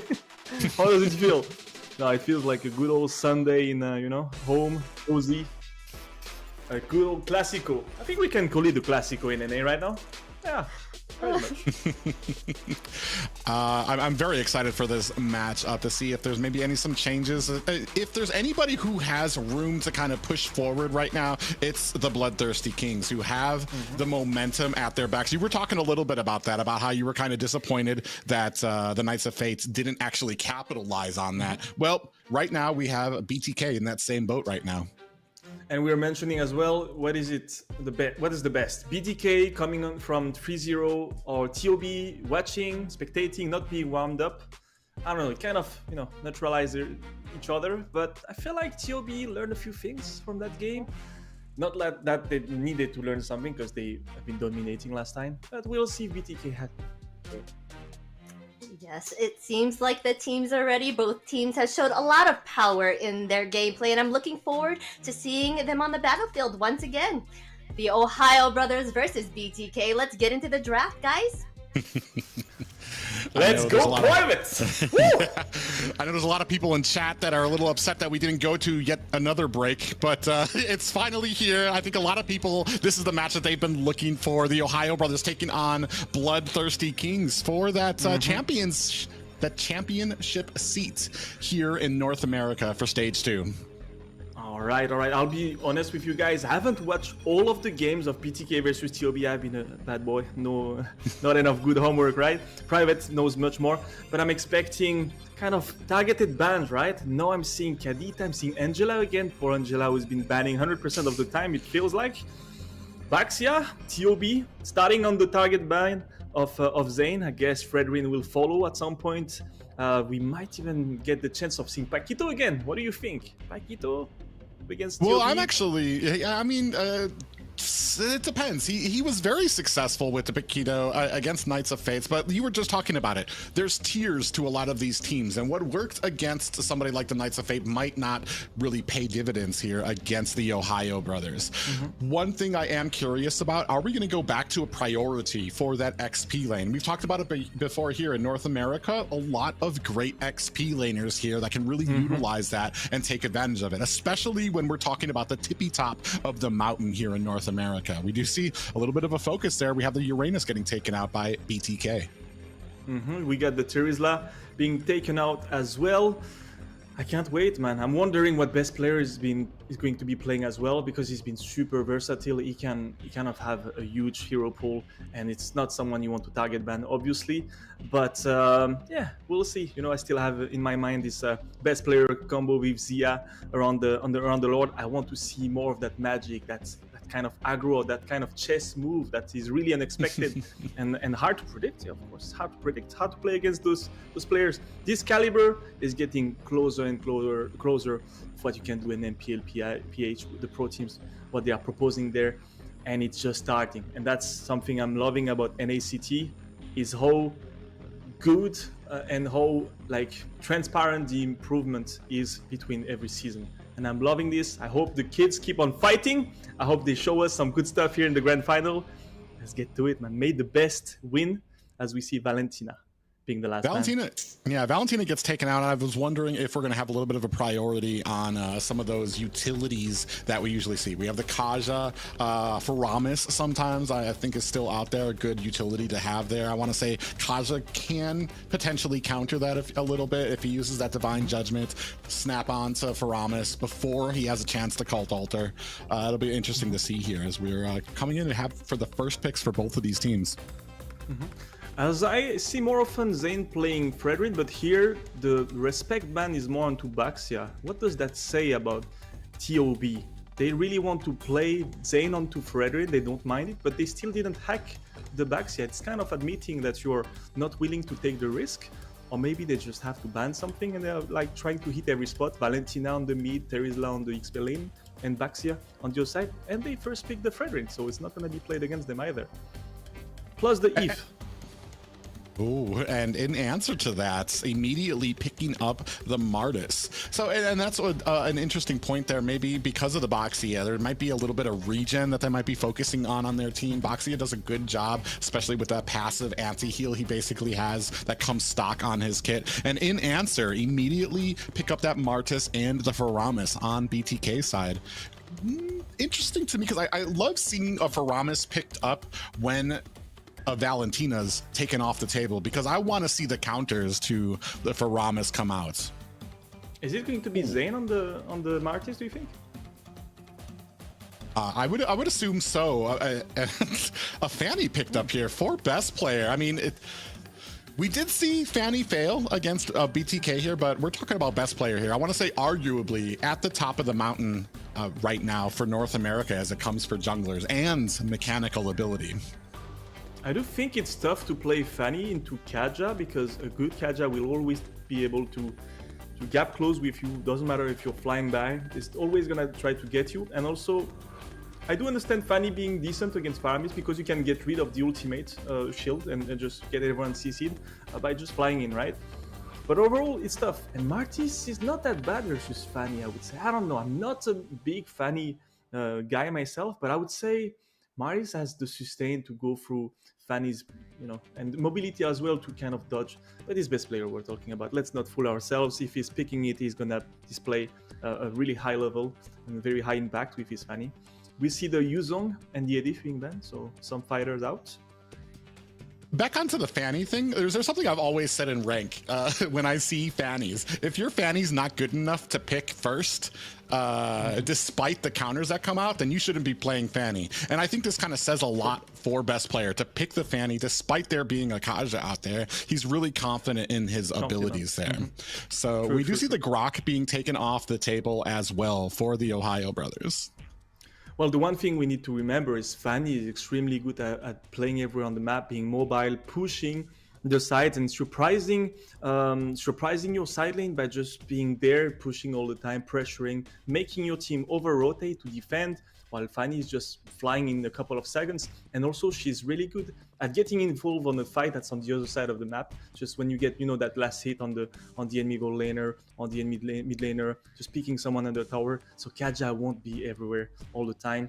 So of course it's gonna work. Of course it's gonna be efficient. But let's see how best player manages the macro. That's gonna be important. Well, and that's why the opening of these games is so important when using a Fanny. But on the other side, when it comes to early game aggression, Martis, I mean, there's very few junglers that can kind of compete with how much he brings to the table in the early game. Kind of loses it as you move into that late once players start getting that defense and everything. But we're all out of bans here, looking for the next 2 picks for both of these teams. I'm loving how the bans are so different from the other series. All the bans seems really targeted and hitting every roles, It's not necessarily we are target banning one player out of this draft. They are hitting everything. There's a bit of gold, there's a bit of roam, there's a bit of mid, there's a bit of XP, there's a bit of everything, of jungler. So that's really, really showing you the depth of understanding of each other when it comes to both teams. And we see Beatrix, but Min Sitar being picked by BTK. That's really interesting. I feel like picks for that Fanny, good, especially with that King's Calling. Does have a good counter if he can land it on the Fanny, the Beatrix, or the Fredrin. It does disable a decent amount of their kits when it comes to trying to escape from this stuff. So I do like the pick up there, especially by T returning. He's been nothing but, I want to say, inspirational right now, coming back to BTK, snatching up an MVP in their last match. We're going to see if that's going to be able, if that might be the boost that BTK needed here against the Ohio Brothers. We'll find out. They are trying things, they are switching things up. I'm liking this. We'll see how the Min Sitar get involved in team fights, because the problem when you're playing an XP pick is you also need to remember your main job is to put the pressure on your lane and then to swap to put the pressure on the other lane. You can't really get involved as much as a roamer, of course. Good XP laners manage to find the time to do so, but still with Min Sitar is quite slow to move around the map, so you can't really get him involved. And also remember, guys, Fanny can fly over the ultimate of Min Sitar, so you really need to position it properly and have the perfect timing on your combination. Otherwise, you're gonna put it in the emptiness of the map, I would say. And then Franco, Super Shark and Franco, woo!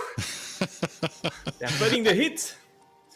Yeah, and now we have suppression for suppression, basically matching what the Blood... I feel like this is almost like a mirror match, despite the Faramis out there. You have early game aggression with both of these junglers, and then you have a suppression out there. I think it's really going to be coming down to the marksman lanes and the mid to see how this game kind of shapes up. I do believe Clint is going to be having a tough time. The good thing with Clint is he's kind of good early to late game, sure, but it's a bit hard to play around him because his mobility is not as crazy as you can think. As we get into the first game of this BO5 Grand Final Stage 2, my boys, Mobazane versus best player, TOB versus BTK. May the best team win. Private, who do you got on this first game? I don't want to give it away. My vote already went to TOB, so that's kind of what I'm looking for. As we take a look at these emblems, we do see a decent amount of agility and tenacity picked up for the side of the Ohio Brothers. So as I say that, Shark gets an early hook onto ISO. A lot of pressure onto this gold lane early, but as I was saying, tenacity, trying to stave off that early game burst from the side of the Bloodthirsty Kings. I'm wishing good luck to Iso. He's gonna have a tough time. Remember, he's not playing Iso. If he gets hooked, it's over. It's game over for the clean player here. But let's pray that Iso has the ability to dodge those hooks, because Shark is very nasty on the Franco, as you guys remember. Let's see. The first game start is going to be so important for the mental. Who gets the upper hand on this mental aspect will have the momentum going on for them for a few minutes at least, and that's the wave you want to ride. Yeah, we can see already that best players inside Bloodthirsty Kings jungle, starting to steal some farm while we're kind of macroing up right now. Zane looking for an opportunity. He's going to notice a stolen minion here. Unexpected. Ooh. We were talking about this matchup too. You see Mortal Coil comes out, but best player still able to get ahead. A cleanup by Yato. So a 1-for-1 trade. Oh, the mental game starting strong with best player getting that first blood onto Zane. lane, getting the revenge, sure, he's getting an assist as well, but best player, huh? Making those statements. He knows the rotation of Zayn is gonna be on the top side, he's waiting for him patiently, just picking that pick. Yeah, a great job right now, especially right before this first turtle comes out. I want to see who's going to kind of be the better. You do see Mielo out here on this. I'm going to go ahead and start it. Looking for some good positioning are both of these teams. It does look like it's going over to the side of BTK. Still not in a good position. Mielo over here. Big suppression. Lands Cold Alter onto Joybosh. Is that going to be enough? Another hook lands and Mielo picks up the kill. The chain CC onto Joybosh, way more than enough to picking him off here. He, I think, was trying to get either a flicker out or a flicker in to use his utility before going down. He didn't get the opportunity to do so. And best player getting ready to get that first turtle. That's not going to be resetted. Perfectly positioned for TOB to pick.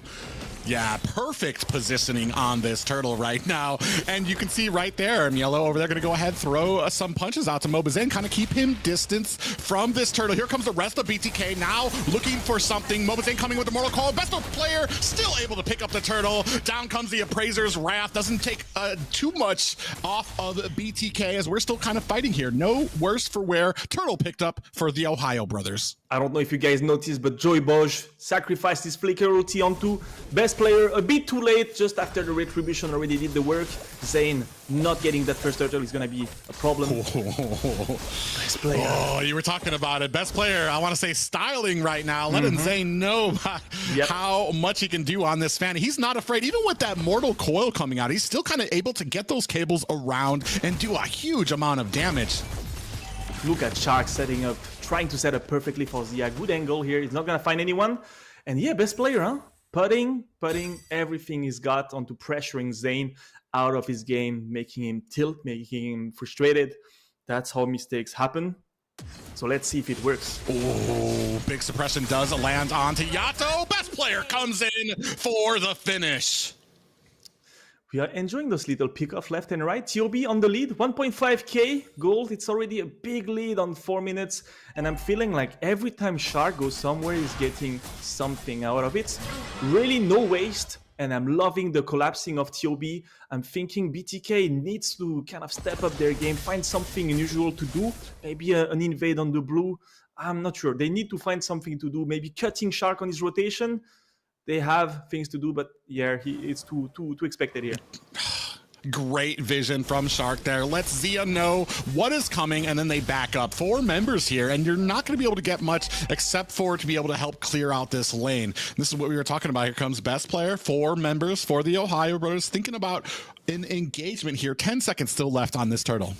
It does create a little issue. I want to see Zayn a bit more improved. Oh, Joybosh caught again. Cole Alter just a second too late. Mobazen trying to come in, make them pay for it. And Super Shark on top of Mobazen. Here comes the real world manipulation. Hoon able to take down Mobazen, which is going to set up this turtle perfectly. I actually believe that Shark had used his ultimate, but he didn't. He kept it for Zayn the whole time. 2 kills coming in from Franco's hook into the ultimate onto Zayn as well. Getting that turtle, it's going perfectly for TOB. And I'm seeing BTK trying to go forward, being very, very predictable on their movements. Mielo having a good time versus T. It's looking bad for BTK on this first game. Very one-sided early on. 3k difference, and the macro, the vision, everything is going for TOB. And Shark always finding the perfect angles. Look at this. Might get ISO. Not able to get him just yet, but as we move further and further onto the game, as we're not utilizing this Martis and getting those kills in the early game, I feel like we're kind of wasting that pick. As we move later and later, he starts to fall off and become less, I want to say, dangerous. Look at Shark. The zoning is insane. Collapsing with Hoon. Joyboy too late. It's not going to help much. I think the tower is going to go down. Denied a lot of minions from ISO's farm. Ohio brother always one step ahead. Playing chess with BTK right now. Yeah, you can see there from the items there, Zia almost at the Blade of Despair already. It's at 6 minutes. There he goes. He goes ahead and picks it up. That means he's going to be doing a whole lot of chunking. Big hook lands. Mobazen in trouble. Called Alter in for the save. You see best player coming in here. Oh, Mobazen gets a cutthroat for his efforts. Best player with the kill there, and potentially a mid tower for their efforts. That's the thing I was scared of, was having Faramis being completely nullified by Fanny, just coming in, like destroying the ultimate of Faramis and rendering it pretty much useless because Joy Bosch already had used his own suppression, couldn't help out on getting best player, and the collapses of the TheOhioBrothers always really well timed. I can't make it clear enough. They are timing their collapse as a team at the perfect time, and it's tough, it's hard. Game is going too fast for BTK right now. Yeah, too fast right now. 1-7 for the TheOhioBrothers, 18 to 23K right now. And I'm wondering what BTK needs to do to kind of take this back. This is almost like the opposite of what we saw from the KnightsofFate here. Once your opponent starts to get rolling, there's very little mistakes coming out, especially with Shark basically around every single corner. Oh my God, even with the Kings calling out, best player able to pick up the kill onto T. We have another engagement here. Hook lands on and a suppression takes down ISO. Zia with the kill. Mobazane trying to get the flank onto this. TOB overcommitting. We get Hoon ultimating, zoning well. Yeah, we do have that real world manipulation. Zia on the other side, gonna make them pay for that Cole Alter. Best player coming in, a double for him as Mobazane finds a kill onto Zia. Shark on the other hand, he really wanted that kill, but Zane gets taken out beforehand. The center of TOB, the team, like Hoon's combination, Hoon best player, Shark is working so well. Like I said, they are perfectly synchronized. It's just not letting any time for BTK to breathe and think about what's the next step. They don't get time to think. They don't get to be proactive. They get only to react. And that's the issue here. What do? You're only reacting. You're not proposing anything. So you're never ahead. That's a big issue. 8 minutes already, the first Lord going down, 12-2. Such a big gap. It's hard to watch, but I truly believe the mobility from Fanny, best player being everywhere on the map at all times, making it so hard for a team against it to build up any momentum. Yeah, not just that, but we've kind of shut down all the angles, all of those little boxes that BloodThirstyKings needs to check to be successful. Even ISO having trouble in his lane right now, mid having trouble as well. They basically kind of shut down all of these angles that they have. T in a decent position on the back. He's gonna go ahead have to oh, Mobazane actually getting slowed there. The rest of TOB looking for a tower. They're probably gonna think twice about this. That's a lot of members of BTK. Ooh. I feel like Joy Bosch came in with the conceit, maybe could have tried something, but I have this feeling Shark was aware of this, so he didn't go for it. What do you think? BTK taking a bit more risk or waiting to get picked up? As we say that, another pick. Mobazane in trouble. Cult Alter is going to be able to save him, but here comes the real world manipulation. Zane trying to escape is not going to be able to. Mielo able to pick up the kill, and here comes best player. Oh, gets taken out. I believe that's his first death there, going and awarded to Joy Bosch. Oh, second death. Second death, but still a big shutdown. I think best player is taking some liberties here. He's really trying to just hardcore dive this. He doesn't care. They just want to get the best outcome out of this first Lord pushing here. And honestly, they are going really quick. But Shark is finding crazy angles. It's surprising how he is never expected because he's never in the same spot. He's always kind of the bot lane area, you know, in the enemy jungle, but he's never in the same bush. Never. And he's always get those hooks. It's like he knows what's gonna happen, you know? It's like he knows the path of every enemy player at all times. And that's an amazing ability for a roamer, especially when you're favoring roaming that pick-off players. Yeah, Shark is basically every roamer you hate to see in ranked. That is just every single angle. They catch another hook and a suppression. Zia with the pickup onto T. Cold Ultra just a little bit too late. Joy Bosch looks like he might be. No, actually, he's going to be getting out of there. Mielo comes in there, is looking for the taunt. Hook does go wide. Joy Bosch gets taken out by best player. Now set his sights onto ISO and another kill. A double for best player. Ooh, Zane trying to make them pay for it. Look at the taunting by best player. Recalls are out. Immortality for Super Shark has been activated. That's a complete wipe for BTK. I'm speechless, man. Best player playing so good on his Fanny. I was expecting him to show up big time today because this is the big day of the stage 2, but this is crazy. Wow. Ooh, a nice little hook there, followed up by the Kings calling. Zia still able to find the kill. T takes out Super Shark. Zia finds the kill onto Yato. Now we are moving on to these towers. I'm wondering if BTK has enough in the tank to kind of stop this. 2 members out there still, and it does look like the Ohio brothers are going to go ahead and retreat. Props to T. Good idea, too late in the game. It was not the moment because they are just way too behind economically, and they didn't hit any of their power spike that they need to hit. Aizo cannot get enabled yet. Joybosh is only reacting with his ultimates because he doesn't have a choice. This is a free lord for TOB, and they are looking so strong today. I was expecting BTK to maybe have something in store, but I think it's not necessarily the draft the issue. They really are playing against a team that have an amazing center, you know, and for me the center is the 3 picks that you play around the mid, around the center of the map. The jungler, the mid, and the roamer always getting involved together. TOB playing so good on this, and BTK is not finding any solution. What to do here? Honestly, it's tough.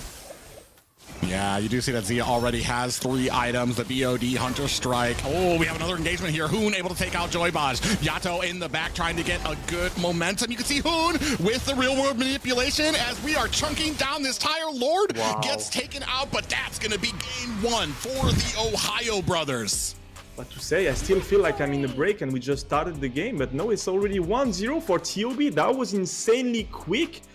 And if you guys, as viewers, are thinking that it was quick, trust me, BTK felt it was even quicker because when things go wrong, they go extremely fast.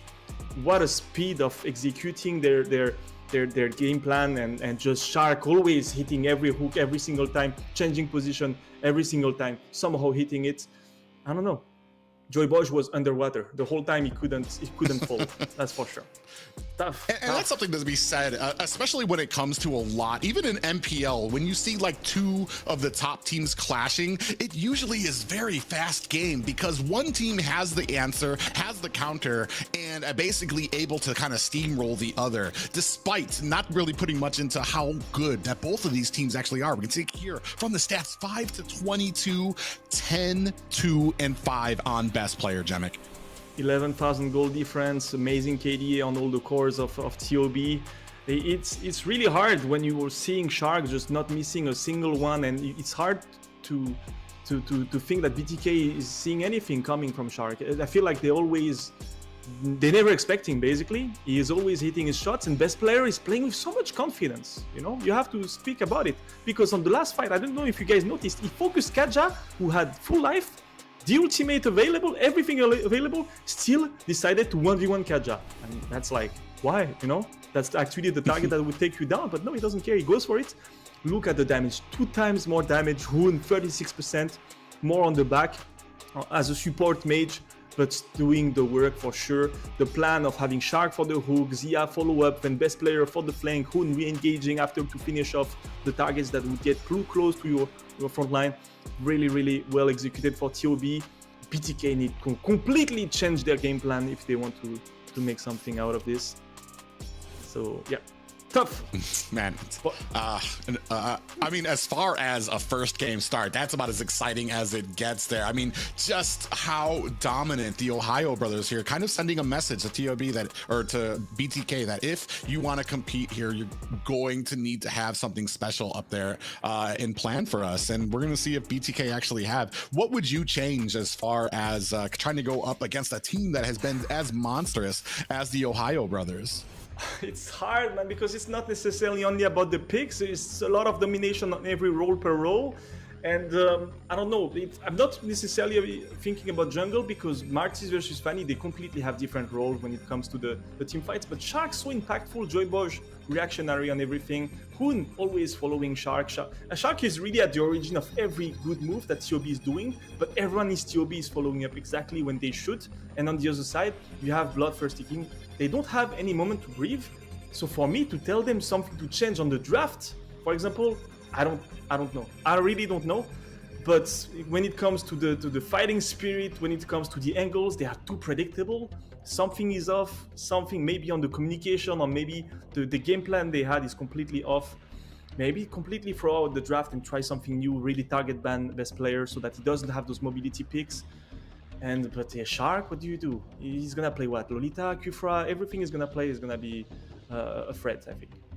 But definitely Franco. Yeah, I definitely like, especially that key point. Shark has been at the center of a lot of these, especially on somebody like Franco. I mean, I say Franco, but like he is amazing on basically anything that as a roam that he puts his hands onto, finding some great angles, always in a great position. Even Shaki, I mean, I want to say Mobazane's not a slouch in the jungle. He's great when it comes to reaction. He knows how to play the game. He doesn't move in predictable patterns. But Shark is always there. He found I want to say at least 3 hooks on a Zane there, and maybe has his rotations down. So they played together for such a long time. I do believe that it builds some extra ability to predict a particular player when you've been playing with him and you understand how he's thinking. Yeah, it's pretty scary if I'm Zane to face a guy who's been playing with you and now playing against you, and it feels like he got you figured out more than you probably know yourself. You know, it's kind of bringing the spotlights on some weakness you might have, and you might have to. But overall, like, it's just Shark. If you think role per role, it's also Joyboy's job to kind of balances out the enemy roamer, but better ban that Franco like they are doing. I'd rather do this because it's not the right moment to figure out how to counter Sharks. Franco, really not. And on the other side, you got what? You got Baxia, Terizla, you got Yuzong, TOB picking that Fredrin. Okay. Could be again on the side. Interesting too is last time I believe in the first draft there was a focus that was put onto Angela. I don't think the Ohio Brothers have actually used Angela, at least in the NACT, that I've seen to a super huge success with it. They did ban it out, which means it is open. So I'm wondering if we are going to see it from the Ohio Brothers. I like Yellow's plan here, though. I like the Fredrin pickup. Yellow's great on it, especially in the XP lane. Great setups for his team to kind of help with the peel, help with the stuns and the CC to slow them down so his team can kind of get those ganks. And it takes away something from Zane's arsenal. We'll see, man. The Angela is open, like you said. There's BTK or the Ohio Brothers teams that will play it. I'm not sure. We do see Yato getting his Valentina. That's something important. He was banned in the first game, and they know Yato is a very good expert in Valentina. We see that Grok, of course, Private. I see you smirking. You're gonna mention that. I don't mind. Okay, it's Josh Bosch. He played it amazing earlier. But that Angela Fredrin is a bit nasty, of course. But any fighter team with an Angela as a roamer is gonna be impactful. I'd like to see BTK with something a bit more special on the gold lane, something that's harder to gank and harder to set against, rather than playing a marksman. I want them to try something a bit crazy. I don't think they will do, because usually when the team is getting dominated, they just go back to basic stuff rather than playing something risky. Angeline here with his man, it's going to be a whole lot of mess, and we're about to find out probably why the Angela was banned in that first draft here. And we've seen it before, even in MPL. Angela mixed with the Heart Guard onto the Ling when he comes in, he's almost nigh unstoppable, as he's able to kind of get those swords back and then go back into the Finch pose and disappear into the night back up on a ledge somewhere. But that's the thing with TOB right now. Yes, the Fanny's banned, but isn't it the same? You know, with the Ling, it's gonna be the same. It's gonna be a lot of rotations on the side. It's gonna be Shark setting up on the gold lane, and Ling popping out of nowhere in 2 seconds, getting that kill, securing some towers when the fight is happening on the other side of the map, getting involved on the turtle and Lord all the time very quickly. You know, this mobility junglers is just bringing this ceiling I was mentioning earlier so high that it's hard to counter if you're not very, very prepared to play against it. And I feel like for now, BTK didn't break the code on and best player is gonna get again the perfect scenario for himself. We see Lapu. And even in the unlikely chance that best player gets shut down early, gets behind, Ling still has that ability to split push, get everywhere on the map while still getting back to the objectives to potentially steal a retribution or something like that. Great and a strong pickup here for the Ohio Brothers. We're moving into the second round of bans here. Kadita taken off the board for Bloodthirsty Kings. I'm liking T on Lapu Lapu. I remember him being very impactful with it. But the problem is Lapu Lapu kind of struggle to close the gap with Ling in any situation. If you're a really good Ling, you're going to be very slippery and Lapu is not going to do anything to you. And I still believe best player is a huge threat. Yes, you want to kind of target Zia. He's going to get the marksman. Lapu is amazing for this. But I feel like they need to, you know, commit more picks onto countering best player most of the time. I want to see what Shark is going to be doing with Angela. Because he comes from a pick like Franco towards a supportive roamer healer. It's completely different. It's not gonna be like crazy hooks left and right. Is it better? Is it worse? Not sure. Well, I do know he's got a great awareness, a great that sense we were talking about when it comes to noticing what's going on in the map, where he can benefit the most from, and especially with using that Hearts card. I do agree. It's almost unfortunate to see. I feel like Angela's not really that micro-intensive hero that we love to see those flashy plays from on Shark, but I do feel like Shark can probably utilize it as best as anybody could here in North America. We do see for the Ohio brothers that Brody and Martis getting taken off the board there. So yeah, Angela is not necessarily the best skillful hero as a roamer, but she does have utility. A lot of people think that because her skills are pretty easy to understand, there is no depth to the hero, but I feel like the timing, like if you combine being a roamer with an amazing game sense and prediction abilities, your timing on Angela is gonna be actually much better than a guy who is just playing Angela like an average way.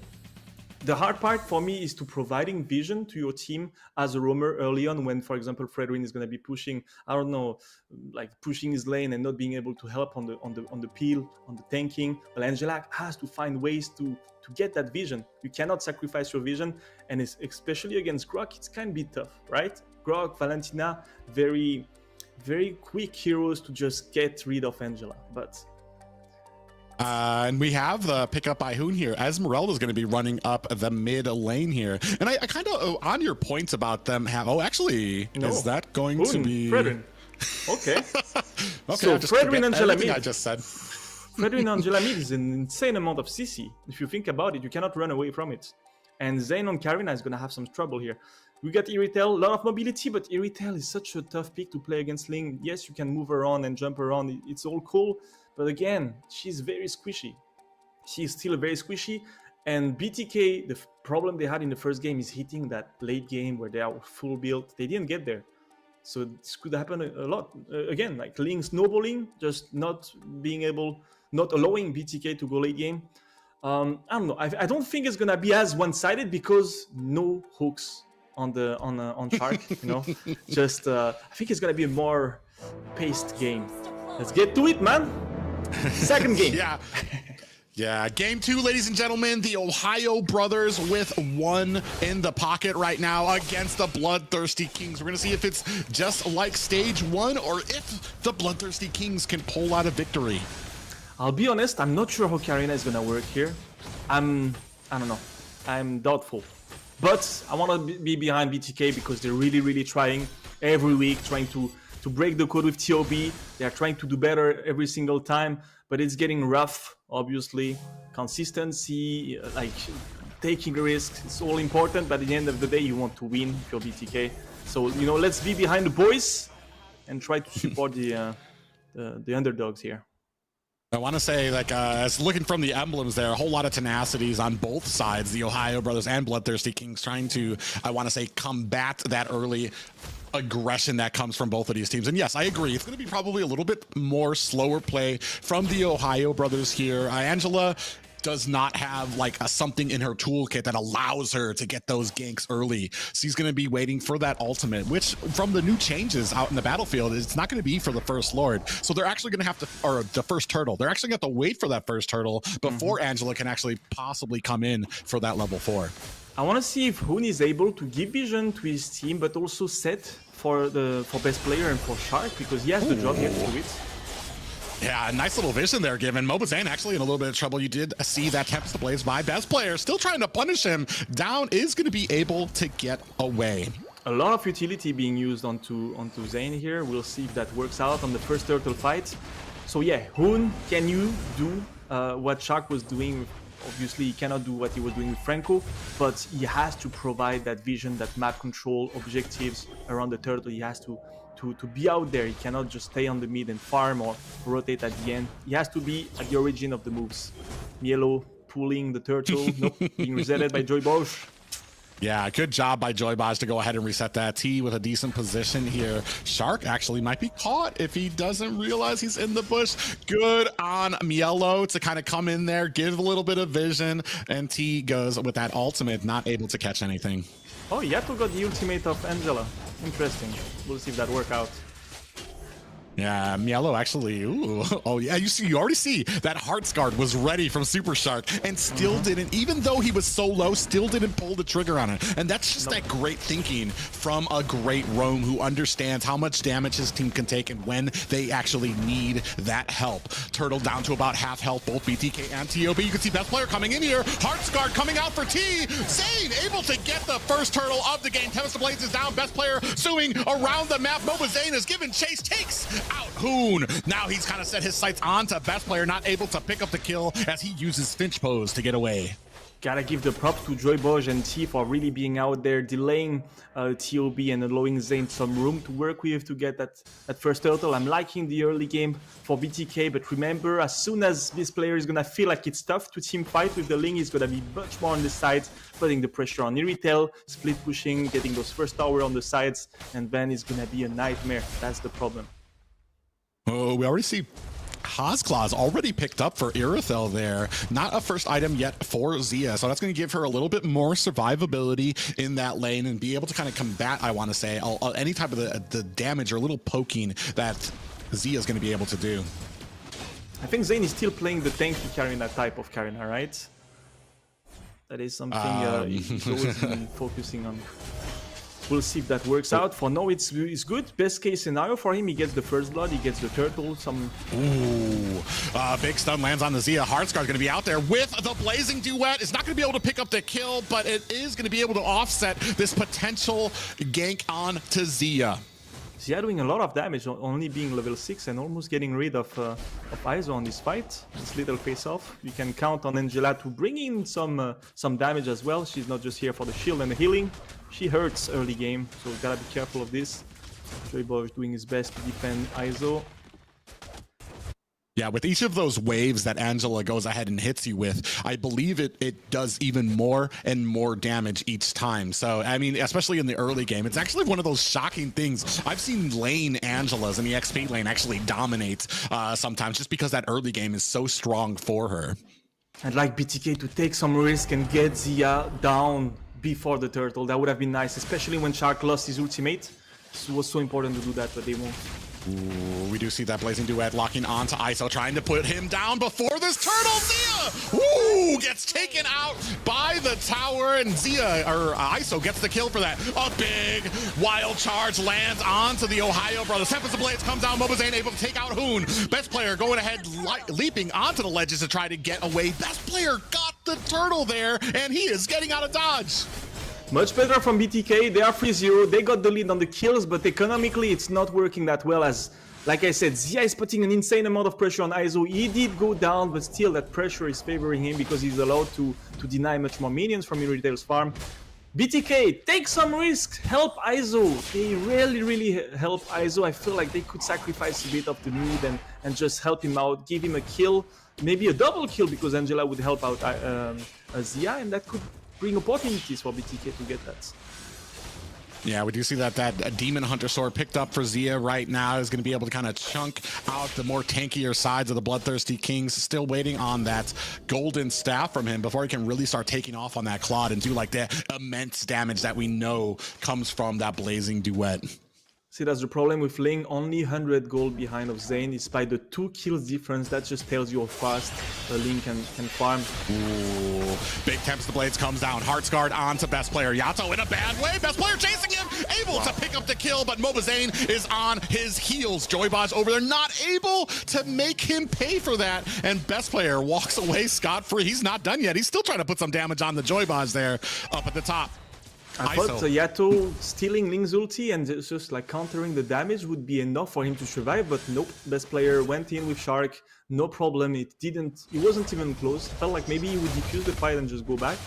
and he went for it, and that paid off. Best player really, really good at understanding the limits of his pick, and that's what makes him very scary and probably on par with the best Filipino junglers. So good job, Carlos, honestly. Impressive.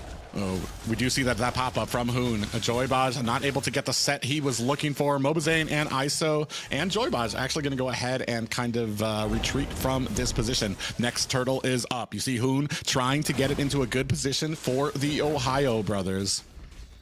Oh, Yato getting picked on the mid again. Oh, yeah, we do have Tempest Blades coming out there. Best player able to find a kill right before this turtle. Actually, the turtle gets reset there, so I love the extra, I want to say, engagements around the map. You pull out turtle, but then you focus on into mid lane, almost like a little bit of a bait. I got a hot take, but let's see the fight.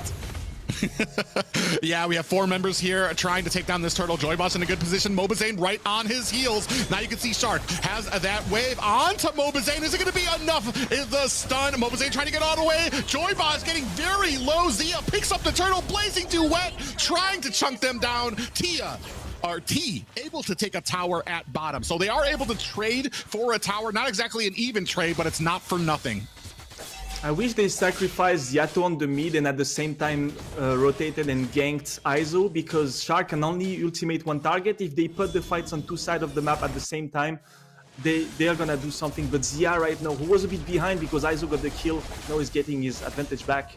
I'm not liking this. I need BTK to understand. They gotta sacrifice this mid. Let best player do his thing against Yato. You know, wish the best to Yato, but help ISO. He was on 1-0. He was doing good defending 1 versus 2 most of the time.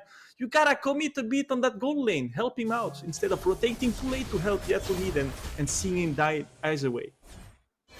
Well, ISO still has his deathless for this matchup right now. And while he is deathless, I agree that he is kind of getting out-farmed here, especially by Zia right now. While the stats don't speak in the favor of Zia, the gold probably does. For sure, because he's been denying a lot. He's been pushing retail out of the waves a lot of times.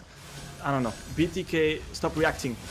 Trade something. Ooh, speaking of which, we do have a wild charge that pops up. Best player, he's not done yet. Tempest of Blades comes down, locking onto ISO, but best player thinks twice about it. Has the heart guard onto him. He comes in. Just kidding. He's out with a Finch pose. Big pop up onto Hoon. Hoon gets taken out by Mobazane. He's on a roll right now, looking for the kill onto Zia. Is not going to be able to find it. Oh, Shark on the other side, still trying to put on the damage onto Yato. Has that slow, as Yato's going to have to use that double dash to get away.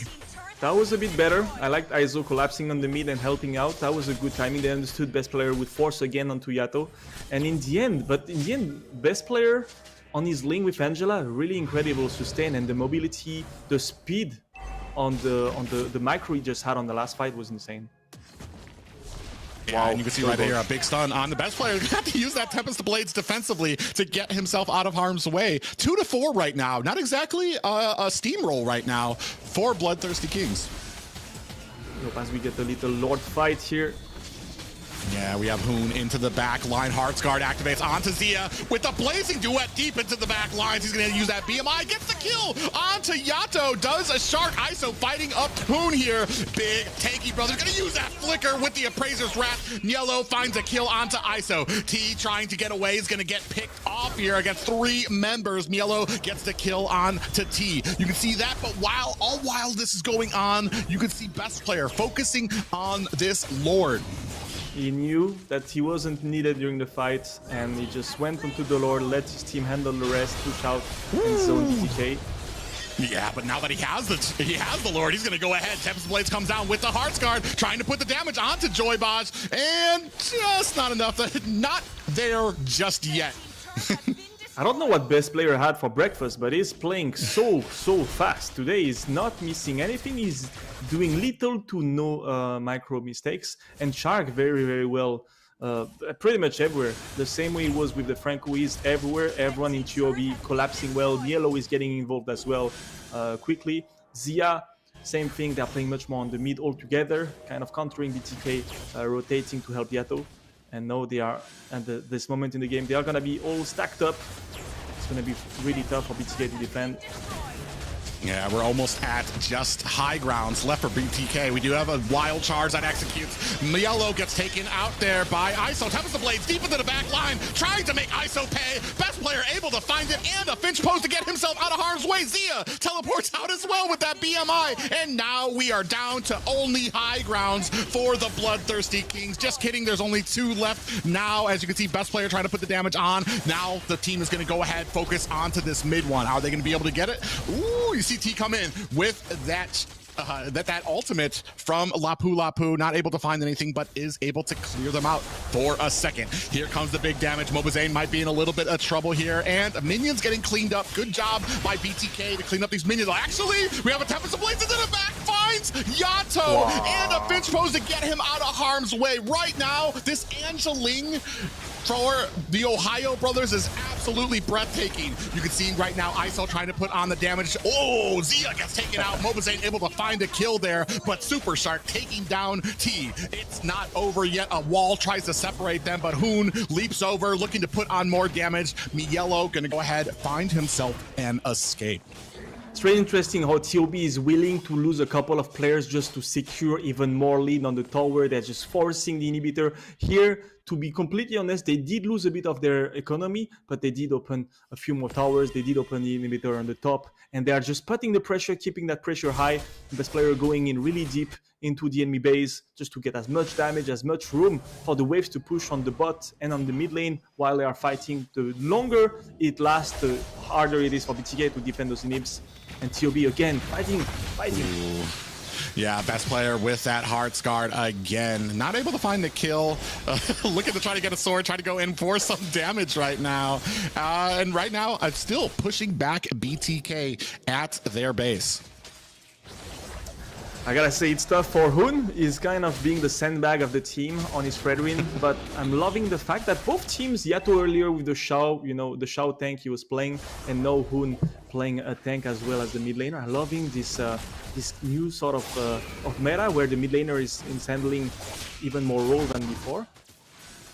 It's great to see the flexibility from both teams. Joybaj actually gets caught trying to get his team some vision, gets picked off by Mielo. Mielo goes ahead using that Falling Star Moon to zone out the rest of BTK. While best player trying to get this purple buff, he is able to get it, and all this happening while the Ohio Brothers still working on this Lord.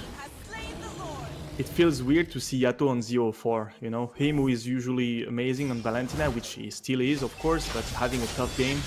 Best player. Oh my god. Tempest the Blades comes down, lands on to Yato. He's going to go ahead and get himself back to safety. In the front line, Mielo and Hoon here trying to go ahead get that flanking push onto BTK while the mid tower goes down. Now we have minions crashing at mid and a Lord coming up at top. They didn't wait for the Lord. I would have expected them to synchronize the wave maybe, but no, they just go for it. They just try to get it as early as possible. Might backfire, so be careful. You really want to have those towers hold down.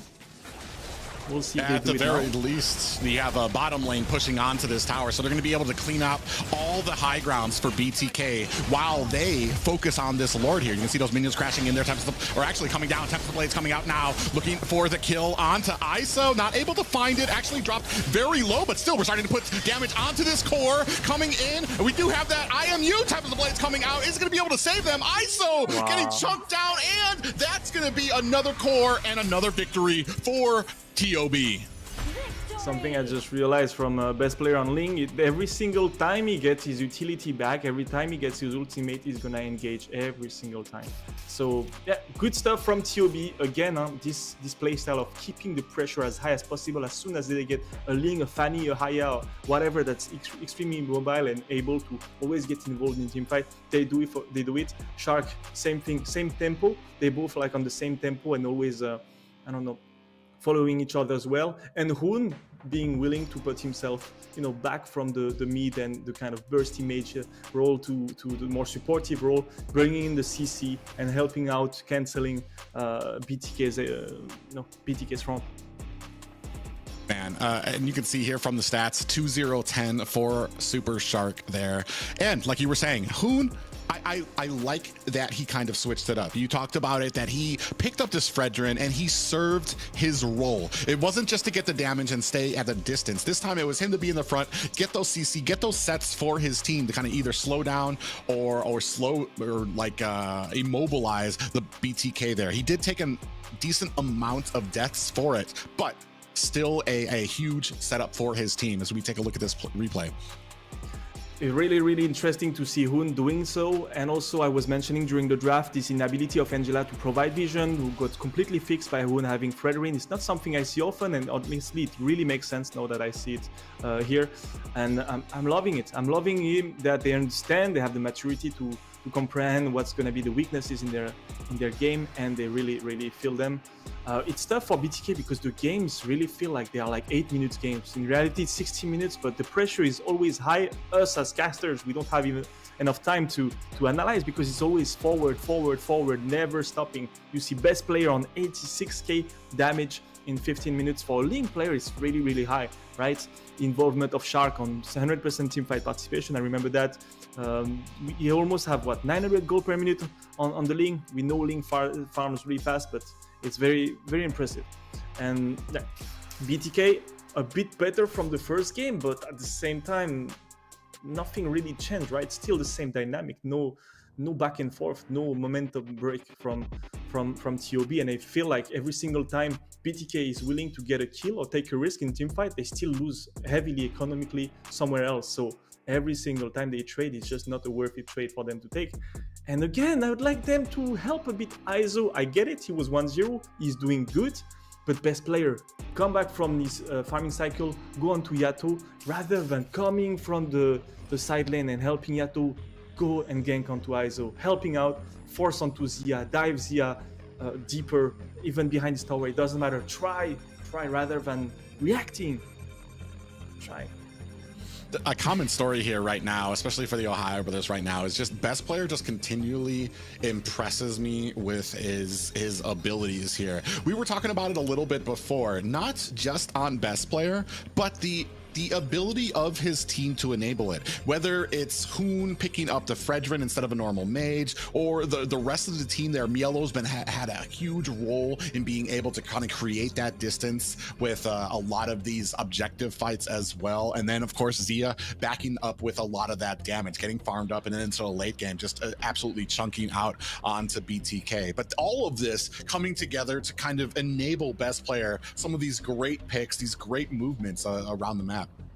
Listen, you can be mechanically really good because you're practicing a lot, but there is one thing that you cannot enable all by yourself, is having the confidence to trust your teammates and take risks that are insane, and that even an experienced caster or an experienced professional player watching this would be like, oh, he's gonna die, he's gonna go down, right? And he doesn't go down because he's really playing with the limits of his maximal impact on the fight and going behind the inhibitors, not caring, just going 1v5. Shark is helping him out. This amount of confidence comes from trusting your teammates at a really high level. Trusting Shark in this case, because Hoon is a bit further away, so he can't really help out when you see best player going into the base. This is amazing, but this comes from hard work and really kind of introspection, a lot of introspection, understanding what it takes to get there. As we see the bans, we see Fanny, Angela, and Franco from BTK. A lot of frustration. The Ling is again open. I don't know, man. The Angela is not there, but I don't think best player will dodge it. And Terizla, Uranus, and Pax. Yeah, and interesting here, we still have Valentina open, we still have Kadita open right now, some very strong mid lanes, and Mobazane finally able to go ahead and get that Fredrin locked down. It's been refused both times by the OhioBrothers, picked up first by Mielo and then second by Hoon there. Well, if TOB picks again Ling, I don't see how Fredrin is really doing much against it, and I feel like Shark would be the kind of guy to actually pull a floor in. So I don't know. I'm not sure if TOB is gonna be like on the same trajectory they have been playing in the last few games, or if they're gonna try something different. I wouldn't see what would prevent this player to play Ling, and I just don't feel like BTK is ready yet. But they pick the Kadita. All right, Kadita and Lap. Interesting. Yeah, Lapu especially being one of the stronger fits for T right now, so they're going to go ahead and take that away from him. And here's the different thing is I've always been kind of weird when it comes to teams taking away picks from the enemy.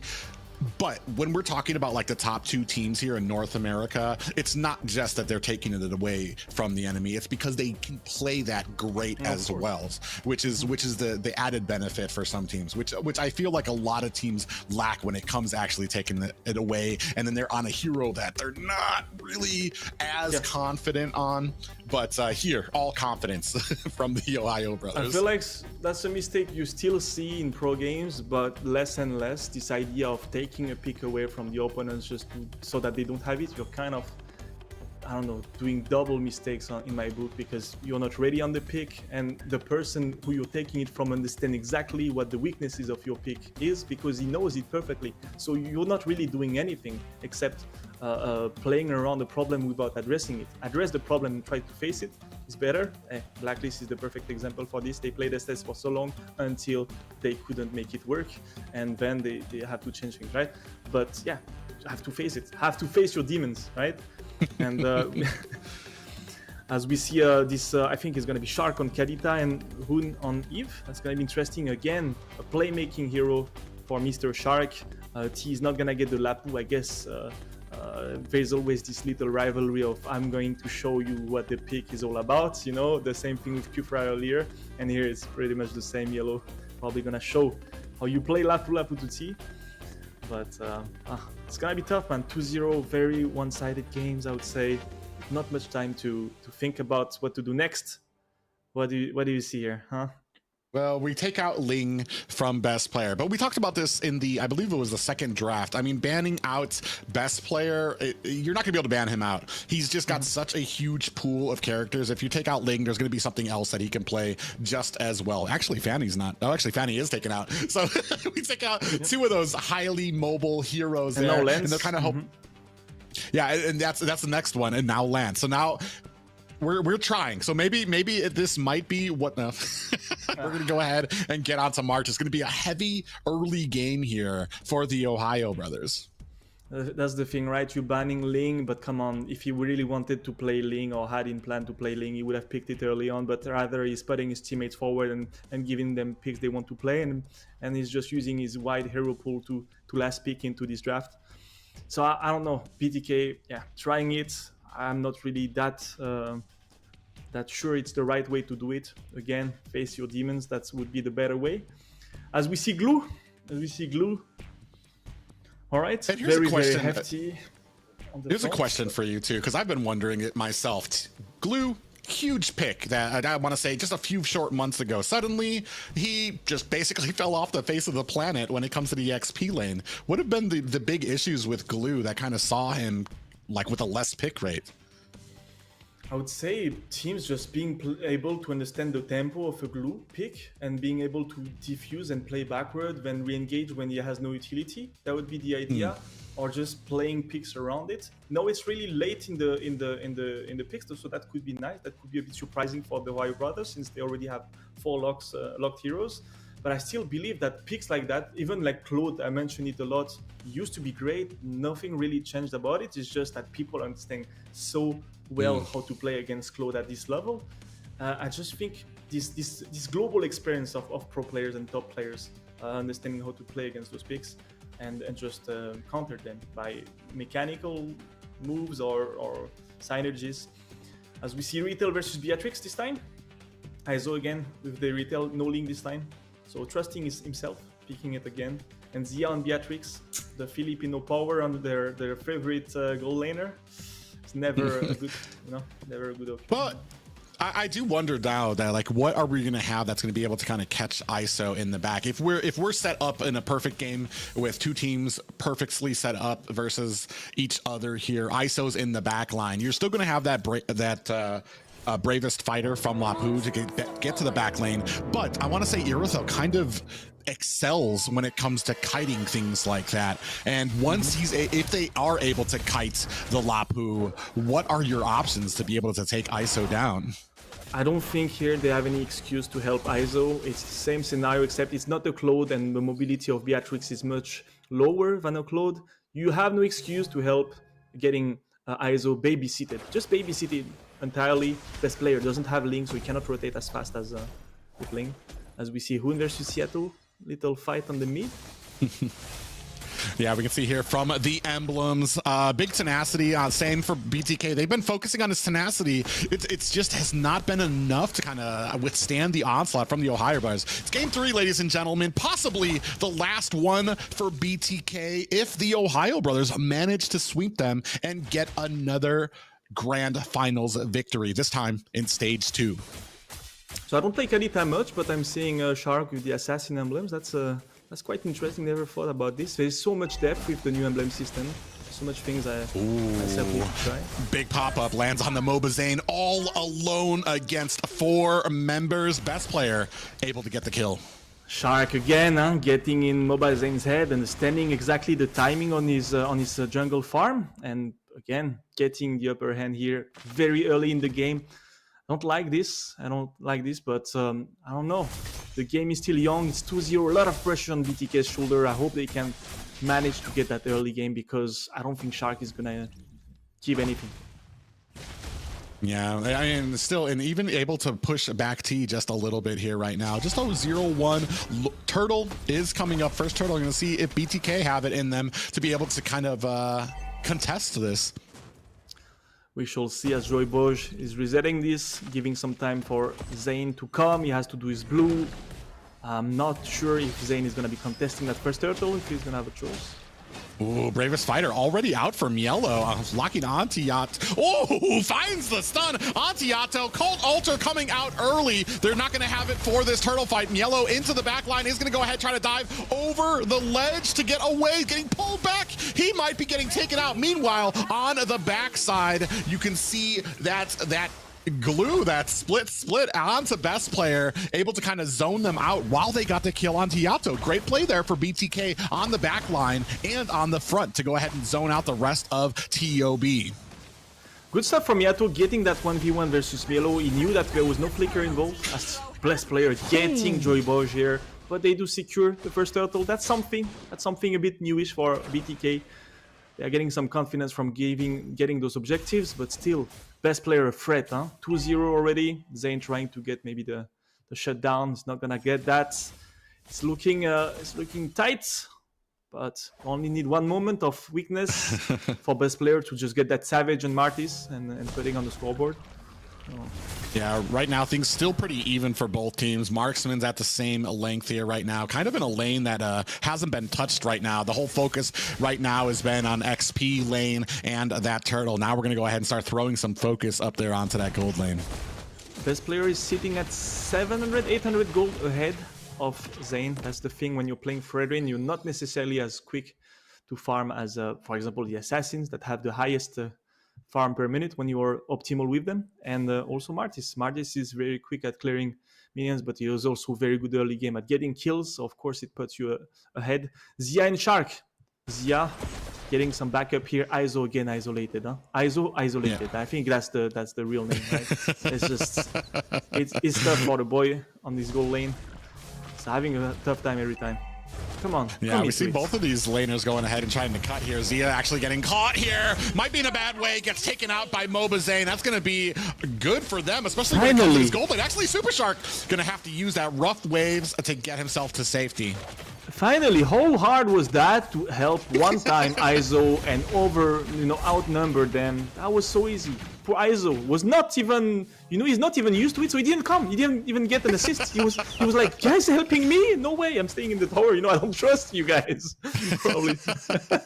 And now they're able to take off a huge amount of that gold. Best Player waiting for Mobazane. I think Mobazane said something, but he's in a sandwich in between TOB members right before this turtle. He's going to be able to leap over that ledge. Shark comes in, throw some damage out there. Best Player going to go ahead, throw some out as well. 1/3 left on this turtle. Here comes the real world manipulation. Best Player able to pick up the turtle. JoyBoj getting picked down right now. We have that Cold Altar has been activated. JoyBoj goes down. Best Player finding the kill. Mielo comes in, misses. The the stun there. Mobazane able to get away. We do see that Void Crystal going ahead, slowing down Yato. T comes in. Yellow in a little bit of trouble. Is going to create some distance. Super Shark finds a kill onto ISO, and T on top of Yellow finds a kill for Bloodthirsty Kings. A lot of mistakes I saw on this team fight. So Joybosh utilizing his ultimate too late when best player already Retribution the turtle again, second time in this series. ISO not getting involved even though he was close to it, not knowing that Shark doesn't have his ultimate, and it just didn't get involved. He should have. It should have been known for him that he's safe. And yeah, we are going to use that Mortal Coil for best player to get away. Zia actually gets caught here. Might be in a bad way. Gets taken out by Mobazane. We are still... Oh, we're not fighting just yet. TOB is going to create some distance there as that Litho Wanderer picked up for BTK. I'm liking what BTK is doing. They have some sort of, sparkles of good stuff. I want them to, again, push that gold. Push that gold, play around him. It's working much better for them. And best player doesn't have these mobility picks where he can really always back up his team. Just outnumber Zia once more. He's 0-2 and ISO 0-1. It's a bit tough for the gold laners, but at the end of the day, it's all about the farm. And the goal is pretty even on both sides, which is new in this series. Joyboy, missing a bit of his engages though. Ooh, best player is going to go ahead and bait out that Cult Altar from Yato, while the rest of the team looking to try to take down this tower. Best player using that Mortal Coil to get away from the CC of Mobazane, but on the back line, T looking for the flank is not going to be able to find it. Super Shark getting pushed out by Zane. We have a concealed play. Joybosh with a huge set on the TOB. Here comes the real world manipulation. Mobazane finding a kill onto Hoon as we go into the next turtle that just spawned. Mobazane actually half health, 10% down. It does get a pop up, and Mielo able to find the kill onto Mobazane. They win the team fight, but unfortunately unable to protect Mobazane before this, as this turtle comes up. I feel like they collapsed with each other a bit too late, and they don't follow up with getting an objective or really sticking together. They kind of spread out when they have done something good. Here, ISO came in at a decent timing. He should have been there earlier. I feel like BTK, they are finding a better tempo this game. Joybosh finally getting some good engages. I want BTK to collapse at a more synchronized timing and playing around ISO.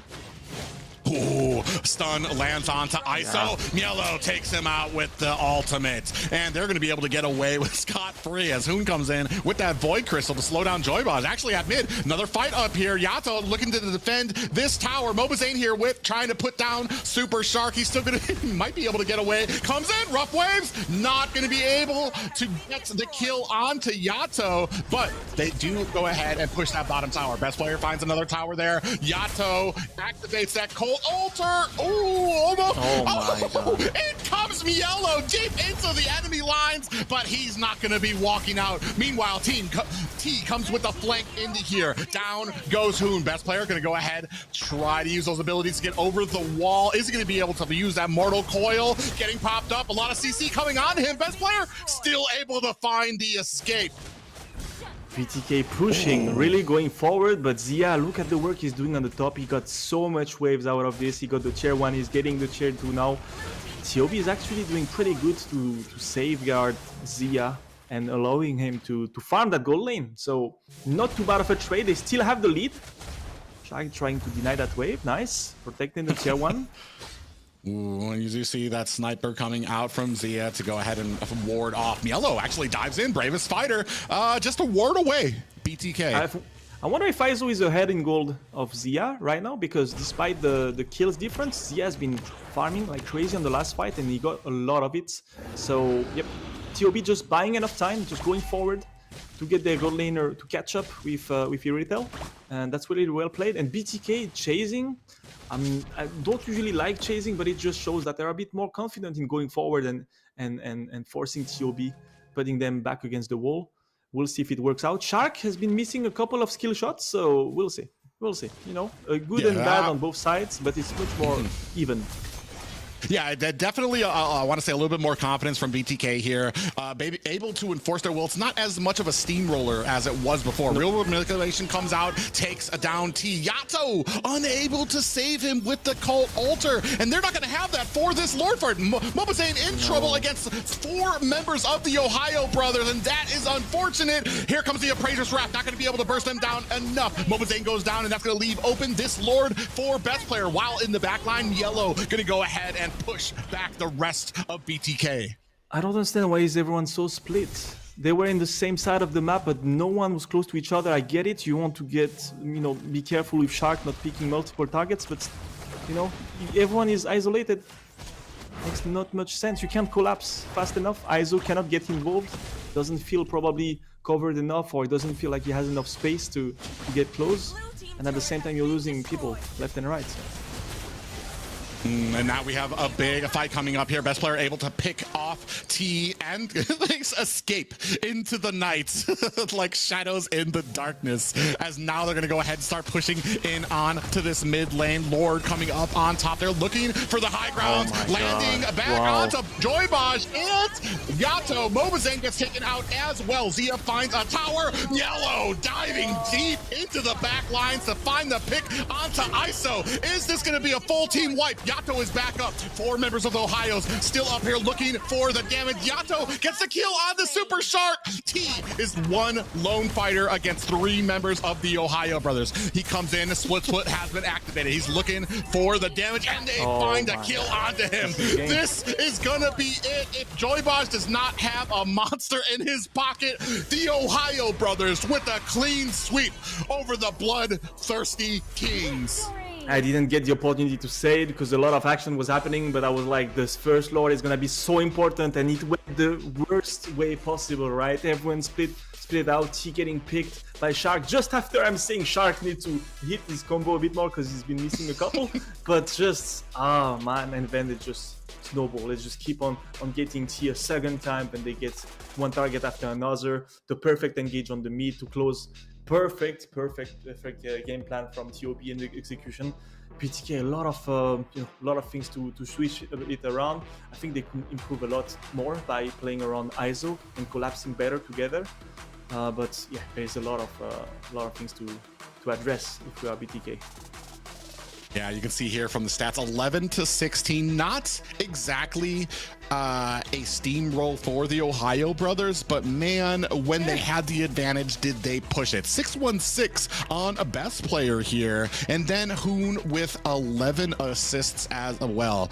I want to say Shark, he still had the assists in there, but it did seem like he was missing a few of those, but still, I mean, the level that Ohio Brothers are playing at here, especially in North America right now, so far, I want to say, above most of the competition that we have.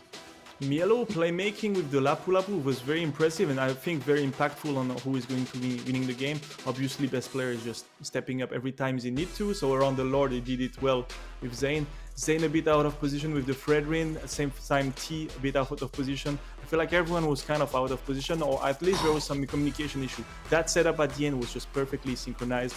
Good tempo, and I like the fact that they are forcing like this. They are forcing because they know the Lord is gonna push.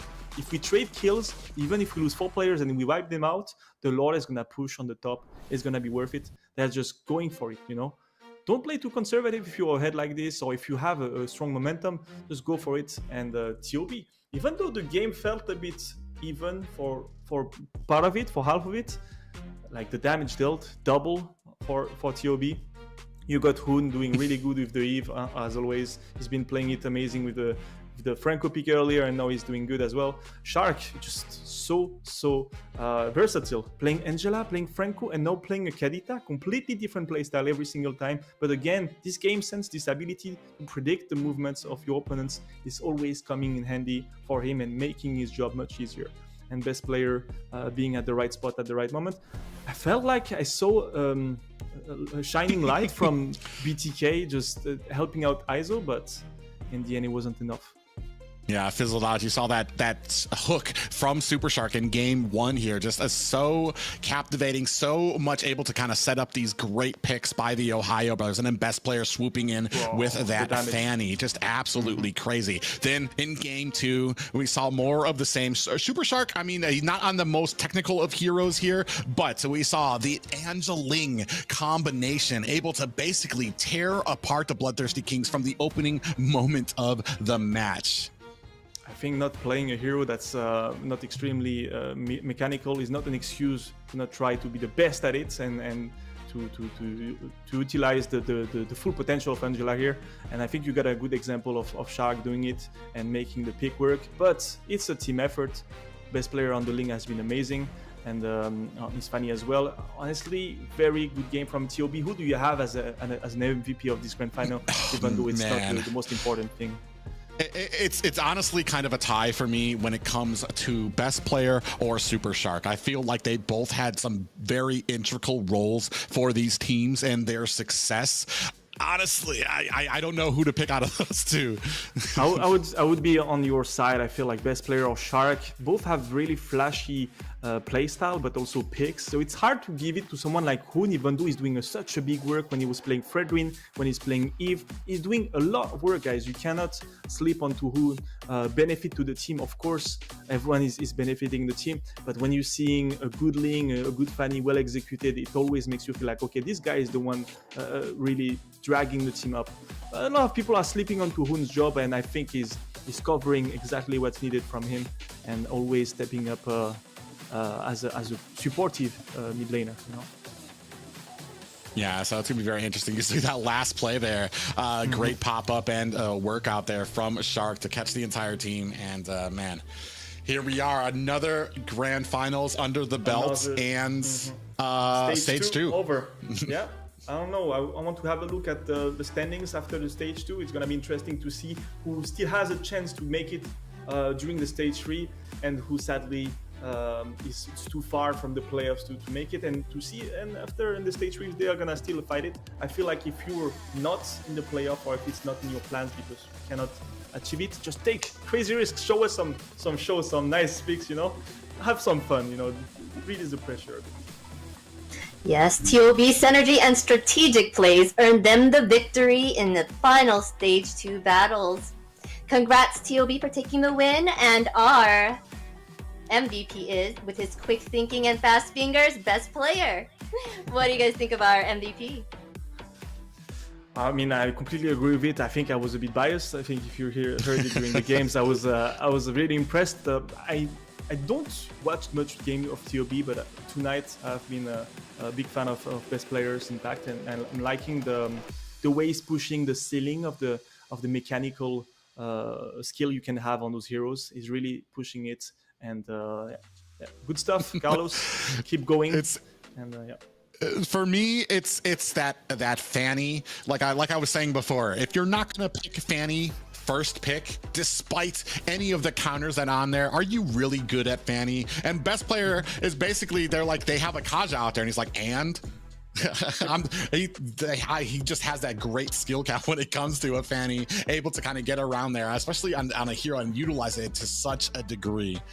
I can't help but thinking that teams facing TOB in NA will have the same issue than team facing Oni Kindo with Kyrie when they were at their peak. Is always trying at first to ban out Kyrie, and then understanding it's not gonna work anyway because it's not necessarily the only problem, and it's too much hero pool. You know, it's not really the pick at the end; it's also the understanding of the game and your impact that you can have on every picks. Yes, he did. He has a really big hero pool, and he's just an amazing player all in all. But with that, we end stage 2 of the NACT fall. We're gonna look at our brackets really fast. Private, can you run us through the brackets we have? Well, from the start, it was all the Ohio Brothers at the top. A little bit of a surprise for us. Knights of Fate moved on, even dethroning Avalon for 3rd place. Unfortunately, they met their match against the BloodThirsty Kings, who again took on the Ohio Brothers in our grand finals. In the end, though, it was all Ohio Brothers with a clean sweep and a victory during stage 2. undefeated from the start to finish. BTK, same thing, undefeated until the final. It's just giving us more arguments about this tier in NA where TOB and BTK is just dominating until they face each other, and then it's again like, is there another tier where BTK is not there and TOB is alone on the top of it? Seems like it. We'll see. Stage 3 coming, it's not over. Yes, that is a great way to end the night. Thank you all, and thanks to the teams for the great battles, and prayers to all in California, and stay safe out there. You know, hopefully it passes. And do you have any last words, Private and Eugemic? Well, as much as... Go for it. Oh, yeah. Sorry, go ahead. As much as things have settled here, or you may think things have settled here at stage 2, we are going to be taking a little bit of a break, and this is going to be an opportunity for the teams. They're going to be able to shake up their rosters, shake up some strategies, maybe some new faces you might see on here. So things are always changing, and what has happened here tonight might not be the same that happens during stage 3. So I'm so excited for when we return after IESF. Also, good luck to our team, North America, who's going to be going out to IES, and of course, yes, thoughts and prayers to everybody who's dealing with the hurricane right now, and hopefully you guys are staying safe. Well, I have the same as Private, like it's going to be a long break until stage 3, so prepare well. If you're TOB, just don't raise too much pressure. You still have to aim for M series. If you are BTK, there's a lot of things to analyze here today. I think it's a lot of learning experience, learning curve for you guys. And if you are the other teams, especially the one that didn't qualify, think of some creative stuff to come up with for the stage 3. Try to enjoy yourself. Don't put too much pressure on yourself, but try to come with risky picks and risky meta. Try to surprise us, but surprise also your opponents, and that might even pay out, you know. But a lot of learning on the stage 2 for every single team. Rewatch your games and, you know, go forward. And yes, rewatch your games and do well. And remember, we are off for 2 weeks as some of our players will be going to IESF in Romania in the next week. So our representatives will be Fried Chicken, Best Player, Yato, Warrior, and ISO. Wish them luck, our NA team, and safe travels. And be sure to stay up to date on anything Mobile Legends and follow us on our socials, guys. And if you have not subscribed yet, hit that subscribe button right now because you don't want to miss us. In 2 weeks, we're going to come back for stage 3. We will see you guys in 2 weeks. Bye, everybody. Thank you, guys.